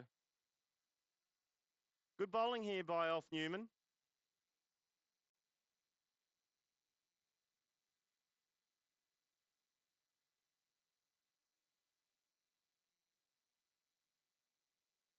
A big swing there by Chris Jeffries outside the off stump. Looking to launch another powerful shot towards the boundary line, but unfortunately for him, didn't didn't make contact with the ball. Good bowling here by Alf Newman, doing the job for his teammates and his team. And I think that was an opportunity for a catch there as we see the ball hit straight down the ground and brilliantly timed. But a great effort down on the boundary. I think that's Bert Pearce down there as he dived to his right to try and stop that ball crossing the boundary line. But fantastic timing by Chris Jeffries there. Absolutely sublime. It probably was in the air and a chance for a catch, but it was long past Alfie by the time he got his hands up. So he goes to 60 now as well. We see a cut shot out to the boundary line. One bounce out there to Johnny Jewis for a single. Takes the score to 186. And 62 from 60. And Chris Jeffries stunning 61 from 46 deliveries. See the last ball here as Scotty Pender goes airborne out to that deep mid-wicket boundary and picked up there by William Moggs just inside the boundary. And they get back for two. Backed up there by Jamie Jewis. So 188, the completion of the 28th over. And we see Alf Newman's figures now, 6 overs, none for 38. The Worm, currently the Kiwis are well above where the over 50s Aboriginal team were at the same stage. So going along a nice clip at the moment at 6.7 and over. Run rate required to chase down the 314 is 7.5 and over. So there's no reason if they can continue to keep these two out in the centre that the Kiwis can't chase and go hard for that 315, which would be a stellar performance here today after being 3 for 50.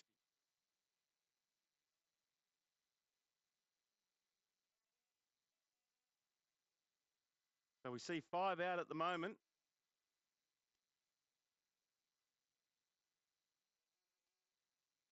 So Captain Lewis sitting up on the hill has called the boys out to get one in. Can't afford any more free hits at this time of the day.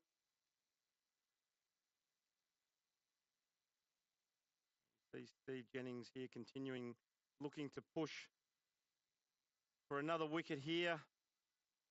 Put some pressure on the scoreboard of the Kiwis. Another ball down the leg side, but wasn't called a wide, I don't think.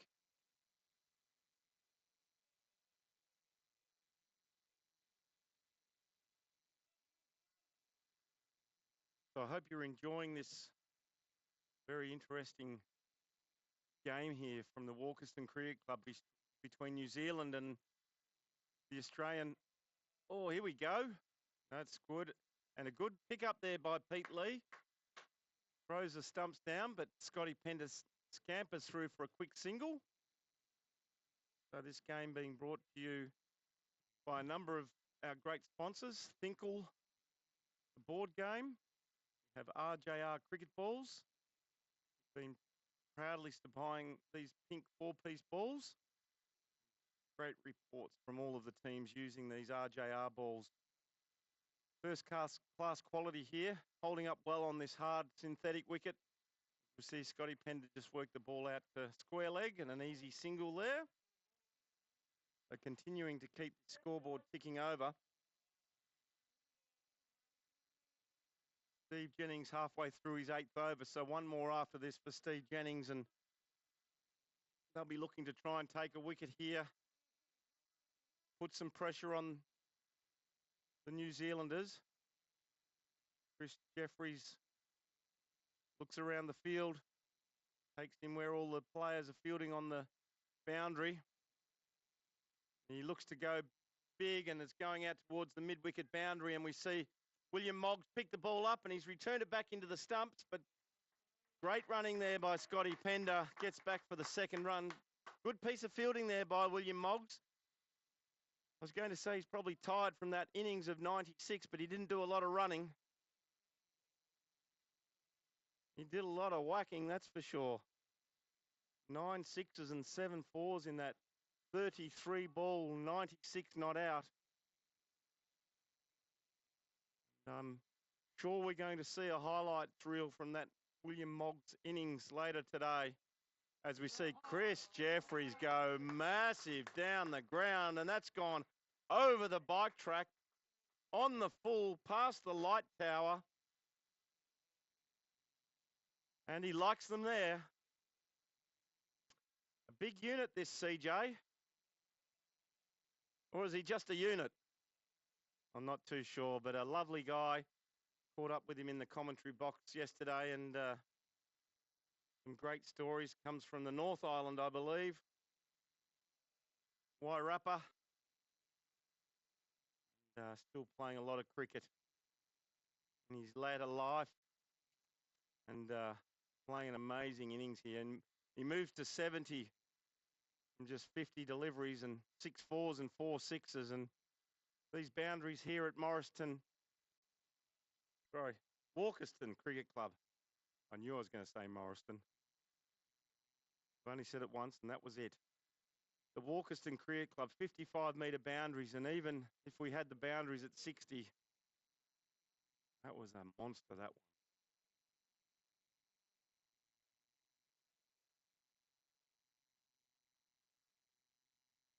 But the boundaries are the same for both teams. So CJ just adjusting his gloves and preparing himself for the next delivery from Steve Jennings, who was no doubt going to look to bounce back and not give CJ another half volley, that's for sure.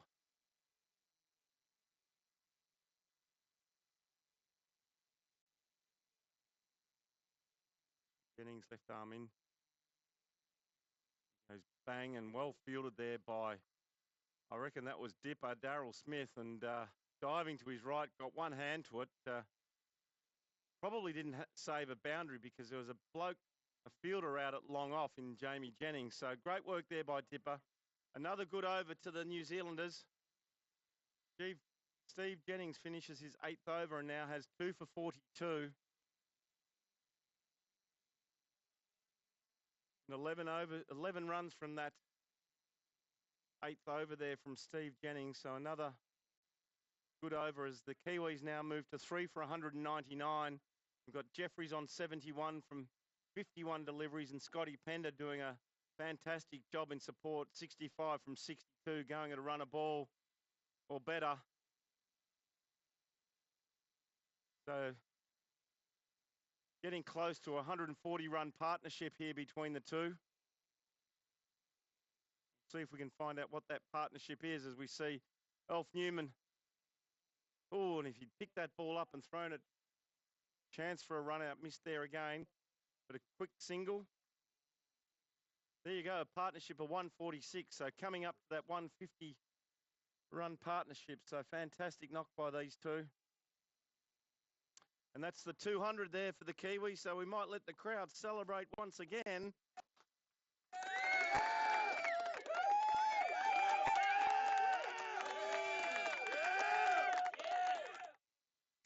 See another delivery there from Alf Newman, just played back down the pitch by Scotty Pender. Kiwis are pretty happy with that 200 coming up.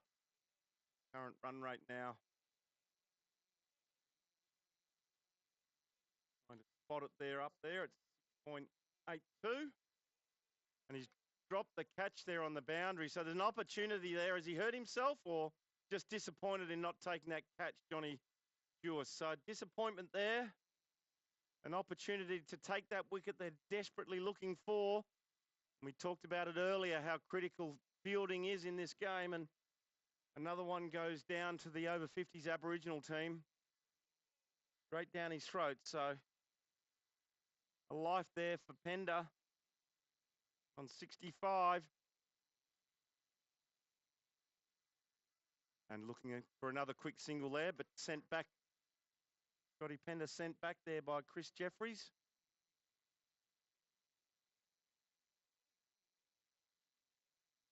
So that drop catch is probably going to rip the heart out of the over 50s Aboriginal team.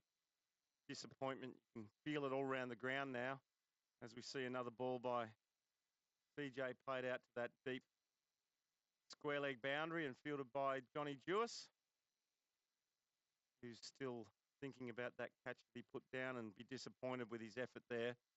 We know he prides himself on playing good cricket and holding his catches, and we've seen him desperate in the field. So disappointing as we see Scott Pender hit the ball down to long off.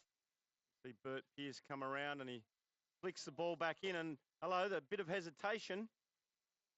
Pender able to get back in. So everyone's getting tired here at the end of this game.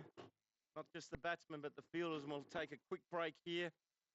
And I'll come back and join you for the last 15 overs as we see the Worm heading north for the Kiwi side, chasing that, I believe, 262 to secure that spot in the grand final, which is going to be played hopefully at Harrup Park tomorrow. And this weather that we've seen here this afternoon, blue skies and a southeasterly breeze, will be drying that ground out at Harrup Park. So let's hope that we can get on to some turf for that final tomorrow. So I'll be back shortly to resume the 31st over as the Kiwis look to chase down this massive score set by the over 50s Aboriginal team of 314.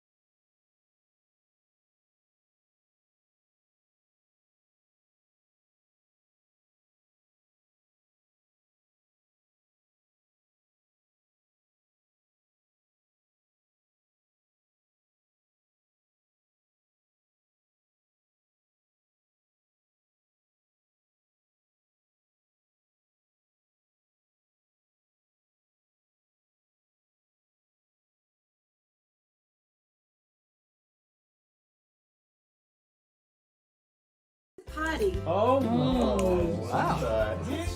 slice? Yeah! Roasted topping.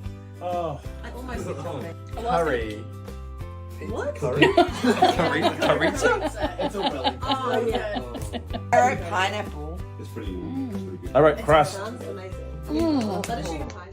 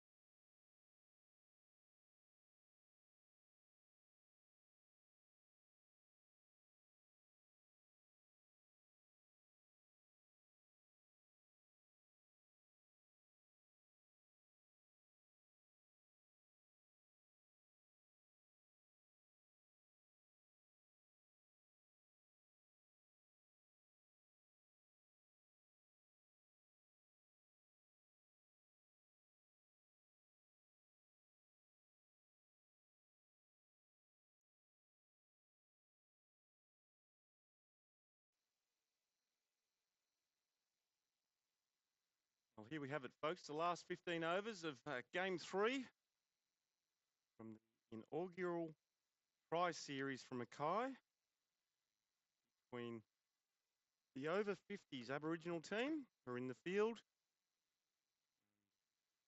the Kiwis, the over 55's New Zealand team who are currently 3 for 203, looking to secure a spot in the final tomorrow against the Australians, and they need 262 as we see Steve Jennings looking to commence his last over of his 9-over spell. He starts with a dot ball first up. We have a look at his field here as he walks back to the top of his mark. We've got a fine leg, third man, a backward point, cover, extra cover, long off, mid on, mid wicket, and a deep square leg on the boundary. Left arm over as we see Pender. He walks down the pitch and hits the ball in the air to Alan Bagua, who unfortunately has put that ball down. So that's another catch drop. You could probably hear the disappointment in my voice there. Willing the over 50s team to get that victory. A neutral commentator here, trying to remain objective here. But I think if the Kiwis dropped the catch, I'd probably react the same way. Just enjoying some fabulous cricket here from the Walkerston Cricket Club as we see Chris Jeffries continue his assault. And some brilliant fielding down on the boundary there by, I think that's Jamie Jewis down there. So good cricket all round there. Lovely shot, great fielding and good running by all three participants. 3 for 206. Jeffries goes to 75.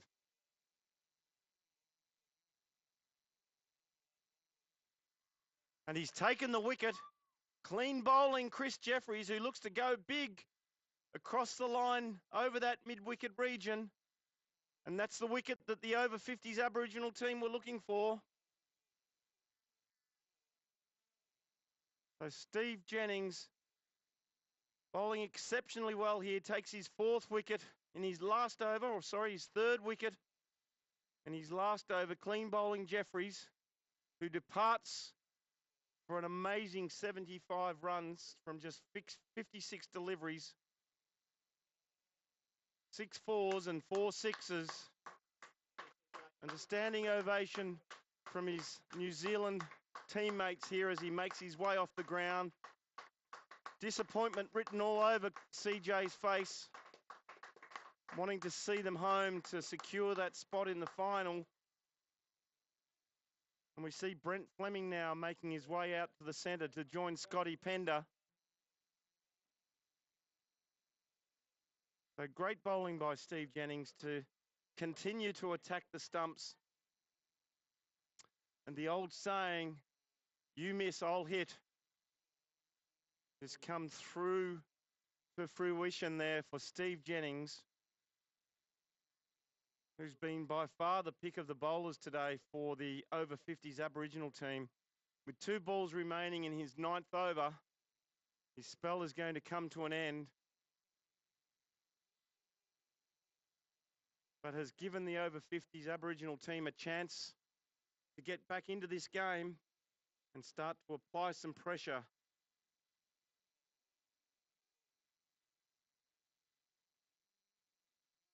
So 57 runs now required, I think. If my maths is right, probably isn't, but anyway, someone will tell me. Chasing that 262. Probably 56. Anyway, first ball starts with a wide. Steve Jennings disappointed with himself there, letting Brent Fleming have a sighter. And Darren Cox, yes, you've read it right. William Moggs made 96 from just 33 deliveries today, 96 not out. And on the back foot, Fleming pushes the ball to short cover. For Darren Cox, if you get a chance, go back and watch from about the 38th over, and you'll see Billy Mogg's onslaught take them from around that 180 mark to 315. Some absolutely crazy shots played by William Moggs today, using that. And the ball hit high on the pads of Fleming. And it must have come off the bat. I didn't see a leg by signal, did you? No.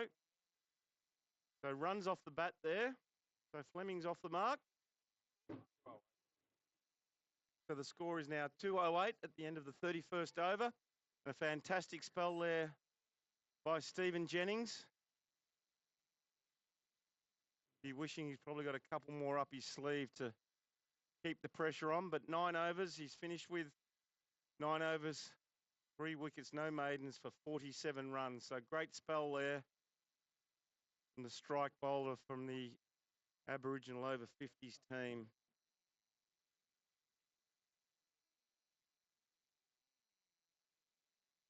4 for 208 the score.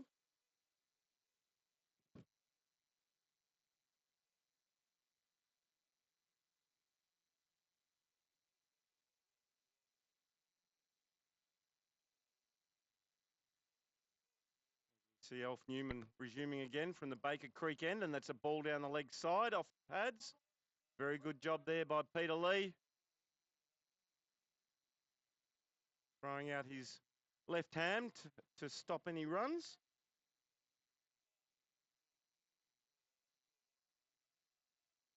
If you're out there watching on SOC TV, please let us know that our audio is syncing as we see Alf Newman in, right arm over.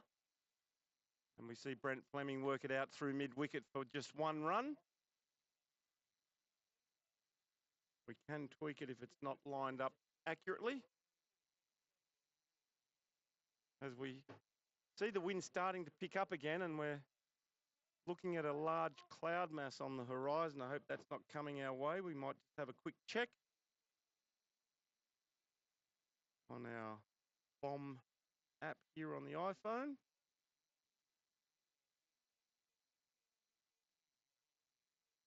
And another late cut shot as that ball is worked away to third man, and they'll pick up a 2 quite easily there.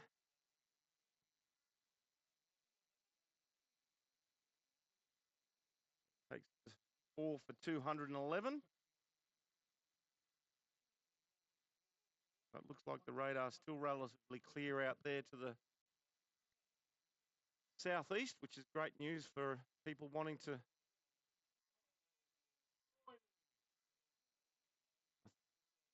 I think that's another chance gone down. Was it a bump ball or a chance?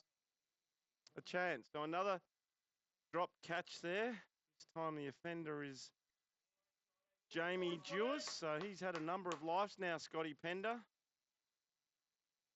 The over 50 Aboriginal team are doing their best to get these New Zealand team over the line as we see a ball whipped away to the square leg boundary. And brilliant effort out on the boundary by William Moggs, still giving it his all out there. No, it's not William Moggs, sorry. Wrong colour shoes. That's Al Bagor out there. Well done to Al.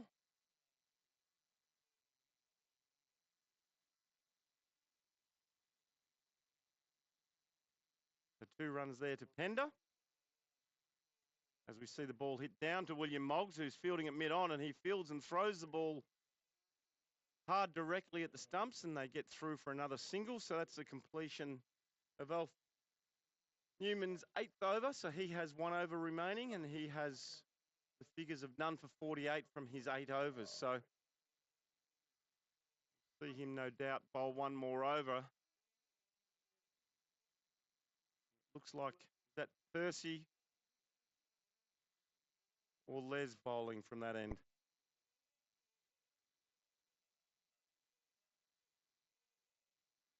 So we have a change of bowling.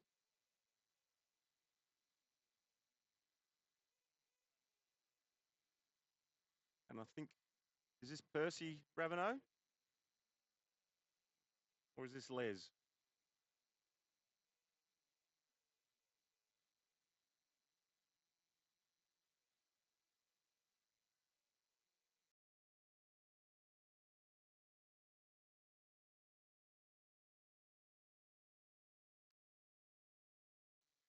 So it's Percy Raveneau as they go for a quick single. A direct hit would have been interesting, but it's misfielded there. Backing up. Alf Newman misfielded that, unfortunately, so they get through for a second run there. A bit sloppy in the field here, the over 50s Aboriginal team at the moment. Catches going down and another misfielded. Good attempt there by Percy to stop that, but they get through for another single.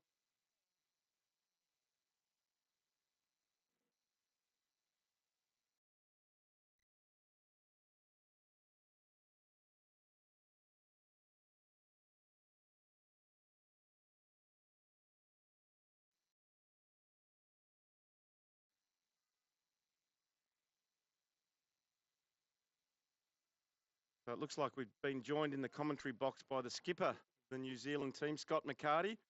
Scott, welcome to the commentary box, and obviously the boys in the box seat to get to that 262. But as we know, cricket's a funny game.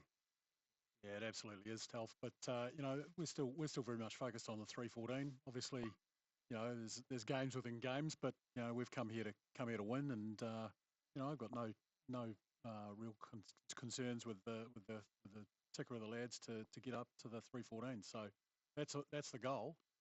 And the way Scotty's timing the ball, you know, just a case of actually getting in and being a bit disciplined. I think both these guys are good runners between the wickets, so you know, it's going to put a wee bit of pressure on their lads. They've you know, been pretty warm out there, and the ground's pretty heavy. So you know, we're looking for the W. Very good. So there it is. Heard it first from the skipper, Scott McCarty, who we see another six from Scotty Pender over the square leg mid-wicket boundary for six. And a magic shot, leaned back on the back foot and just hoiked it up into that breeze here. And it's been picking up a little bit this afternoon. And as we know, we put it up into that breeze and it just keeps sailing over the boundary line. So Scotty Pender now races to 84 from 75. So he's pushing forward and getting closer to that century. So we'll be looking forward to celebrating another century, hopefully tonight, for Scotty Pender. It's been a great knock. He's held this innings together for yourself and the team here, Scott. Yeah, absolutely. I mean, Scotty played really well in the practice match, and it was good to get a bit of a hit out here on crikey, when was that? Thursday? It was a long time ago. No, look, he's a competitive guy, and he's a great team man. So it's no surprise to see him really putting the effort in out there. Yes. Now, I haven't caught up with many Kiwis, but I hope you've, obviously the wet weather has thrown a spanner in the works for the cricket, but what have the boys been up to over the last few days here in Mackay? Have they got out and about, or have they hung around the hotel? Oh, look, we've tried to get out and about a little bit. You know, obviously sitting around hotels is dull, and you know, just you know, no fun for anyone. So you know, we've had a bit of a social committee going, and so a few of the boys went and played a bit of temp and bowling. There's been one or two of us who've had to do a little bit of work here and there, as you do, and but you know, we got out for a drive. We went up to Imeo to the pub up there for a look over the headlands, and that was pretty spectacular. So no, look, it's been good fun, and you know, we've seen a little bit of downtown Mackay and get around the mall and all that kind of good stuff. So it's been good. Yeah, no, it's a lovely place, and if you're ever looking for a destination to have a holiday and who knows, maybe play a little bit of cricket as well, check the forecast before you come, because it's been wet up here. But look, a big shout out here to Lloyd and the Walkerston Cricket Club. Scott, they've done a magnificent job. They've had covers on the hard wicket, covers and Hessians on the run-up, allowing us the opportunity to play some cricket, which is what we really came here for, and to be part of this inaugural over 55's international series is pretty special, isn't it, mate? Yeah, it really is, and for all of our lads, the opportunity to represent your country, to wear the silver fern, and it's huge. And we've had five debutants out playing in these last couple of days, and handing out the caps on that Saturday morning was one of the proudest moments I've ever had. It was fantastic. Proud moment for everybody, obviously, and probably even a more special day was had when you obviously chased down that big score that the Aussies set you yesterday, and saw you after the game. You took the boys and a beer out into the middle and formed a circle, and you sang a song, but I don't know what that song was that you sang, Scott, and I know you love your singing, and it's obviously a part of the team building and the culture that you're starting to instill in the over 55's New Zealand team. Yeah, we sung a Māori waiata called Te Aroha, and it really is a special song for us, and something that all the boys have got behind, and I think that's been fantastic and a huge part of what we're about, and certainly, as I said at the opening ceremony, we've really appreciated the fact that we're playing with the Indigenous team, the Aboriginal team here.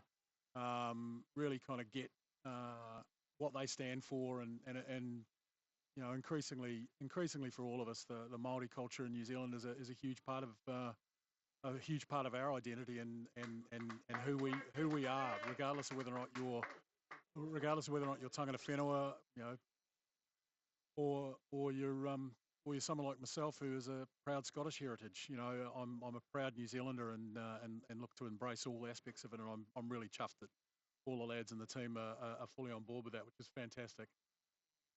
Very well said, Scott. As we see the ball worked down to fine leg and picked up by Johnny Jewis down there, and while we were listening to you, the score's really got a bit of a hurry on them. Your batsmen out there in the middle are batting exceptionally well, and we see Scotty Pender now moving on to 92 from 78 deliveries, and Brent Fleming's really got a bit of a hurry on as well, and he hit a lovely 4 as well, and I think we saw Scott Pender hit another 6 during that commentary. So some good aggressive batting here from your players, Scott, and it's fabulous to have the New Zealanders here as part of this, and the relationship that Veterans Cricket Australia have developed over the last 3 or 4 years with the New Zealand Veterans Cricket Association through the hard work that Pierre Flavel has been putting in behind the scenes, as we see Pender walk down the pitch at Raveneau, but unfortunately doesn't get any bat on that. But the relationship here, we're obviously a long way away from a lot of the other international countries, so it just makes more sense if we want to play international cricket. It's more cost effective if we're continuing to play each other, and I know that there's another planned tournament in February, I think next year. Yeah, I haven't heard much about the planned tournament in February, Telf, but I totally agree with you. The chances to play each other have been huge, and I know they bought the 55's Christchurch. That was a fantastic tournament, and again, Flav did an amazing job helping organise that. I know a number of our lads enjoyed the reciprocals back in Canberra this year. For the last 3 or 4 years, we've sent 2 teams over to play in the Australian 50's Carnival, and that's been fantastic. And I think again, it builds a little bit of depth for us. We get to send sort of 24, 25 lads over, and they get to wear the silver fern, and that's hugely important. But I think also, I was lucky enough to play in the T20 comp in Mildura this year, and again, just a chance to mix with some of the Aussie lads and build some friendships off the paddock, and that's a huge part of what we're about. And it's been nice to see a couple of the lads here. Brad Perdue played with the Lightning Storm with me and Goldie, and it was nice to get a photo yesterday, all in our best bib and tucker. That was great. Well said, and see a play and a miss there. See Johnny Jewis back out there having a trundle from the Baker Creek end. But yes, definitely lifetime mates being made through cricket here, not just here in Australia, but World Cups and tournaments in New Zealand. As we see a lovely cut shot there and a little bit of a misfield and great running there. So a nice shot there by Brent Fleming and great backing up there by Scotty Pender, who's on 92. So we might follow the cricket here for a little bit, Scott, and see if we can. Is that called commentator's curse? So we see him nick off outside that off stump and very well batted there by Scotty Pender. So good catch there by Peter Lee, the keeper, and an outside edge. So good bowling there by Johnny Jewis, using that southeasterly breeze to his advantage and pushing it across the outside edge of Scotty Pender, and a magnificent not disappointment, but a fabulous team innings there from Scotty Pender, and he obviously partnered very well for 140, 150 run partnership as the boys give him a standing ovation as he raises his bat and crosses the bike track here at the Walkerston Cricket Club. So a little bit disappointed there, but another opportunity there for the Australian over 50s Aboriginal team as they come together and obviously work out their strategy from here. We know that figure of 262 is an important number for them. So another 20 runs required, or 5 wickets, I guess, what they'll be looking to achieve. As we see Wayne Robbins, the keeper, come out to get his first opportunity to have a bat. He did a lot of running yesterday, Scott, running for Craig Gibb, who took this soft option to protect his either strained heart muscle or calf muscle. I'm not sure what it was, but he did a lot of running yesterday on behalf of Craig Gibb while he was out in the middle, just sitting at the square leg position. But we wish Wayne all the best here as he gets his first opportunity to strut his stuff with the bat, Scott. Yeah, absolutely. Probably a little bit harsh on Gibby there, to be fair. Genuine calf spasm, and but you're right. Robbo was a willing participant in over 100 run partnership, so they did a great job, and it's always quite nice.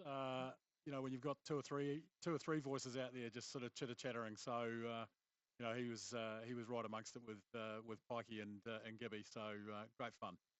Yeah, and a great team man is Wayne Robbins, but even better, I love my backstoppers. I'm part of the Backstoppers Union, as you know, Scott, and I always love seeing a good backstopper, and he's performed very well over the last few days, representing the New Zealand over 55's team as we have a look at the worm there, and obviously it's starting to tighten up because this is where William Moggs started to go crazy. And hey, as a captain, what do you actually do when someone's batting like that? It's be pretty tough to set the field and let alone get the bowlers to bowl where you want.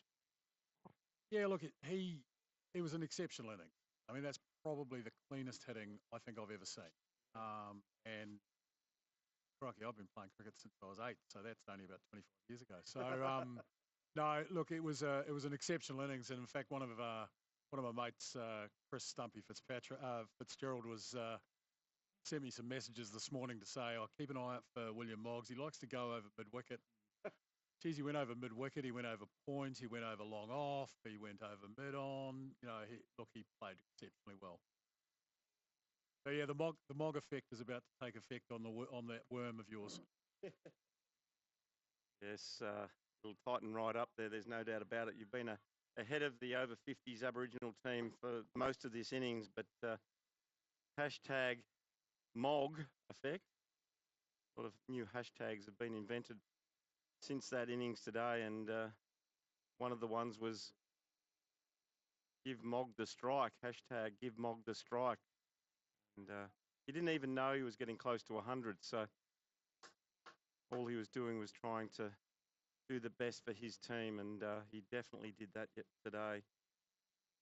And I'd say he'll be high on the target of other T20 teams when they all start to formulate and go to Mildura, Scott. And I would say that EV2 will be looking to get a contract signed there with W Mog's initials on it over the next couple of days. And I know I saw John Short here, the franchise owner of EV2, and I know that there's been a few people sniffing around trying to get William Moggs to play for their franchise. Yeah, well, to be fair, the sort of spot on team with spot on strikers, probably his boots at fluorescent green is probably more their go. Not that I'm that much of a fashionista at all, but well, there we go. We've got Flem's just played a beautiful little on drive down the ground, and it's run away over the outfield for 4. So that's a cracking shot from Flem. Yes, no, those green boots, they're amazing. I don't know if you can pick them up in the camera. He's currently standing, I think, at gully there. So slap bang in the centre of the screen as you're looking at it now. He's got his hands on his knees and those bright green fluorescent cricket shoes. He wears them with pride everywhere he plays his cricket. And we see the ball punch backward of point for another quick single there from Brent Fleming. So he now moves to 15 from 19, and Robbins has moved on to 2 the short time that he's been there. So 5 for 249, the current score.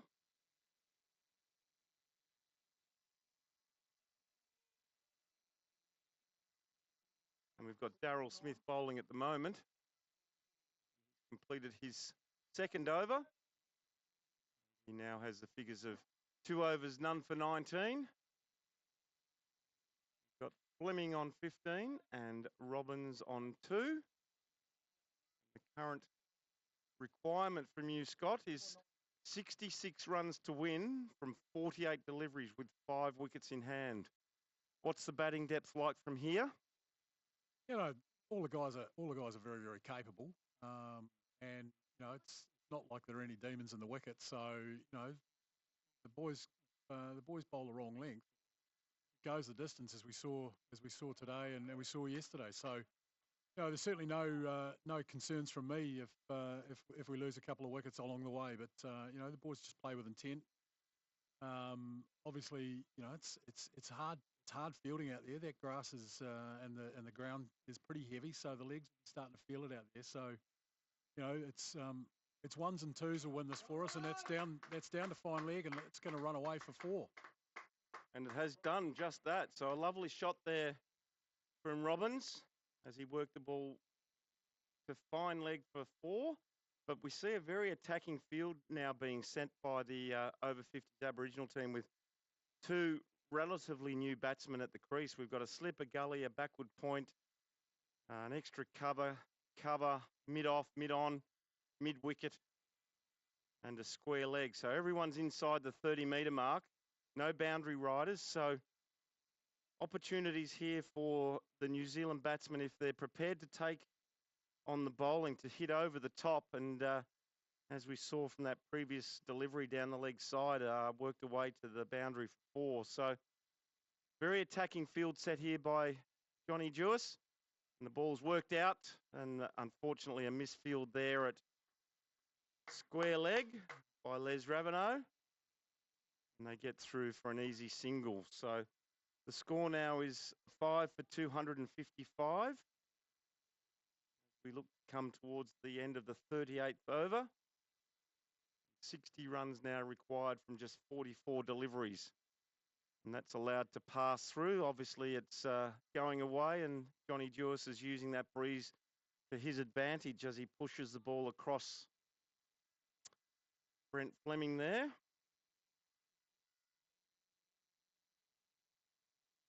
So a hush around the ground at the moment.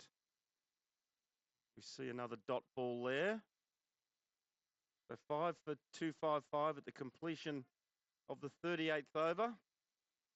and that all-important number for the over 50s Aboriginal team is 262. So just 7 or 8 runs now required to secure that spot in the final, mate. You'd be looking forward to that magical number come up, and then obviously look to try and push on and take that W here today, and prepare yourselves for tomorrow. Obviously, it's going to be tough for the boys 2 days in a row to get up, but we're hopeful of getting on to Harrup Park and playing some turf cricket. Yeah, that'd be great. I mean, we went down to the ground and watched the first match between the Australians and the Aboriginal team, and a fantastic facility, and having taken the covers off a couple of times over the course of the last couple of days, the deck looks amazing. It's rock hard, and no, look, it'd be great to get on the turf. But as you said earlier, the folk here at Lloyd and the team here at Walkerston have done an amazing job. So if the circumstances mean that we're here again for the final, then we'll scrub up and do the best we possibly can. Yeah, wonderful. And we see another boundary there, which is going to help your flight here as we go to 5 for 259. And Robbins has scored another boundary, so he's batting exceptionally well. And the ground is running away really nicely now. It's obviously been in the sun all day, Scott, and you did mention that it's heavy underfoot, so this is obviously having an impact here at the moment as we see another ball work down to third man and another 2. The ball's fielded down there by Blue Rose Shoes man William Moggs. So 261. So one more run, and I guess we can congratulate you on and your team on making the final tomorrow, and let's hope that it's at Harrup Park as we see the ball hit down the ground for no run.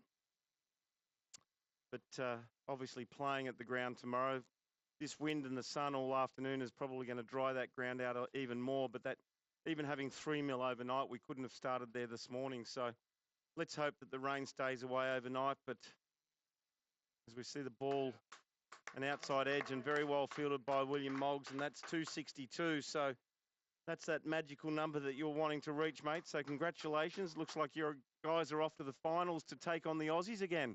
Yeah, cheers, Telf. No, look, as I said earlier, we're definitely focused on the 315 here. I mean, this is a good little supplementary target, but winning is habit forming, and it's something that we really want to sort of build a. Oh, and then we've got Flem as just hold out to mid off, full of delivery from Daryl Smith, and he's hasn't got over the top of it and hit it. Good catch down there. Yeah, and I think that's Jamie Jewis down there who's taken an excellent catch diving forward. And so the Kiwis lose a wicket at that magical number we've been talking about all afternoon, 5 for 262. And 6 down. Cricket's a funny game, Scott. It'll be another 4 wickets at 262, and who knows what the... No, we won't go there. No more commentators' curses today. But nice little knock there from Brent Fleming, and he departs now for 16 from 23 deliveries, and he hit 2 4s in that 23. So nice little cameo there. He'd be disappointed not being there at the end. So the required run rate, or the requirement now, is 53 from 36 deliveries, Scott. So I'm happy to have you stay here till the end, or you can depart and concentrate and get your boys across the line to get that W. So we'll do one more over together, so that'll be fantastic, and then you can focus on the task at hand. And I know that you'll be desperately looking to try and get the win and chase down that score of 315 required to get the win today. It'll be interesting to see how the over 50s Aboriginal team go now that 262 has been achieved. They know themselves that was the number that they had to protect. But knowing the boys out on the park, they'll fight right to the end and make it pretty tough for you guys. And they'd like to take, obviously, all 10 wickets and get a W for themselves. Oh, 100%. I mean, it's been a great competitive game of cricket. They're good lads, and look, they'll be desperate for a win. They lost the first game reasonably comfortably, and they were up and about today for the with the bat, and all the way through their innings they contributed and struck the ball well and stayed in it, and then obviously Moggy came in and blazed away like I've never seen before. So no, they're definitely up and about. So I'm sure they're keen for the win regardless. As we see Johnny Jewis from the Baker Creek end, we see an attempted cut shot there by Robbins, but unfortunately mistimed and slammed straight into the concrete pitch and ballooned out to backward point, fielded there by Steve Jennings. Halfway through the fourth over of Johnny Jewis, and he'll be looking to take a couple more scalps with him before this game is over. Bowling nice tidy lines. So, Scott, are you looking to come back to Australia in September to Mildura? Yeah, look, I'd love to. Need to work that through with work and one or two other commitments, and it begins to be a little bit costly in terms of both cash and leave. But I had a great time, but we'll just need to work our way through that. And if you do make it, we'll look forward to sharing a glass of red together. Good Mildura red wine's always good to drink at the end of a game of cricket. And we see Johnny Jewis, last delivery of his fourth over. As we see back up there by Robbins and no run. So that's the completion of Johnny Jewis's over. And you're going to stay for that one over, or are you going to go now? One more over. Beautiful. Makes it easier for me if I've got someone to talk to. People are probably sick of hearing my voice saying the same thing over and over again. And we saw the worm there. The William Moggs factor is definitely coming into play now with that worm, with it really tightening up. 52 now from just 30 deliveries. So getting tight for you guys now. We'll need to see a couple of big overs over the next couple. So I'm sure you're wanting to get out there and let them know exactly what they've got to do. Oh, look, boys know the requirements, and again, we've talked a little bit about it. We score 10 and over. It's not about trying to blaze every ball out of the park. Boundary and 5 singles or 4 singles and a 2 gets you there. But it is important to hit the boundary early, and that's exactly what Wayne's just done. He's tucked that one behind square for 4, and that puts a little bit of pressure back on the bowler. And again, this is how you go about getting. See this in the IPL all the time. The guys get boundaries early, puts pressure back on the bowlers, and then singles and 2s, and if you get a loose ball and make a 10 run over, a 14 or a 16 run over, all of a sudden you really get ahead of the game. Simple game, cricket. Sounds like it anyway. Anyway, so we have a 4 off the first delivery from Darryl Smith, so he'll be disappointed as skipper there. So he'll be looking to get off his pads, and there's another one on his legs there, so they scamper through for a leg bye. And obviously we've got Steve Hewson out there in the middle, and caught up with him yesterday, and he's a sports editor for New Zealand Radio. Yeah, the dulcet tones of Stephen Hewson. So no, he's a good lad and regular coffee contributor to Coffee Connoisseur with me. We work not a million miles away from each other, so always quite good to catch up for a coffee here and there. Both based out of Wellington. So quickly tell us about the cricket club that you're playing with, and I know you've been playing some cricket at high levels over the years, but what's cricket look like for you now in Wellington? So this year I've gone back to playing at my old club at Wellington Legions and playing a little bit of Prems and reserves cricket with the lads. Oh, great shot, Huey. Huey's pumped that one down the ground. He may have to run that. No, it's crept over the boundary for 4. Save your legs there, baby giraffe. No, I've been playing this year for Collegians. Unfortunately, it's been a little bit injury plagued this season. I've had a few unusual sort of injuries. I had a umbilical hernia, which I managed to get on the cricket paddock, sort of diving for a ball and looked down and looked like something out of Alien. Diving's overrated at our age, and that's gone high in the air. And I don't know whether he's going to get there. He's going to lob on the green for one. So a putt from there. Went extremely high, but another run to the score. So 6 for 273, Scott. There's that simple game. A couple of boundaries in the over and a couple of singles. So we see Dipper into bowl and another single and a good effort there from Elf Newman to restrict the scoring just to one. That's the completion of that over. So Scott McCarty will say thank you so much for joining us here in the commentary box this afternoon, and we wish you all the best, not just for the rest of this game, but in your game against Australia tomorrow. Cheers, Telf. Really appreciate it. And look, thanks very much for everything you've been doing to support veterans cricket here. I really appreciate it.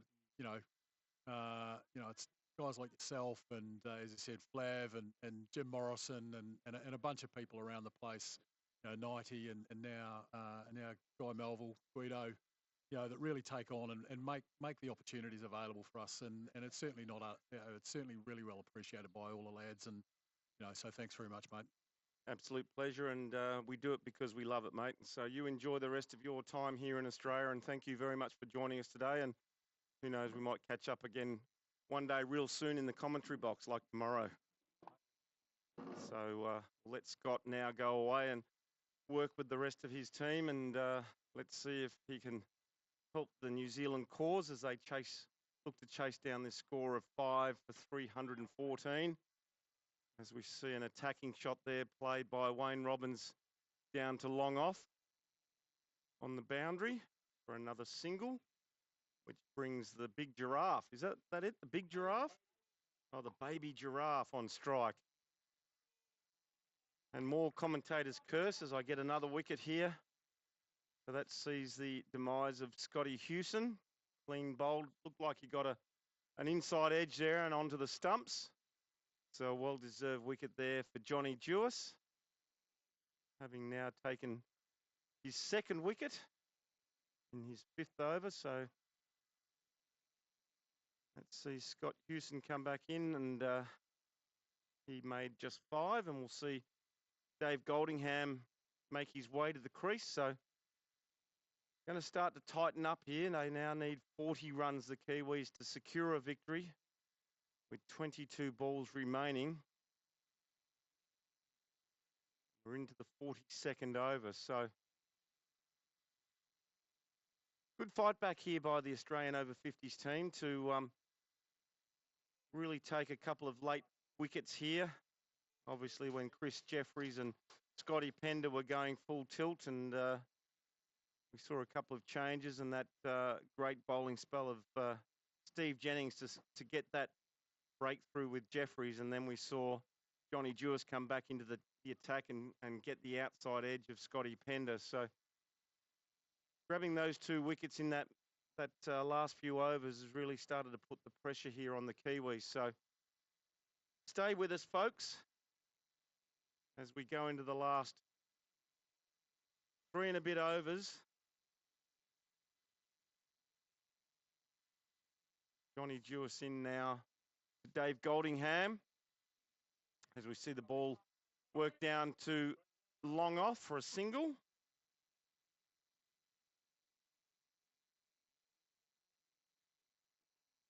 I believe we'll be having a pitch inspection at 7 a.m. tomorrow morning.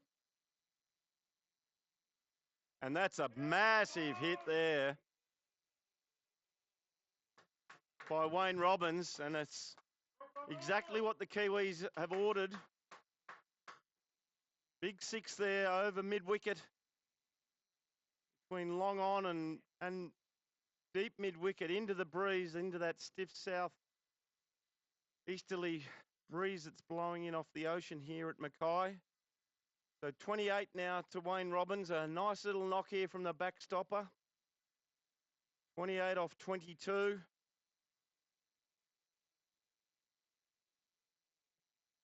So all reports now coming out of Harrup Park as he goes again, and that's gone up and over for another 6.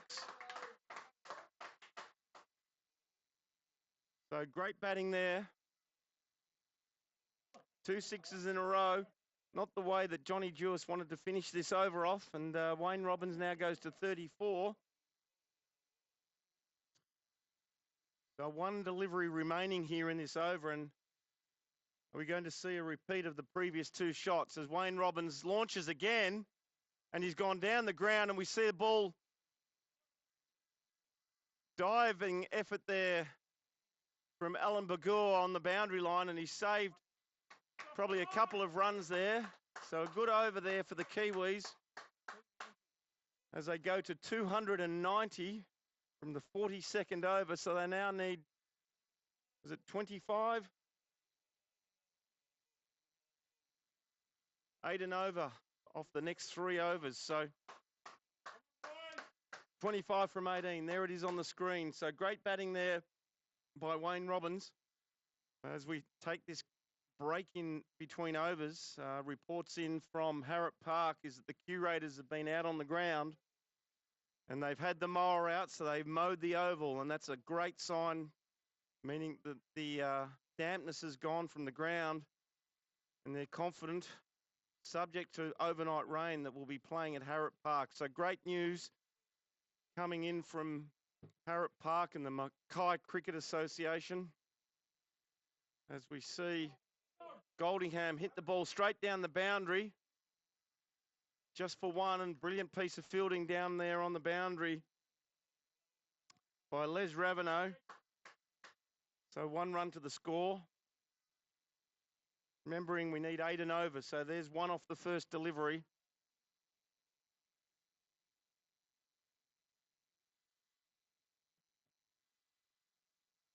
We see that ball hit out to long off for another single.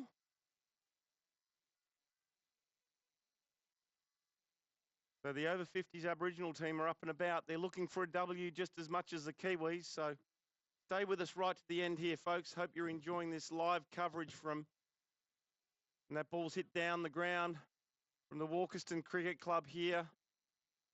And another single. So 3 from the first 3 deliveries.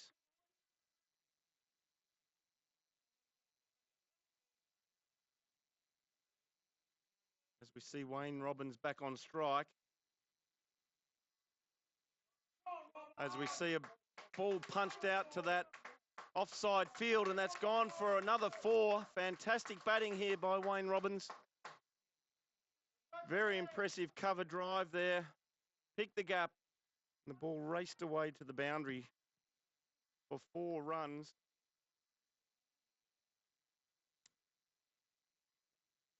So 7 for 297. An outside edge down to fine leg. They come back for 2. Good arm there. Good running there by Wayne Robbins. So 7 for 299. Another excellent run chase here by the New Zealand team.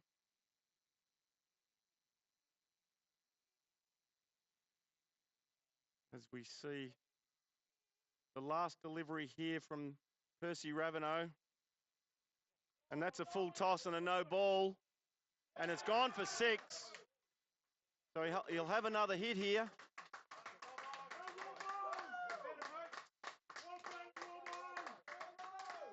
So he's only 49. He's only 49, but the boys are getting a bit excited here. Sent Scott McCarty off to look after the boys, and he's up on the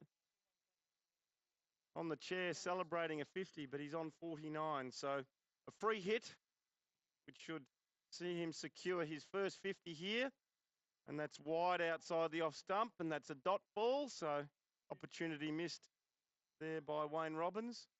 So 49 off 29. They need 9 runs now with 12 balls remaining. And who would have thought at the end of that first innings that the New Zealanders would chase down this massive score of 5 for 314. The only one that thought that was the leader, the skipper, Scott McCarty, had no doubt, and his team.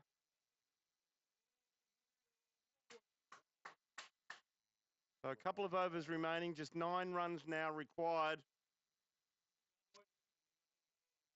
What an excellent game of cricket we've had here, and I hope you've thoroughly enjoyed this.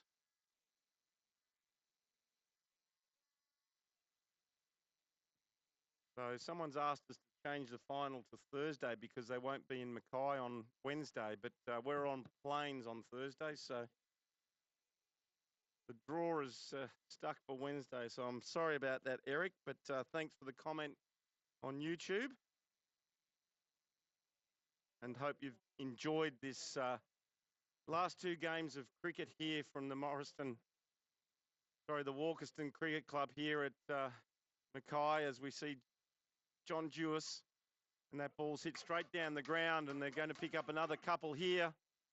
Good running there by Wayne Robbins, and a nice little shot by Dave Goldingham. All those viewers out there that have stuck with us today, 78 people currently watching this exciting finish to game number 3 of this inaugural prize series between Australia, Aboriginal over 50s team, and the visiting over 55s New Zealand team. Johnny Dewis comes in and it's down the leg side. Must have come off the leg, so it's a leg by. As we see Michael Bajaya raise his leg and give it a little tap. His leg, that is. And Johnny Dewis, third delivery of this over, and that's worked out to short cover for a quick single. So that's his 50. Well batted to Wayne Robbins. A great little knock there, and we'll let the boys on the hill celebrate with him as he raises his bat.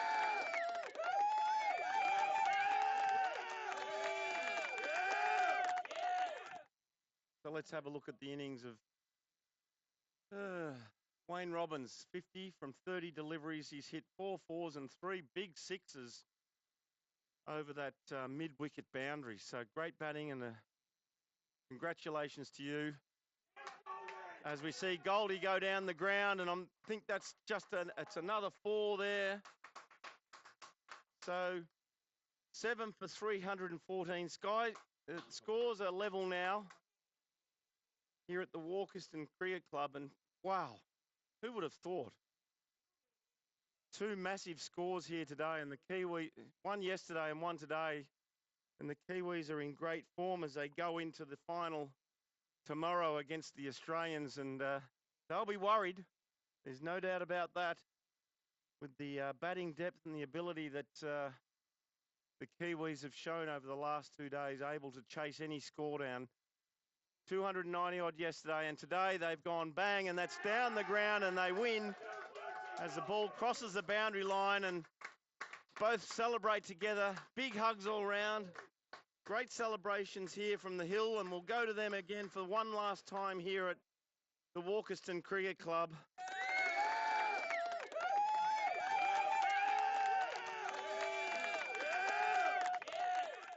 The boys are up and about here.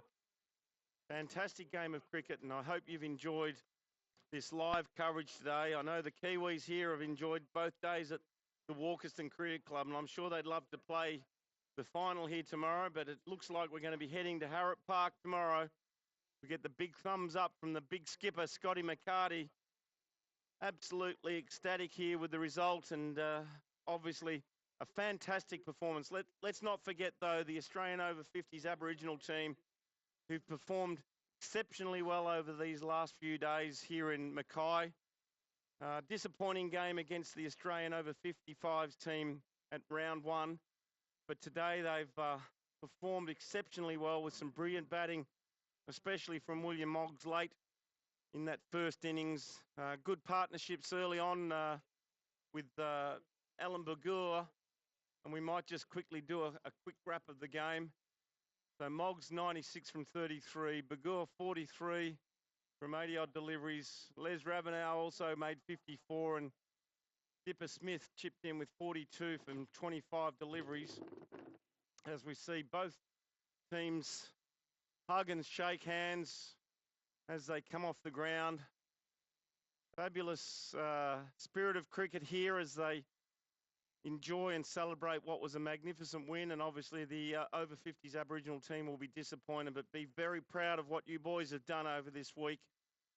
You've brought a new facet to over 50s cricket here, and hang your head high and be proud of what you've done and achieved, and we look forward to seeing you again out on the park somewhere in veterans cricket here in Australia over the years to come. So go through the batting card here today of the Kiwis, and we saw Craig Gibb and Martin Pike go out to open the innings, but lost early wickets with Craig Gibb falling for 19, Martin Pike going for 9 off 17, and Scott McCarty falling for 17 as well, batting at 3. So in trouble early, and they were 3 for 50 odd early, and then we saw a fantastic partnership between Scott Pender and Chris Jeffries, with Scotty Pender being dismissed late, 92 from 83, 6 4s and 3 6s, and Chris Jeffries, what a knock that was, 75 from just 56 deliveries, 6 punching 4s to the boundary and 4 6s that cleared any boundary on any ground on any day. Some massive hitting there from Chris, so looking forward to seeing him go head-to-head with the Aussies tomorrow. Brent Fleming made 16, and Wayne Robbins, the man of the moment at the end, 50 from just 30 deliveries with 4 4s and 3 6s, getting them across the line, and Scotty Hewson chipped in with 5, and Dave Goldingham, 13 from 7 balls with a couple of 4s at the end there. So the New Zealanders win by 2 wickets. Steve Hewson. There's too many Scots in this team, so sorry about that. But a fabulous win there to the New Zealanders, who win by 3 wickets in the end, chasing down that massive score set earlier in the day, 5 for 314, and they ended up 7 for 318 from 43.5 overs. So that's me done for another day. Thank you so much for joining us here at the Walkerston Cricket Club. A massive shout out to Lloyd and his team of workers here, getting the ground up and allowing all teams to get a game of cricket in what was difficult circumstances. Also a massive shout out to our 2 umpires who officiated here today, in Michael Bajaya and Dave Powell. Thank you, gentlemen, for doing a magnificent job here today. And to our live scorer for NV Play, Mark Horswell, thank you so much for keeping me company and keeping me on my toes throughout the day. It was a magnificent effort by you. One more game to go, and then we can jump on that jet plane and head home and put our feet up for a little bit. And but we've got one more game tomorrow, and as I said, hoping to be able to bring it to you live from Harrup Park tomorrow morning, 10 a.m, where Australian over 55's will take on the Kiwis in another international game, an IMC recognised fixture. So look forward to bringing it to you tomorrow. That's me signing off here from the Walkerston Cricket Club. So thanks for joining us here today, and we'll catch you all tomorrow.